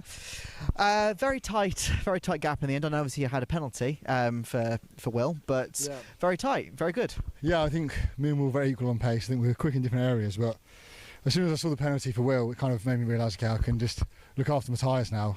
I think I cut them a bit at the start, but you know, it is what it is. I think track limits is difficult. It's always hard to judge, so you know, I feel sorry for Will because I've done it as many times as you can. But the objective was to get a 1-2 because we're both MJ Tech Motorsport and we're buzzing with it. Yeah. Absolutely, and obviously it's a long old race. It's very hot out here now as well. I'm guessing in the car it's quite a sweaty little race for you. Yeah, well, I was like, we've just come from the 24 hours of Silverstone, and I thought I'd be race fit for that. Absolutely not. Like after the first pit stop, I was like, I don't know, I'm going to do this. And they said 20 minutes on the radio. You're joking. I ain't got 20 minutes in me. But then luckily, because we got the penalty, I think we both backed off and just brought the cars home while maintaining a good race pace. But yeah. But obviously, nice to end the weekend on the high. Yeah, this car's been getting better and better over the weekend, and the guys, you know, Ned, Paul, and my dad, and everyone else involved have been working really hard on it. It's a new car this year. I think, you know, we finally got it bedded in, and hopefully there's more wins to come. Absolutely. Well, congratulations on the win. Thank you very much. Thank you. We'll have a quick chat with Will now. Will, obviously unfortunate about that penalty. You've had a good weekend already so far, but it was very tight at the front. It was very tight at the front. Me and Scott were just kind of tossing and throwing in terms of who was quicker at different points on the track and cars going through windows and that kind of thing. So I was just hanging in there, to be honest. Happy with another podium. Yeah, absolutely. Obviously, we've already spoken to you a couple of times already this weekend. It's obviously a pretty solid track for you. Yeah, I think I just get lucky at the starts, to be honest. I seem to be at the right place, right time, and just end up somewhere towards the front and then stay there. So, yeah, I can't complain. Absolutely. Well, hopefully you can continue that streak into the next race. Hopefully, yes. Hopefully we'll win this time. Yeah, indeed. Thank you very much. And now, obviously, Albert, third place. How's that? It was long and hot. Yeah, no, it was great fun. I loved it. Yeah, every second of it. Is this a track that you tend to like? Well, apart from this weekend, I've never actually driven here. So coming into it, I've done like an obscene amount of sim practice, just getting as much as I can in. But, yeah. It's obviously one that you've done quite well at. Then you know it's comfortable already. I wouldn't necessarily say so. I think the last stint could have gone just a little bit better. They're making a few mistakes here and there. Pace, I mean, it sounds like it was absolutely fantastic if I do say so myself, but I feel like I could definitely work on consistency a little bit coming up for the next round at Snetterton. Well, obviously, Snetterton's not that far away. I'm sure you'll do well there as well. Thank you very much. Congratulations. Thank you very much. All right, the cars are exiting assembly now. We have got coming up the blind screen Mazda 7 Championship. The Driver Media Programme, powered by Blindscreen, with over 1.6 million followers. More than 1 billion views. Now, you get that same social media vehicle for motorsport. The Blindscreen Backs Driver Media Programme turns your season into a sponsor-ready content engine for drivers. Plus, you get access to the hospitality trailer at 750 Motor. Couple of victories, and that means he's lining up on pole position for this third and final race of the weekend in the number 77 car. The grid for this based on the finishing order from the race that we had this morning. So he's got alongside of the number 66 car of Lucas Batt. Then on the next row, no, that's not the right one. It's 94 Martin West and 25 David Bowen. Third row 95 Dave Mason and 93 Ben Abbott. Fourth row 17 Ben Dade and 3 Callum Barnes. Fifth row 20 Todd Boucher and 69 Lee Rogers. Row 6 will be 79 Ayrton Rogers and 5 Ian Wells. 15 Matt Rowe and 26 Ross Lorham on the 7th row. The 8th row 71 Connor Sook and 8 Jack Chapman with 24 Rick Lanier at the back. So 15-minute race in prospect. A sprint, definitely a sprint compared to the previous race, and we're about to see the 5-second board displayed. Looks like it could be an Eddie Moyer clean sweep, or can the stonemason from Chesham just chip away at him and finally bring Moyer's unbeaten run of 3 races to an end. That's Lucas Batt alongside him on the front row of the grid. Up go the lights and away they go off towards Hatchett's hairpin for the first time. It is a good start from Lucas Batt. He's got his nose in front of Eddie Moyer's car. He's got his car fully in front of Eddie Moyer's car as they head down to Hatchett's for the first time, and around the hairpin they go, and it's Lucas Batt that's got the lead of the race, I can tell you, from in second place the car of Moyer. And who is in third? I think that might be Dave Bowen, is it? No, it's Martin West in the number 94 car that's third ahead of Dave Bason. Then it's Dave Bowen and Ben Abbott completing the top 6. But a good start to the race that for Lucas Batt.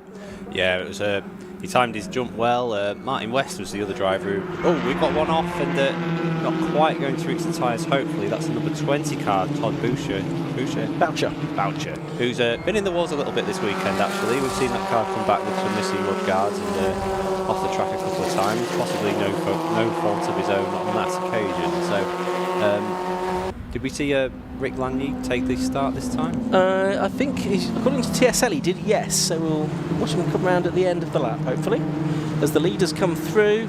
And it is Batt 67, 6, Moyer 77, with a nose to tail over the line. They've got a decent lead over the rest of them, with Martin West in third place in the Texaco liveried car, and in fourth place is Mason. Fifth is still Bowen, and sixth is Abbott there. And looking at it, yes, Lanier did come through. He came through in 12th place. Excellent, that's a good start for Lanier. He's got who's making up for that penalty we've heard about from the previous Formula V race. Moyer sort of was very close to Batt on entry to turn 1, and then seemed to lose a bit of ground on the exit where he gassed up a little bit sideways. We've seen this before, haven't we, with these two? So Moyer's going to, if he's a little gap behind, West's got some speed, but perhaps not the ultimate pace to live with the front two. Just practice this a couple of times before he maybe makes the move for the lead. Down towards Honda they go. Really fast part of the circuit. Spectacular for these 1.8 litre Mazda engined low-cost chassised cars. And it's Moyer here going for the lead. He's on the inside line for Hatchett's hairpin. He's on the right-hand side of Lucas Batt. He's got his car pretty much all the way in front. He goes through. Batt's got to be careful. He doesn't leave the door open for the reigning champion, Martin West, and he has done. West has taken advantage there and gone through to second. Yeah, we'll see what West's made of here. Maybe they've been able to work on the setup of that car. He did say it's new to him. It's not the car that he's won the previous title with. So he made a good opportune move there up into second place, and we'll go after our dominant race leader. Yeah, there we can see Ben Dade just recovering from a little bit of a moment there, seemingly. But he's certainly still there in, I think, 7th place. Good scraps going on all the way down the field. That's the number 5 car in the Leighton House livery of the 1990s. He's in 9th place, just doing battle with the two Rogers, Ayrton and Lee. Back to the lead battle though, and Eddie Moore just starting to put a bit of daylight between himself and Martin West. Yeah, we feared this might happen, but we've got Lucas Batt's going to be on a mission to try and find his way back to the leader, and he's going the long way around to try and do it at the first corner. West seems to make up a lot of time there. He's despite the narrow line, come out and despite the narrow line, not really lost any ground to the leader. No, that's right. So it's Moyer, West and Batt, the top 3, and a gap back to Dave Mason in the Cars Film liveried vehicle, and then it's Dave Bowen and Ben Abbott, who's just actually lost out to Ben Dade actually for 6th position. So Dade in the number 17 car, the ex-Jonathan Lister car, that had a win at Mallory Park at the end of last season, that goes through. These two have been in battle all weekend, haven't they? They've seemed unable to get away from each other on the track as they approach Carter's side by side. So battle resumes for regardless of which position it is between Dade and Abbott. Abbott's on the inside at Carter's, and that's he's done well to keep that little margin as Dade drops in to get a run through Honda. said Dave at Mallory Park. It was, of course, Alton Park, which you witnessed, I think, Pip. At Mallory Park, we didn't manage to get a Mazda 7 race finish due to various incidents and issues. Moya has done another best lap of the race, a 105.311, which I think is a little bit faster than he went in the earlier race, actually, which, considering it's probably quite a bit warmer than it was at 10 o'clock this morning, whenever they raced last, is quite impressive. Yeah, they're still a 3/10 off the, or just over 3/10 off the lap record set in 2022 by Danny Andrew, a very successful driver from the category. But Moya will possibly not be worried about the lap record as long as he's scoring maximum points here. He's got a little margin over West, who's probably relying on that slipstream to keep him in touch. But you fancy just a couple more tenths away, and Moya might be able to just stretch it right through this. Yeah, so nice to see that Leighton House liveried car of number 5, Ian Wells, out there. The 58-year-old from Ashvale. Started racing only 3 years ago. And he's doing battle with the number 8 car of Jack Chapman, who I think has just got through, actually. The 23-year-old from Southwood and Ferrers. We've got Lucas back down the inside of Martin West into turn 1. Looks like he's going to make that stick on the exit.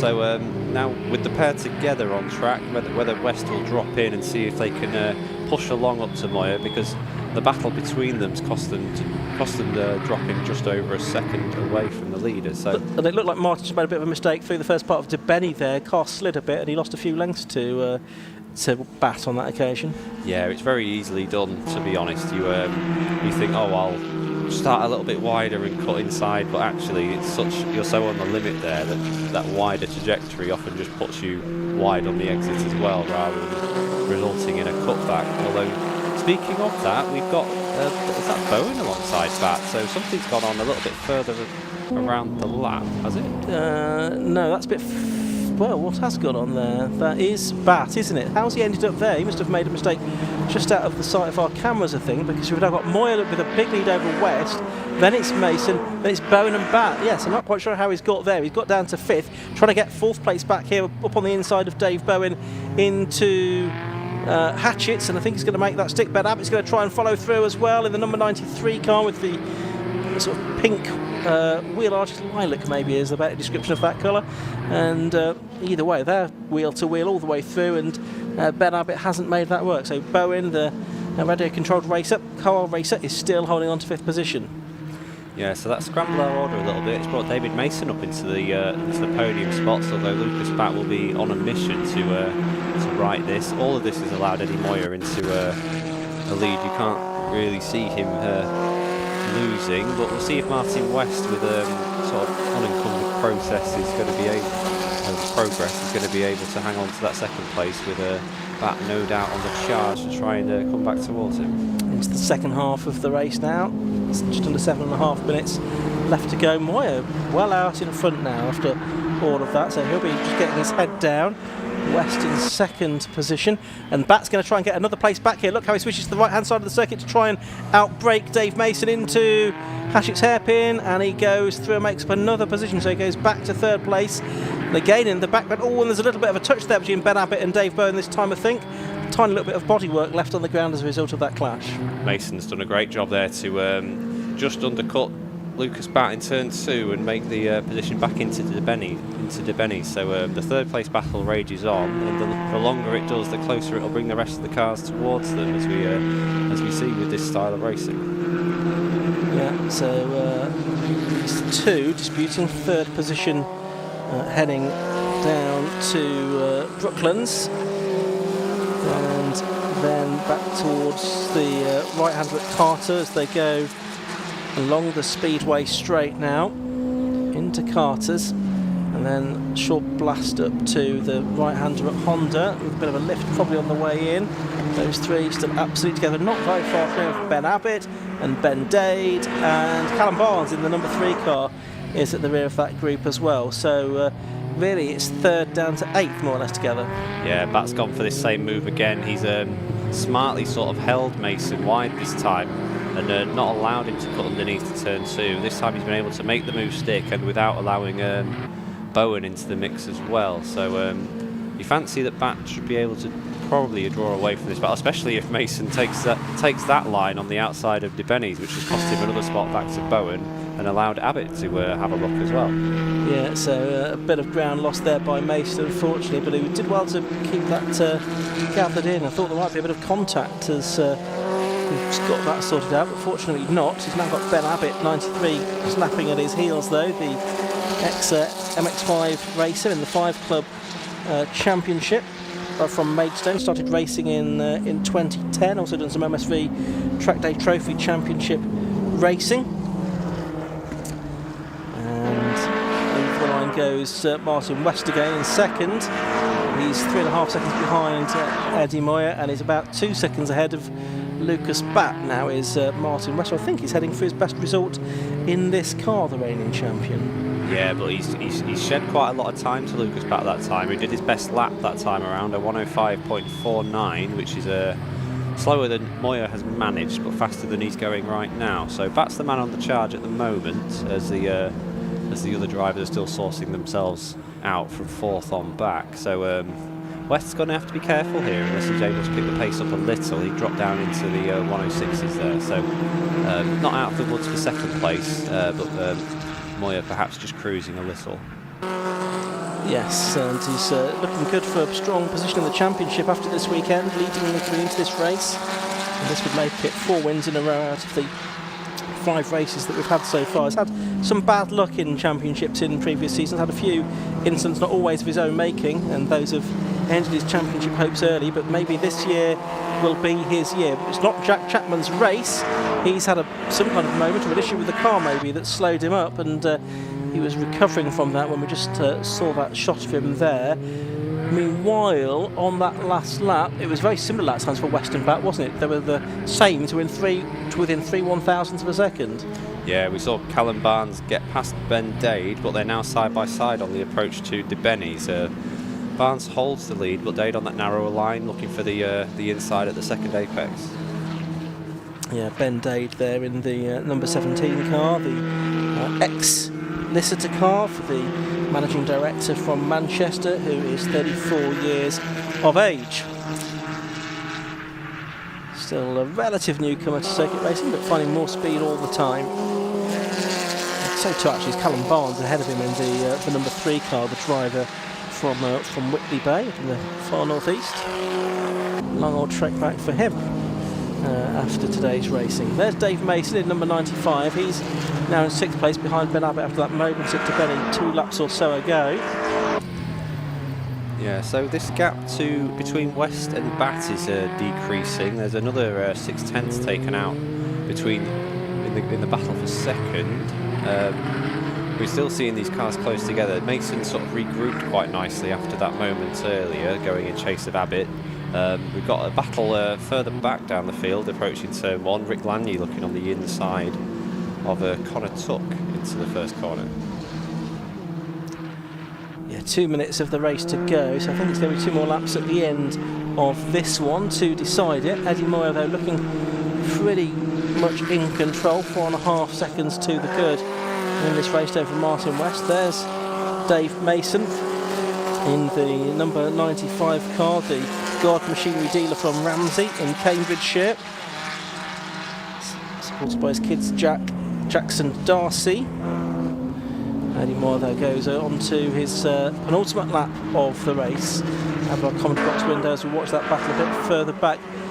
They have mostly spread themselves apart, with the exception of the 2 that just went through the shot there right at the back of the picture. Ben Dade and Callum Barnes were pretty much side by side down towards Hatch's hairpin. Yeah, they've been at this for almost the entire second half of the race. We've also got Abbott having a look at Bowen for 4th. Thought better of it this time, but they maybe they will get round for a couple of extra laps. Just looking at the time left, as we've got this enormous pack approaching turn 1 that we see out of the commentary box, but we'll stick with this battle between Bowen and Abbott for now. We shouldn't have done, because there's contact between that group, and there they are. There's 5 of them involved. One of them is number 8, that's Jack Chapman. Rick Lanier's involved as well, number 24. But I think there's basically 5 cars that managed to all come together there. Rick Lanier's lost a wheel arch and all of that, and his car is stationary, and the red lights are on, and the race being stopped, so that is going to bring a slightly premature end to it, but fortunately I don't think it's going to change our winner. No, that was did look to be getting a little bit tasty down there to turn 1 as they were fanning out to the on the approach. Landy's the only car stranded, but hard to determine who was the cause of it. There's bodywork from multiple cars left on the scene, and the rescue unit on its way to attend to Landy, who was still in the car, but was waving his arms as if angry rather than injured. We can see him climbing now, actually, getting out through the roll cage.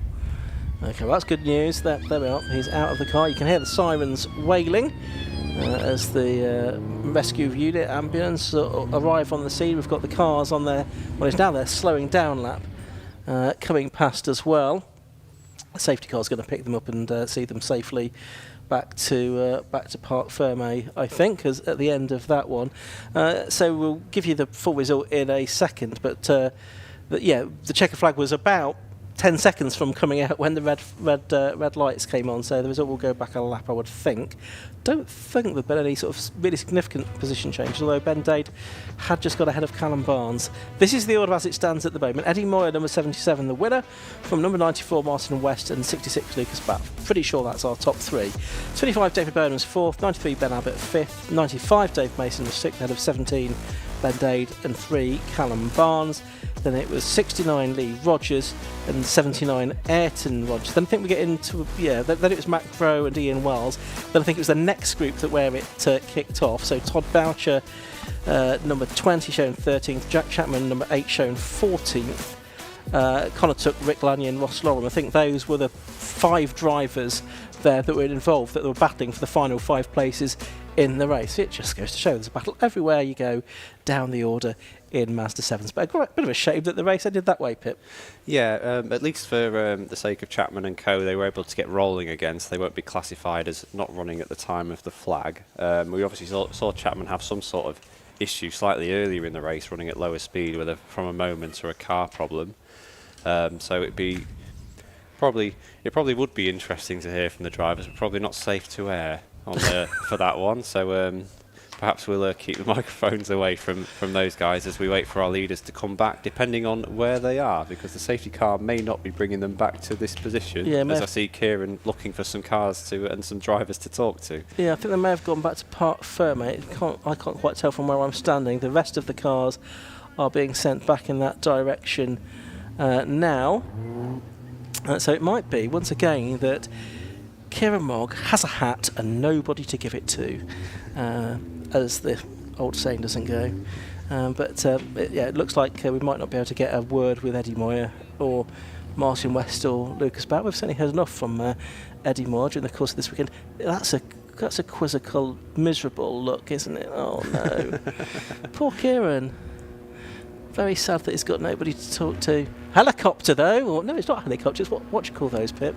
I'm not quite sure. I mean, it does look to be a helicopter of sorts. Yeah, maybe some sort of microlight. Gyrocopter or something. Is that the word?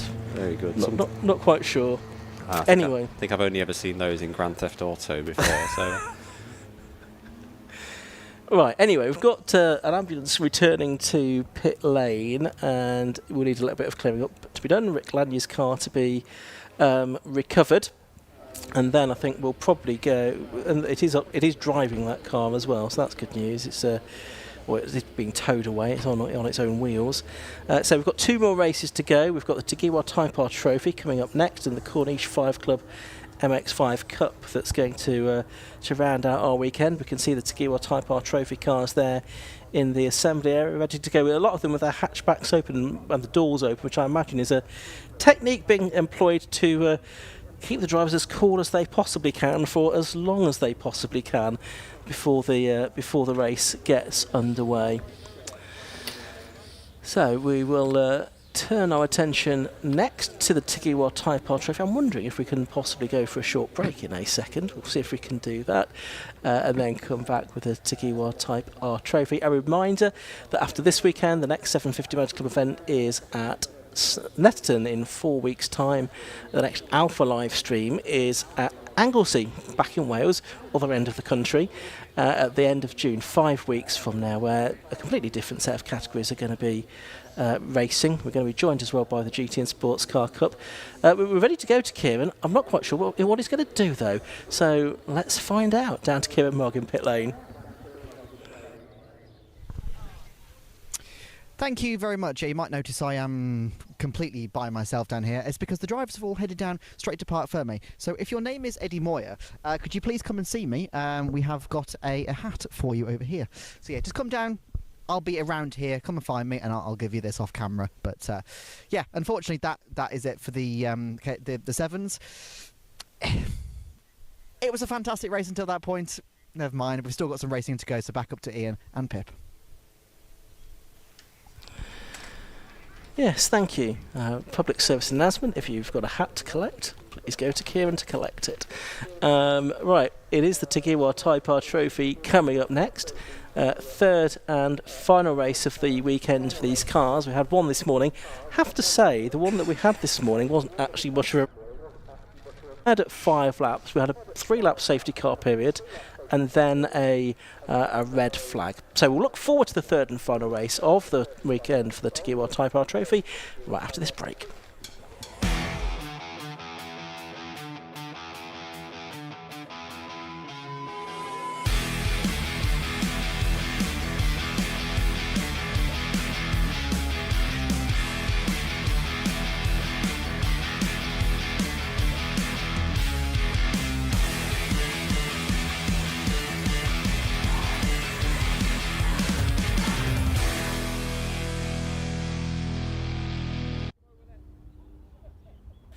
So the Type R Trophy car still in the assembly area. It looks like the circuit is clear down at Hatchett's hairpin now. All the vehicles have moved away, so we're just waiting for possibly some other clearing up to be done at the other end of the circuit, where we did see cars go off during the course of that race, so there might just be a bit of tidying up to be done before the Type R Trophy cars are released for the final time this weekend. Certainly hoping, Pip, that we see a little bit more racing action this time than the essentially 2 racing laps that we got this morning.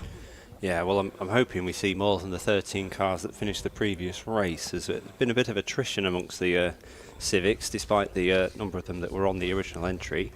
Danny Hobson managed the second race extremely well. It sounded like, from the interview he gave about carrying the success ballast in race 1, probably managed the first one very well as well. So as the driver who seems to be finding himself not involved in all the commotion that's going on, Hobson should hold a fairly commanding championship lead at this stage. I'll tell you what, that last race, if you'd got success ballast in, it wasn't a bad race to have success ballast in with so few racing laps. It's probably affected you a little bit less. More aviation action. That's surely a model plane there. It's very diminutive, and it's very spectacular as well, because if there's a pilot in that, they're a braver man than me.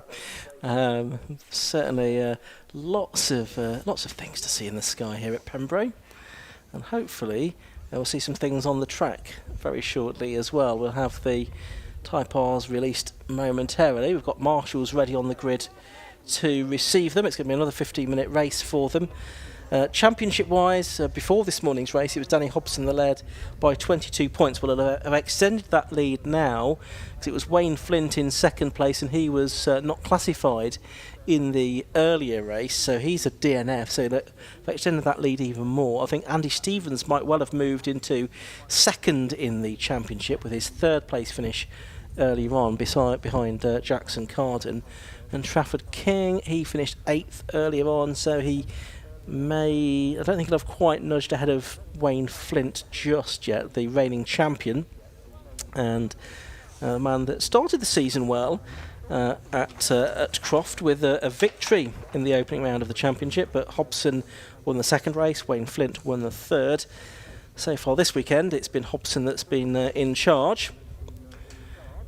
A lot to do for Hobson in this one from the reversed top 10, so he will have some work to do, and probably some more ballast now, just to make matters worse from the 10th position. And the reversal has actually helped some of our sort of regular front runners who struggled in that or had issues in that second race, including John Labella, of course, won the race yesterday and became the 4th different winner in 4 races this season in the Type R Trophy.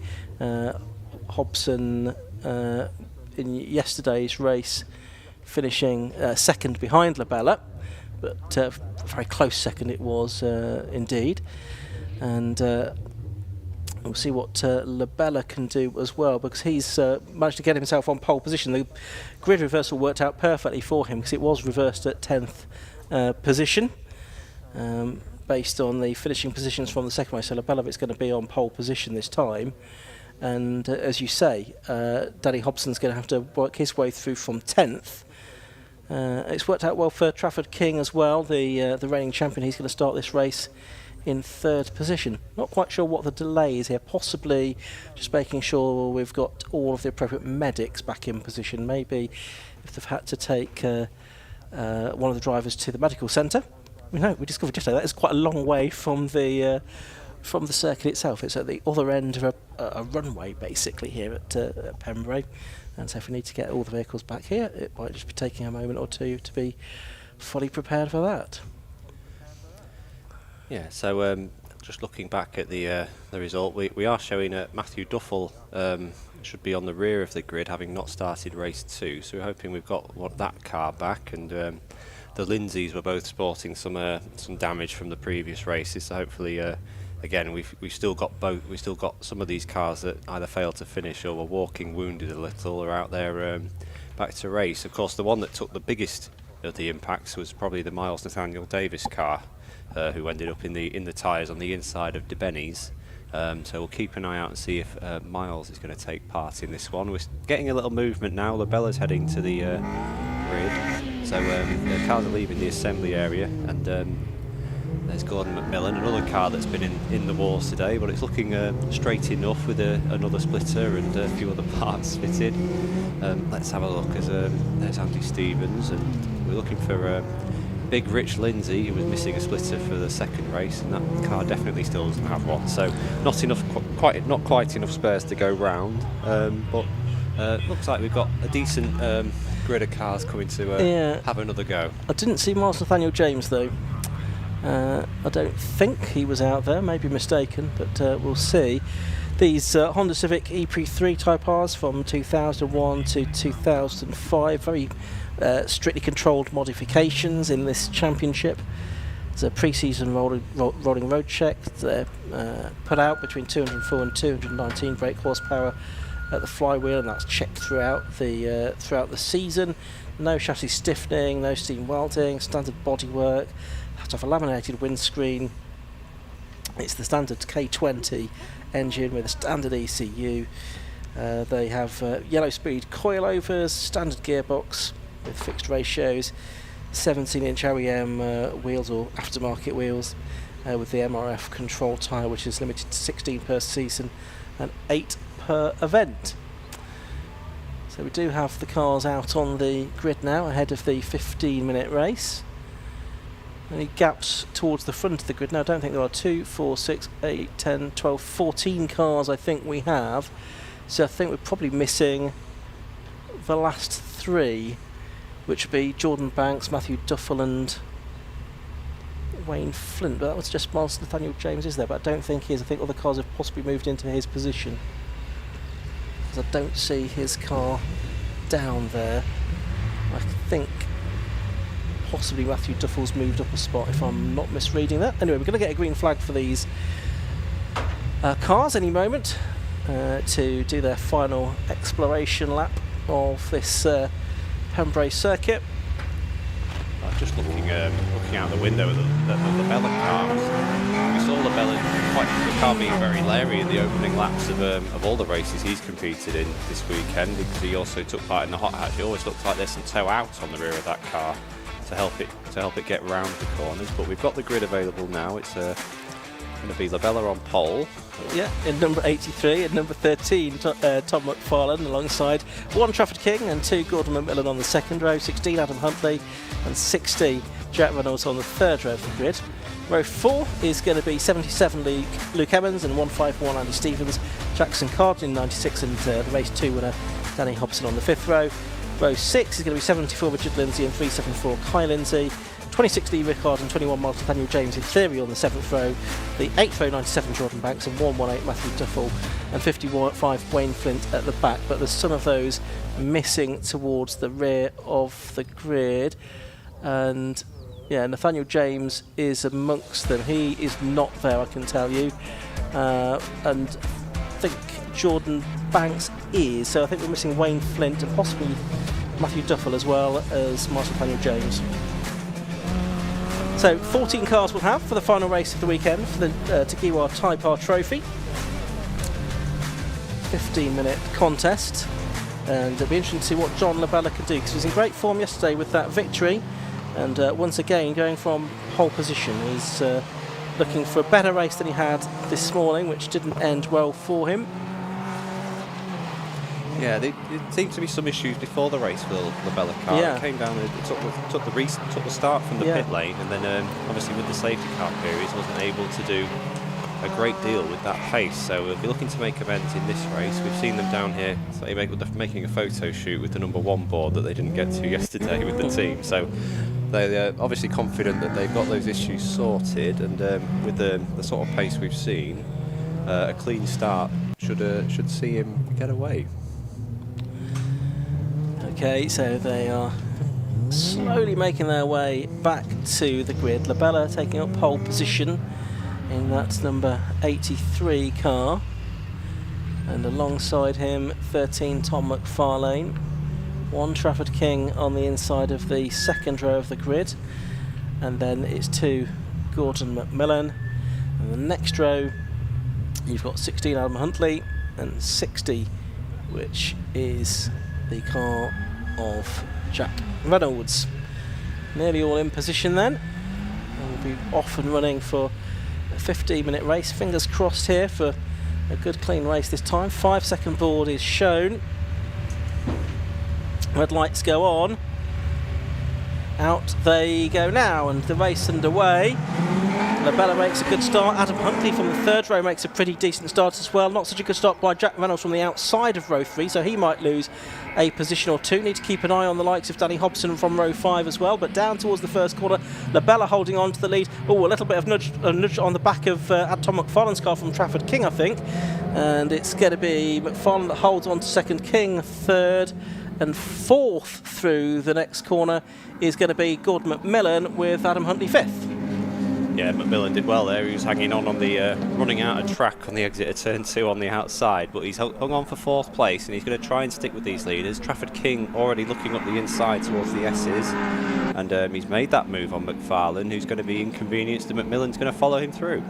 Yeah, so McMillan up a position as well, so it's Labella leading, King second, McMillan third for the moment, but McFarlane fighting back on the exit of Brooklands Hairpin, and they're going to be 3 wide as they go down the speedway straight towards Carter's. That's brave stuff. McMillan tucks back in behind McFarlane there, but it is going to be, it's going to be Huntley that manages to get through into 3rd place there. That's quite a move. Yeah, that McMillan car looked possibly a little bit hobbled. It didn't turn at all when it got to Brooklands, and he's shedding positions. We'll see how it gets on at turn 1. There's still quite a big battle going on behind. Hobson's come out of that well, up to 6th place already. And our 2 leaders who are expected front runners who benefited from the reverse grid are streaking away. Yes, they've kind of not looked into this completely, but it's worked out very well for them and how the grid has been formed this time, and they've certainly been able to get away from the likes of Danny Hobson, the championship leader, Jackson Carden, you can see doing battle there with Jack Reynolds, Carden's sort of gold and bronze coloured car, and 60 Reynolds in the sort of plain red Type R. 151 Andy Stevens is the man who we think now is second in the championship coming into this race. Yeah, and he's the one of the front runners who hasn't been able to make some progress from the start. So Stevens with some work to do, not been able to follow his fellow podium finishers from the other races towards the front. So let's keep an eye. McMillan looks to be stabilised in 5th place. Hobson right on his tail and having a look to the inside for turn 1. Yeah, down the inside he's going to go Hobson on the inside of McMillan into the braking area for Hatchett's Hairpin, and he goes through a little bit of a minor lock-up from McMillan there as he goes through, but he loses out. So it's Labella now leading, King second, Huntley third, McFarlane fourth, and Danny Hobson up into 5th spot at the expense of McMillan, who's got Luke Emmons as the next driver who's going to try and find his way past him in the number 77 car. But Andy Stevens in trouble. We can see that from our commentary box window. He is ailing and he's fallen to the back of the field. There he is just on screen now, number 151, second place in the championship. Looks like he's going to be out of the race. And that's a shame for Stevens. Remarked that he hadn't made progress through the order, but obviously something more amiss with that car, which will certainly affect his championship standing, but there aren't many drivers apart from Danny Hobson who haven't had an issue of some description so far this year. So Hobson's running around in 5th, and he will be carrying some weight, so we'll see if he's able to make any more progress than that. He does look to be creeping up towards McFarlane. Our 2 leaders, Labella and King, are well into the distance here. Sort of honours even in terms of pace. Yeah, Kingston 107.661 as McFarlane locks up there. Hobson goes through on the inside of him to take 4th place away. As you're saying, Kingston are a lap better than Hobson managed this morning, although we only really had one flying lap to attempt a decent lap time this morning, to be fair to him. But yeah, Hobson now has gone up into 4th position, with McFarlane having, I think, made a bit of a mistake into Hatchett's. Yeah, and we've got Kai Lindsay's wide at DeBenny's, and might just see that in the background of the shot. There'll certainly be some dust hanging in the air there.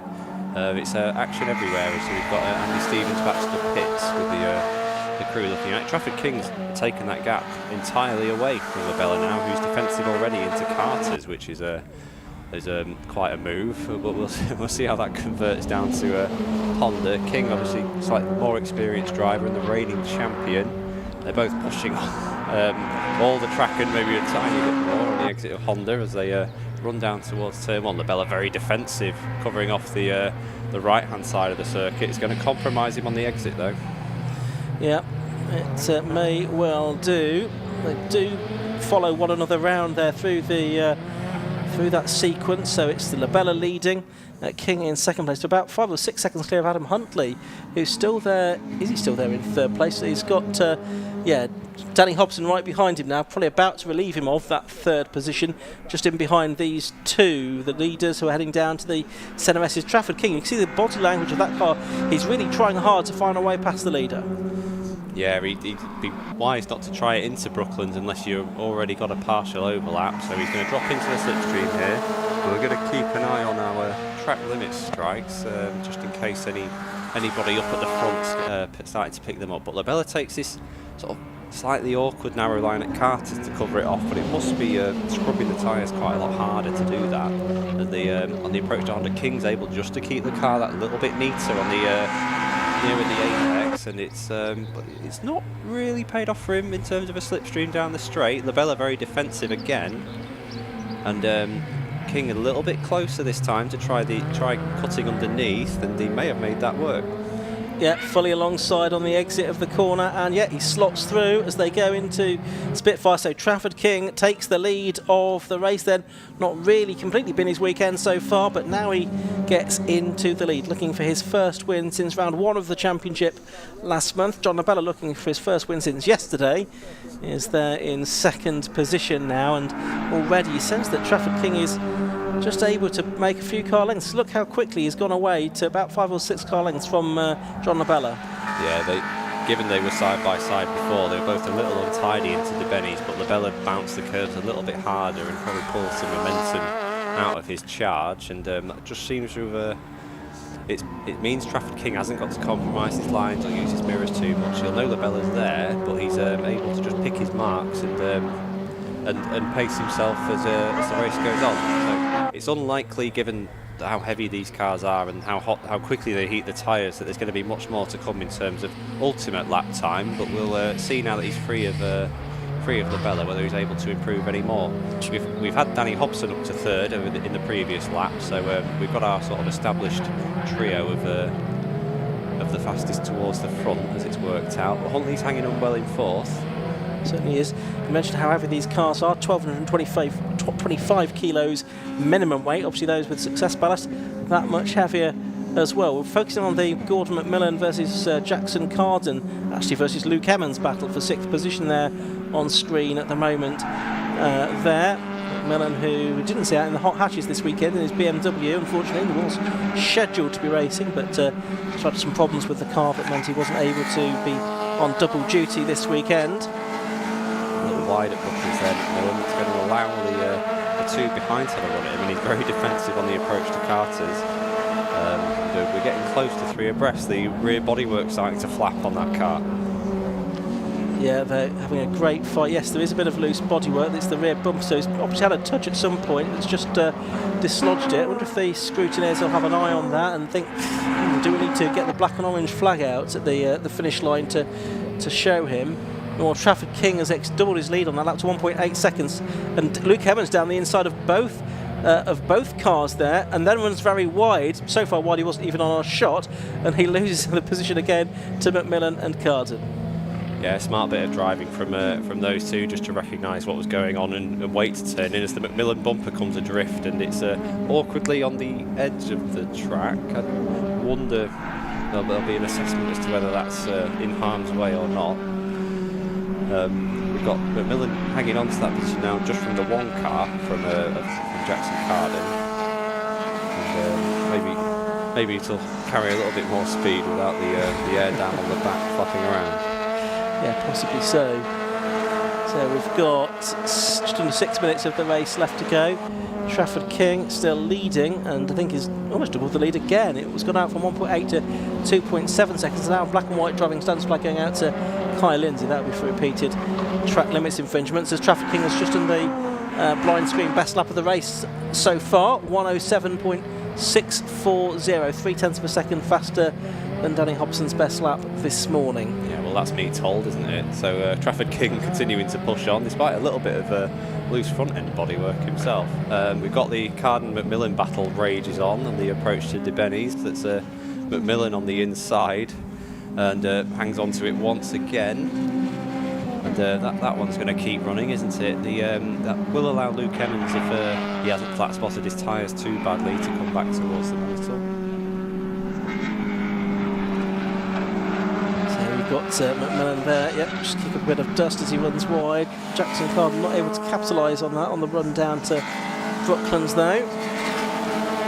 Still disputing 6th and 7th positions. Just keeping an eye out of the window on our leader. Trafford King coming through again, continuing to build this lead now over John Labella. It was 2.7, it's now 3.7 seconds, so it's going really well. But this battle rages on, Pip, between McMillan and Carden, just about to get past our commentary position.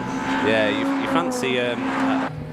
We know that McMillan car's been wounded all weekend, really, from the paid practice session yesterday. So possibly not handling the way the driver would like. McMillan very successful, the reigning hot hatch champion, and been successful in other categories, including stock hatch back in the day. And the car does look a handful compared to some of the others. Maybe not quite as composed as some of the other cars out there. So it's the closest fight in the race. Oh, and again, talking of not very composed, he was a bit skittish through to Benny that time. Managed to hold on to the position. That's the driver's skill, though, that shines through, that in spite of the car becoming unsettled, McMillan is able to wrestle it around and keep ahead of Jackson Carden. Yeah, it looked like just a struggle to get that car turned in. There was certainly some contact earlier from McMillan, whether that's affected the steering slightly. It'd be interesting to try and get a front-on shot and see where his hands are when he's going in a straight line. Yes, could be instructive to see that. Well, they're coming through Honda again. Pip's having a look at that out of the window as they come past our commentary position. McMillan still ahead, Carden jinking out. A bit of a lock-up there from McMillan down into the hairpin. And Carden's going to try and pounce on the exit of the corner, but can't quite get the overlap, or can he? He's just about got his front of his car alongside the rear of McMillan's, but McMillan defends. A robust defence indeed. I think Carden was trying to just drop back in line there rather than force the issue. I think there was a little contact, but on we go. McMillan a bit cleaner through the second part of Debenny's this time, which might give him at least a corner to rest before the next attack. Trafford King meanwhile continuing to lead the race by 3.5 seconds now over John Labella. So the railway signalling technician from York is comfortably in the lead of the race here, ahead of the man from Hexham, John Labella. Looks like there's maybe even a window coming adrift in that McMillan car now. As we've just been told we've lost a car. We've lost the number 60 of Jack Reynolds somewhere along the way. Oh yes, I can see a car stopped on the cut through by Spitfires, but that is actually a different car. That is the Lindsay car, I think.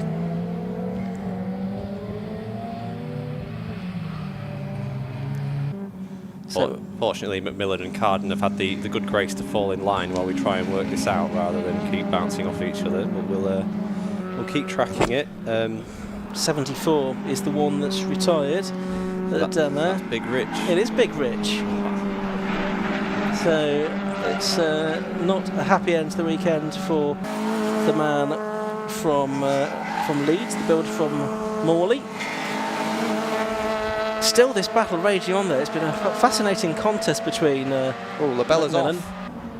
Labella's lost a piece of bodywork on a trip across the grass at Honda, and that is lying on the track. That's the little dam that protects that bridges the gap between the splitter and the bumper, so he's a long way off the track and dug it in. I'd be surprised if the splitter's still on that car, or at least where it's supposed to be. That bodywork has been almost nudged out of the way by one of the passing cars as it's gone through. How long have we got left in the race? Only 46 seconds. Trafford King is working his way around Debenny now. I wonder if this might be an early checkered flag here, if this is going to be less than another 35 seconds this lap. But King here, the 31-year-old, double 750 Motor Club sim racing champion, last year's Type R trophy champion as well, looking to defend his title. Had a win in the opening round of the championship at Croft, and now going to win round 6 of the championship as well by the looks of it. He's coming into Honda. Are we going to get a checkered flag this time, or are we going to get one more lap? There's 10, 9, 8, 7, 6 seconds to go. We're going to get one more lap. Well, let's see what happens here, because Labella's got that aero damage that's really brought Hobson back into the mix here. So Labella's running wounded here. That was a 1:10, so a good couple of seconds off the pace he can do, and a much smaller gap back to Hobson. So we think there might be some fluid dropping, which is the number 83 car. That would tally which with would be Labella, yeah. That would tally with a radiator. We've got a yellow flag as well. And you've got Hobson right with Labella. The yellow flag is for Big Rich Lindsay's car that is off, but these two for second and third, right the way through corner, and that's some fluid down, isn't it? Because Hobson's got off on it. Yeah, he's done well to catch that. He's got there's opportunities for him to get round. I mean, it's going to be difficult for Labella, hoping there's enough coolant in that car to keep it going to the flag, and he wants to be turning it off as soon as the race finishes, really. Quite a forceful defence there with Hobson falling in line. I mean, he is thinking championship. Hobson's been very successful so far. As Trafford King is coming into Honda for the final time, so he is going to be about to take the checkered flag, and he does this time when round 6. We see that on the inset. The battle for second is just going into Honda for the final time, and it's nose to tail, up and over the line they come, and just by less than a car length, it's John Labella that holds on to take the win by 0.1, or not take second place, I should say, by 0.139 seconds. Fourth over the line, a great drive from Adam Huntley. Fifth to Tom McFarlane. Sixth to Jackson Carden, getting ahead of Gordon Macmillan in the end after all of that. Macmillan seventh and Luke Emmons eighth, but a dramatic finish to the race in that fight for second, Pip. Yeah, that's it'd be interesting if Labella knows of this fluid leak, if there is so. I mean, the way the car dug in, you can easily damage the radiator when the splitter gets dislodged in that way. And Labella's slowed right down either to wave to Danny Hobson in some sort of communication, or to maybe assess whether that car is doing more damage by driving it round. So yeah, unfortunately, just pushing on very hard, Labella there, and wide at Honda, and it's awkward because the grass looks nice and flat, but there's plenty of bumps there to find that can do some damage to the car.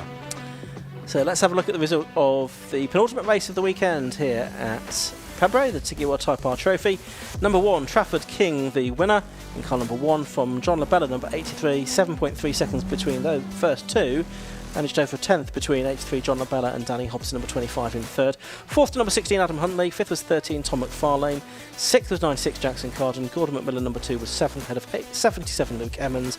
97 Jordan Banks. 26 Lee Rickard rounded out at the top 10, ahead of Kai Lindsay, Jack Reynolds, who was a non-finisher, as well as Big Rich Lindsay and Andy Stevens. So I think we had 11 finishers from the 14 that started that Tagiwa Type R Trophy race. And the Tagiwa Type R Trophy cars are next at Donington Park on the 28th of June, an away day from the 750 Motor Club, another organising club's event. They rejoin the 750 Motor Club for BMW Live at Alton Park on the 25th of July, then Silverstone International in August, and Castle Combe in October to complete their season. Trafford King revving the engine quite a bit as he arrived in the pit lane there, Pip.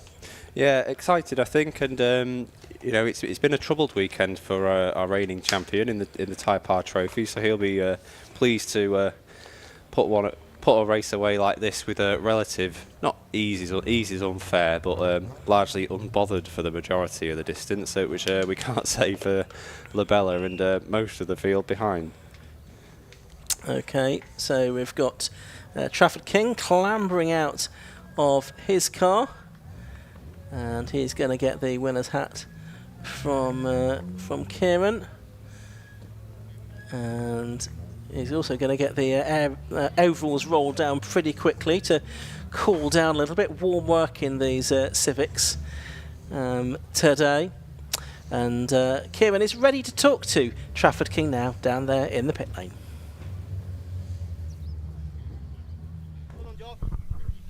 Thank you very much. Yes, jumping out the car, Trafford King now. Trafford obviously had a niffy day yesterday, redemption today. That's what this weekend should have been, definitely. But yeah, mega. Now I'm well happy with that. Good pace at end, well, good pace throughout. Car got a little bit of an issue. About 3/4 of the way through, I got a little bit of fuel surge. I was starting to worry a little bit, but sort of backed out of it, and then it was all right. Managed the gap. You had a lot of pace there, but it was a great move as well. Well, I knew I needed to line him up somewhere where he couldn't really defend it, and just had to make him do it. That was it. Redemption from yesterday. Definitely, 100%. Nice to end the weekend on a high. Congratulations. Thank you very much. Cheers. Thank you. Have a quick chat now with John Bella. So just jump over here. He's obviously looking a little bit down about it. John, that was it was looking quite quick between you and Trafford, but what happened? We lost second gear again. So we lost second gear in a hot hatch race and put a brand new box in and everything. And same again at the hairpin, just go for it and just a load of crunching, a load of noises you don't want to hear. So back into third, dipping the clutch, just try and get out of there, and that was it. Then I just had my eyes on Danny in the distance, just creeping on. I was like, give me that checkered flag. But we brought it home. I have no idea how we did. I mean, like we were bumper to bumper on that last couple of corners, and I could see him in the mirror, and I was like, fucking hell, keep going. It really looked like you slowed down quite a lot on I think the second to last lap, and he closed in a lot. Yeah, so as you can see here, because to compensate for missing that second gear, I was really pushing in areas, to try and get a few tenths here and there, just to gap Danny as much as I could in the fast stuff. And yeah, come out of this last corner onto the start-finish straight, and we went to the went to the garden centre there and just collected a bit of shrubs for home. But the split has come off and that's gone underneath, which I think is somehow that's on the wheel there, which is causing a lot of understeer. So hey, we brought it home, didn't we? We got there in the end. I mean, podium every race, P2 obviously in that one. It's been a good weekend overall. It's been a great weekend, yeah, absolutely. We've learnt a lot of lessons this weekend and we're going to come back even stronger. Absolutely. Well, congratulations. Thank you. Cheers. Thanks. Have a quick chat now with Danny Hobson. There he is. Danny, it was an interesting race there. Very, very good one, I think. Yeah, I enjoyed that. The reverse grid race is good. It's good to try and come through the pack. You just, with how today's been, with a bit of carnage, you're just trying to keep it clean and get it back. But yeah, it was good racing. Absolutely. Well, congratulations, P3. Marvellous. Thank you very much. Cheers. Thank you very much. All right. Well, unfortunately, we're on to the last race of the day now, but this is going to be a very interesting one. If you caught what we said in the lunch break, you'll know what's coming up. If you didn't catch it, then all I'm going to say is grab a drink, sit down, and enjoy.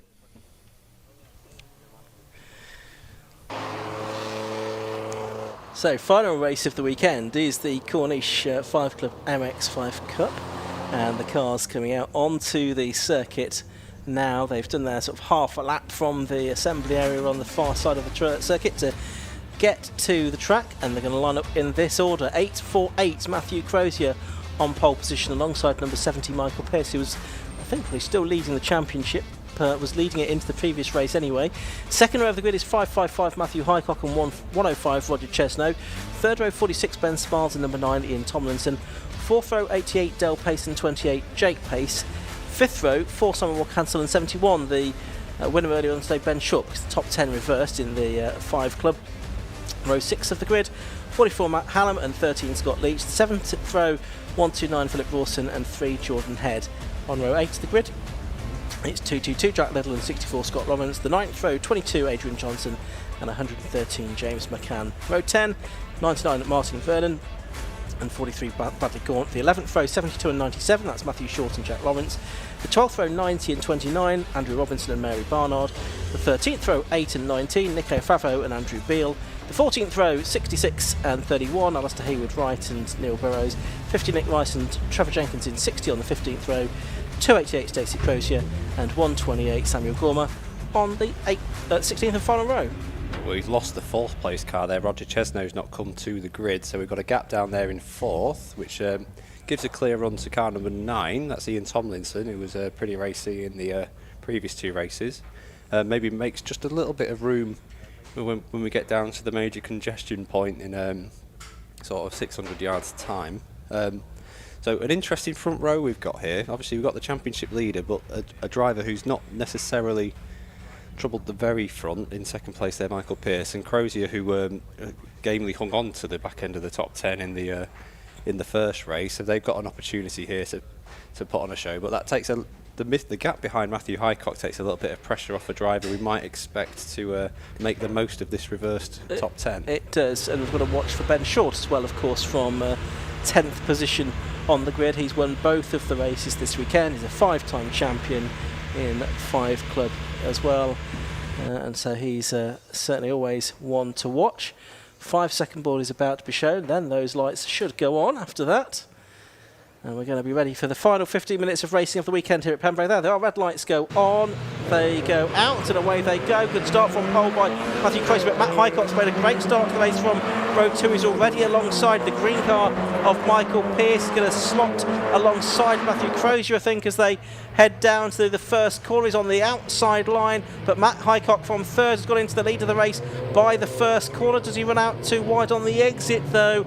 No, I don't think he does. He's managed to hold on, so it's Highcock leading from Crozier, and is that Ben Smiles that is coming through in 3rd place ahead of Michael Pearce, Jake Pace 5th, Ian Tomlinson 6th, and Ben Shaw up to 7th already. Yeah, big moment for Crozier at turn 2, just delayed everybody else, and Highcock had probably already sat in a 2-second lead as a result. Smiles was the winner there. He's come up to already now up to 2nd place, so he'll give chase after Highcock. Let's see how Ben Short got on through all of that mix. Again, the big lead already, almost unheard of lead for an MX5 race for Highcock, and he'll be hoping that the group behind slows down the likes of Jake Pace and Ben Short, who were so quick earlier on today. Yeah, absolutely right. Huge gap though for Highcock here, and this is working out very much to his advantage after some disappointment earlier on in the weekend, in particular yesterday when he was taken out of the lead of the race. We heard Ben Short say in his interview earlier on today how quick Matt Highcock had been in testing on Friday, and he's proving that pace now because he's 2.3 seconds to the good at the end of the first lap of racing. Quite a bit of out-braking and locking up going on into the hairpin, and there is a spin. That's Matthew Crozier that's been spun around, isn't it? Didn't quite see who it was that got into the side of him. Oh, and now there's another more contact. Scott Leach has got into the side of Crozier, who's absolutely being beaten up there in the number 848 car. Yeah, that's a shame for the driver who was on the pole position for this one. He's actually driving away though, so hopefully not too much damage. There was another car stopped, but I don't know, almost in just not in sympathy, but just nowhere to go for the car. We'll try and identify that one as it gets closer. We do have a rear bumper on the track, which is bang in the middle of the track as well. So we'll see what the decision is there. We've just got a slippery surface flag for now. Jack Lawrence was the car that was also stopped down there in number 97. So there's Ben Shaw. Where has he got to in all of this? He's difficulty 1, 2, 3, 4, 5, 6, 7. I think he's gone backwards, Ben Short. Maybe he got delayed by all of that, and he's in 9th place. Although he's trying to get up the inside of Del Pace there, up the inside into Honda, and he's made that stick. So I think he's back to 8th place now, Ben. The safety car deploying, possibly a little bit on the late side as they stream down towards turn 1, but some smart drivers with their arms out to try and encourage everyone to slow down. It looks like we're all going to get around there safely enough. Hopefully it's only going to be like a 1-lap safety car. I think they're just doing this to recover that bumper that's in the middle of the track there at Hatchett's. And Matthew Highcock will be cursing this because he'd obviously in the dream scenario of having his rivals buried a bit further back in the field. Ben Short, yeah, I think you're right, did lose some positions there because Simon Walker-Hansel got ahead, and the 44 car Matthew Hallam. So we didn't quite see how that occurred, but we saw that really aggressive move on Del Pace into Honda, which is a brave spot to do it. So short on ambition and with a lot of work to do, but the marshals are already recovering that bumper, so we really shouldn't be behind the safety car for too long at all. No, yes, just needed to neutralise the race to allow the marshal to get down there safely to recover that. In fact, he's going back for a second go to recover something else that is spotted down there as well. But yeah, he's going to get clear of the circuit, I think. And the safety car light is already out, in fact. Couldn't quite tell as they went past there. Still on at the moment, we believe. So we're probably going to have one more lap behind the safety car before the race, yes they are, is resumed. So it's going to be Highcock, who was leading by 3 seconds before the safety car was called. And that, as you say, has been neutralised. Ben Smiles is in second. Michael Pearce is in third. Jake Pace fourth. Ian Tomlinson fifth. Simon Warcancel sixth. Matt Hallam 7th, Ben Short 8th, Del Pace 9th, and the number 3 car Jordan Head completing the top 10. Yeah, so Jake Pace has found himself up the order well there through some smart manoeuvring in the early going. So we'll see if he's got the sort of pace to stay with Matthew Highcock if he's able to find his way past the cars ahead. They've both got a buffer back to Ben Short, who you would expect to make a go at this, but he has dropped behind the Matthew Hallam car. Matthew started 11th, I believe. He didn't benefit from the reverse grid, so that's a good progress for that driver. Matthew Highcock really staying close with the safety car here, trying to grow some of these gaps.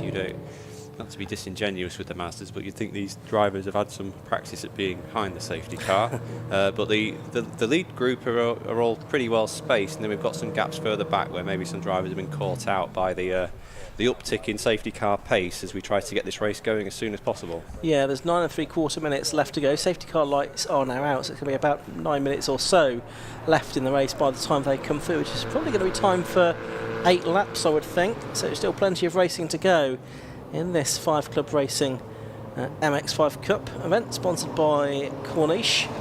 Considering how many times this Matthew Crozier car got ran into down there at the first corner, he's still going, and he's going to rejoin the back of the train here and not even all the way to the back of the field. Might as well paint a target on the side of it for the next round, I think, given the number of biffs it took there. Right, so now I think in the control of Matt Highcock here, it's for him to choose where he wants to get his clog down and try and build a lead, but Ben Smiles doing a good job of staying with him here as they come up to the green flag. And yeah, pretty good restart from the top 2, and indeed no huge gaps opening up there. We've got Jake Pace in 4th place, going to the left-hand side, the outside of Michael Pearce now, to try and get 3rd place away from him. In Tatch's hairpin. Oh, Ben Short has locked up with all of his experience. It shows it can happen to anybody, and he's taken Ian Tomlinson out. There was no heavy contact there, I'm pleased to say, as a result of that. I think people saw him coming. Yeah, unfortunate that, and that does affect the rest of our race, although it'll give us something else to watch. Ben Short trying to munch his way back through the field here, so that does leave a big gap now, actually, where Short has sort of cleared the field out a little bit, with Jake Pace on the back of the lead group of 4, the driver who we think does have the pace to get towards the front, but the guys who've benefited from the reversal are hanging in there well.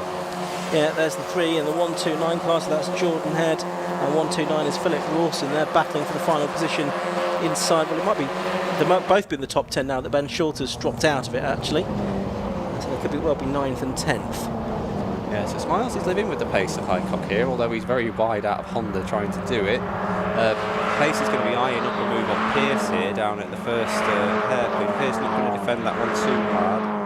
And should be clean, just a tiny lock up from Pace on the approach, but cleanly done, and he'll set off after Ben Smiles. He will indeed. So it's still Highcock leading, Smiles in 2nd, Jake Pace now 3rd. I mean, he has been sort of pretty downhearted about the performance of his car during the course of the weekend, saying it's not had the pace it feels it should do. So we'll see if he can take the fight to the first 2 now. Michael Pearce in 4th. And then Matt Hallam 5th, and Simon Warcancel, that's former BMW racer, in 6th position. And you can see that's the battle going on there with Del Pace just behind. Warcancel up the inside of Hallam into Brooklands hairpin. Hallam might lose a couple of positions here as through goes Del Pace as well. He does. So Hallam loses 2 spots on the way to Brooklands. Yeah, smart bit of driving from Del Pace there. He's made the spot and not really lost any time doing it. So he'll set off after Walker Hansel. We know he's had pace. He's been on the podium today. So good position for Del Pace to be in, and see if he can keep hold of the number 4 car ahead of him and make a little more progress. Our leaders are stringing out a little bit. I'm trying to see what sort of lap times we're doing. But we've got some big gaps now between our top 4 cars, and the first real battle is that Walker Hansel Del Pace one in for 5th place. Yeah, that's right. Personal best lap for Ben Smiles on the last lap. The only one of the top 4 to do so. That was a 1:11.822, but he was still 4 tenths slower than Matt Highcock in the lead of the race. Yes, you're right. The first 4 have separated a little bit, but I sense that Simon Walker Hansel could be catching Michael Pearce here before the end of the race. As Bradley Gaunt go through, he's been in the wars during the course of this weekend, one way or the other. Certainly involved yesterday in the first corner that claimed Matt Highcock and put him in a bad position for today's race, but he looks like he's going to bounce back from that with a win here. Yeah, considering that we've had a crash in a safety car, we still have all 31 cars, running. So a good show of build quality for Mazdas. And here's the move, though, is it? Simon Walker Hansel had a little think about it to Honda, but thought better of it. So Pearce holds on for the time being, but a little wide on entry to Honda. It's going to allow an opportunity down to the Hatchett's hairpin. Yeah, and it is a move that's being made now, I think. Walker Hansel up the inside, battle scar on his car. He's up the inside, so too is Del Pace, and that's twice he's now made opportunistic moves. He's followed another driver through. Did that with it was Simon Walker Hansel again, wasn't it, previously? But no, that's good driving that from Del Pace, and it's Michael Pearce that's lost a couple of positions. Might lose another one here. It's a Philip Rawson in the number 129 car for the drive from workshop in Nottinghamshire. I was just about to say we thought we'd lost Ben Short there, but maybe just a little transponder issue as he popped back up and with the fastest lap. So a little timing jump there for us to monitor. Matthew Crozier in the car that got absolutely battered down at turn 1, making some progress through the field as Short and Hallam go side by side again. I think we've seen this one before, Ian. Yeah, I think we have. And it's they're heading down towards Carter's, the fast right-hander. Oh, a bit unsettled was Ben Short, but I think, is he still going to go through into Honda? Looks like he might do. Yes, as the second and third place cars come over the line. We've got Jake Pace much closer to Ben Smiles now. You can see these here on screen. They're heading down towards the Hatchett's hairpin. It's Jake Pace on the left-hand side of the circuit trying to outbrake Smiles and go around the outside. Jake Pace, though, it is that holds on for the moment. Ben Smiles is that holds on for the moment from Jake Pace as they head through Spitfires, and now the left-hander at Debeni. Jake Pace having switched from another MX5 championship, joining the likes of Ben Smiles, who was racing in this last season. Now one of the Barnard Racing cars, I think, is Jake Smiles, number 46. Racing after Matthew Highcock, who's in the car of his own team's preparation. But there's 3 seconds between them. But this, the fight for second, is Smiles against Pace, and here's another Pace. That's his father Dell in battle with the 129 car of Philip Rawson, who's going really well now. Yeah, that's been a long recovery for that car from a problematic, generally problematic weekend. I think maybe he didn't set a time in qualifying, so it's been a long slog back towards the front, and making a move trying to make a move at least for 5th place. So that's good going for Phil Rawson. Yeah, he was right at the back of the grid for the first race yesterday, so excellent progress made. We've got a driving standards flag for number 71, which is Ben Short. Possibly not too surprising, as he's trying to find his way back through the field. It's actually a really close battle, isn't it? From 2nd, 3rd, 4th, really 5th, 6th, 7th, 8th, 9th, 10th, 10th. They're covered by, maybe 3 or 4 seconds, but there are 4 seconds behind the leader, which is Matt Highcock. Yeah, and there's a big mess of cars coming out of the opening sequence of corners there, headed by Adrian Johnson, who's going to be hanging on to that position with a swarm of cars behind him, all side by side. Yeah, there's 10 cars again, covered by about 3 seconds for whatever that position is. It's going to be 11th downwards. Highcock well out in front here. He's going to have 2 more laps to go, I think, at the end of this one. X120 Coupe and 116 Sprint champion. Has his own team. named after himself, and was the winner of the John Miles Award a couple of years ago for the 750 Motor Club for the most talented young driver within the club. There's a move in the offing here, looking at third place with Walker Hansel. He's been pushed to the outside for the hairpin, so let's see what Ben Smiles can do in defence. A little lock up on the approach, but he's got it stopped, albeit with quite a creative line down there, and hangs on to third for now. He does. So it's Jake Pace now in second place in the sort of powder blue car with the green lower half and green mirrors. Then it's Ben Smiles in the grey car with the red roll cage and then a slightly lighter shade of grey. It's Simon Walker Hansel with the green roll cage and the eco trailer livery, or at least the green livery rather than the green roll cage. We just it wasn't in our shot, but just coming through turn 2, we got Adrian Johnson in the 43 car. That's Bradley Gaunt were side by side, and I don't think Gaunt would have hung on to it if he didn't bounce off the Johnson car that was to his side. So, but they're still side by side. They've been like this for half a lap so far. Absolutely frenetic battle for 11th position. There's 10 cars involved. They seemingly wanted to just go side by side all the way around the lap here. Absolutely brilliant racing from these two. Matt Highcock's just gone to his final lap of the race while all of this has been going on, and we've got side by side for third place now down towards Hatchett's hairpin as well. Ben Smiles, I think, has lost out now to Simon Walker Hansel. Yes, he has, as they turn into Hatchett's hairpin. Not watching that on screen, but Simon Walker Hansel's gone up to third place ahead of Ben Smiles and Dale Pace. Still watching that battle briefly, but we're back now with the race leader who's on his final lap, Mark Highcock. We thought the safety car might sort of disrupt his plans. He lost a 3-second lead, but he's now built a very healthy lead once again to 4.5 seconds in this second phase of the race over Jake Pace and Ben Smiles in third. Yeah, this battle for third isn't quite over. Walker Hansel's got a little safety margin, but everyone else is close. And Ben Short's joined the party as well. So Ben Smiles hanging on for fourth, I think, probably a little bit too far back to try and make a lunge for third. But the Del Pace will be trying his hardest to join Jake Pace on the podium, and we know Ben Short will give it a go with one corner left. Well, with one meaningful corner left to go. And Matt Highcock is about to go through it at Honda, and he is going to come through, and this is redemption for him. DNF on the first corner yesterday, winner in race 3 of the weekend, the 6th round of the season for the Corniche 5 Club MX5 Cup. Jake Pace takes second, third goes the way of Simon Walker Hansel. Ben Smiles gets fourth, Ben Short in the end gets fifth. Dale Pace, Michael Pearce, Matt Hallam and Jordan Head complete the top 9. No, Philip Rawson was in there 7th as well, I should say. So he was 7th, then Michael Pearce, Matt Hallam and Jordan Head 8th, 9th and 10th, and then this next battle about to come over the line, and it is won by Adrian Johnson, who's really clung on well there. That's an astonishing performance for Johnson there. He's bottled that whole group up for a long period of this race, and done really well with it. He could have been spooked by the contact with Gaunt on the previous lap, which again I think that could have been absolute chaos if Johnson hadn't actually smoothed Gaunt back into a straight line. But a great performance. You know, you can look anywhere in a Mazda race and you can see drivers giving it their all, and an exciting battle there for cars 22 and 33. Yeah, no, absolutely brilliant. This car's still coming over the line. It's great field. 30, did they all make it to the checkered flag? Just checking. I think we had 31 starts in the end because Roger Chesno wasn't among them.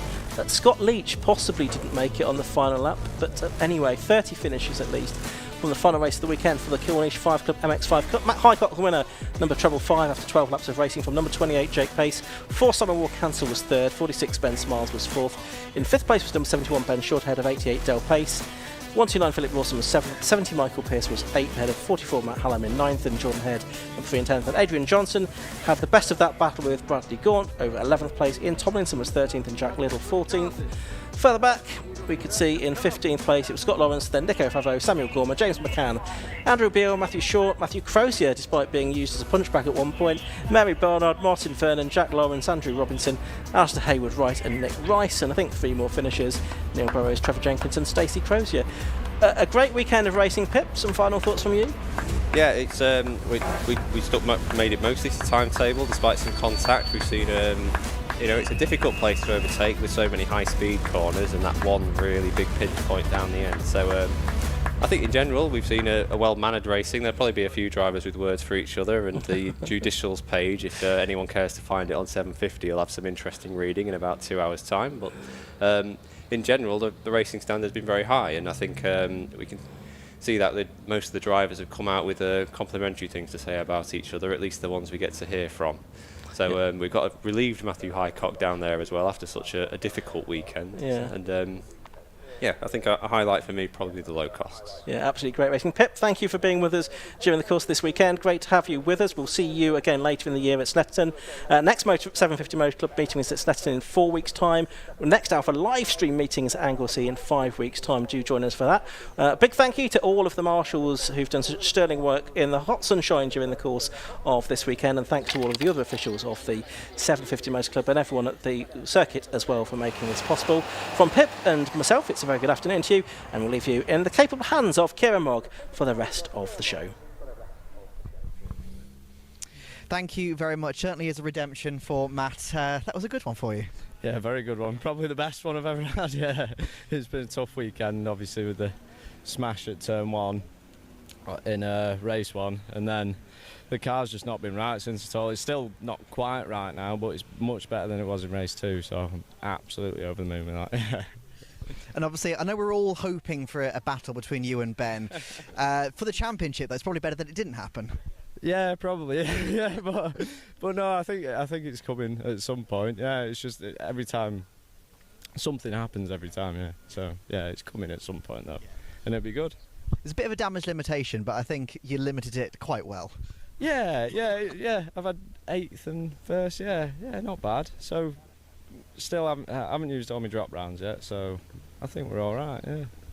And obviously, we couldn't talk to you after the second race because you weren't here, unfortunately. Yeah. But about that second race, because that climb from 32nd to 8th was astonishing. Yeah, well, it would have been a lot better.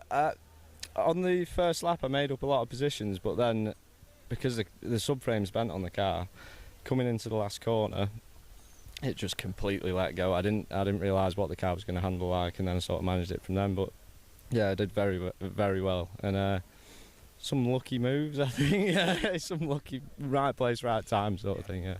I know for a fact you kept all the camera ops entertained during that race, so congratulations on the win, and I think it's fully earned. Cheers, mate. Thank you very much. We'll have a quick chat now with Jake as well. Jake, we've spoken to you a couple of times this weekend already. It was a good race for you as well. Good battle out there. Yeah. There's a few defensive moves quite early in the race, which I was a bit confused about, but managed to pick through them, and then by the time I got to second, Matt was up the road. Not that we had the pace to catch him up anyway. Still struggling with it a bit, really. So, 3 podiums for the weekend. Pretty happy with that. No wins, but you can't win them all, can you? Or any, in this case. It's consistency that wins, though. Yeah. Points win prizes, they say, or something like that, don't they? So, yeah. Happy overall. Thanks to my dad. A really good weekend up here. Thanks to Leewoods Car Body Repairs. My family's at home watching as well, and I forgot to say last time, thanks to my dad's mate Gary. He comes along and helps us when he can. And we had a bit of a smash at Brands, and I fed him a curry, and that was it. He was under the car, sorting it out. So yeah, thanks Uncle Gary as well. And yeah. Oh, curry will motivate anyone. Congratulations on 3 podiums in the weekend. Thank you very much, mate. Cheers. Cheers. Thank you. Have a quick chat now with Simon Walker-Hansel. Simon, you were very busy in that one, I think. Yeah. I think that's safe to say. I was busier than I'd like to have been. Yeah, certainly. I don't really know what happened at the start. We went forward, and then there was a bit of a tussle, and they ended up back a bit, and then worked our way back through. There was an incident with Matt Crozier at the first corner, which I feel bad for Matt because he spun around, but I was following the guy on the inside that was next to him. I think Matt tried to get the overlap and cut back and get the run out the corner, not seeing that I was there. And I think it was a racing incident, but I feel bad for him because he obviously it wasn't his fault at all, but he couldn't see me in his blind spot. So I think it was a racing incident. Yeah. Well, those things happen, especially when we've got a very, very full grid with the MX-5s. But it just goes to show this series is very, very popular, and the racing that we've had this weekend shows why it's so popular. Yeah, it does. I mean, and I was a bit sorry for Ben Smiles, teammate. I took his podium off him, but he was racing really well, and he was on the pace with these guys. So he's really come on this weekend, and the racing was fantastic. Yeah. Absolutely. Well, congratulations on another podium. Thanks. Cheers, thank you very much. All right. Unfortunately, that wraps it up now for our racing here at Pembrey. And it's such a shame. We don't really want to finish it because the racing has been absolutely astonishing. We've had so many good battles, so many different winners. It's been fantastic from the first race yesterday morning up until this last race this afternoon. Thank you all very much for watching at home. Obviously a big shout out to all the marshals around the circuit. We couldn't have gone racing without them. Thank you to everyone at 750 for putting this show on, and of course everyone at Alpha Live for bringing you that fantastic coverage. And all that's left for me to say is thank you very much for watching at home, and we'll see you next time.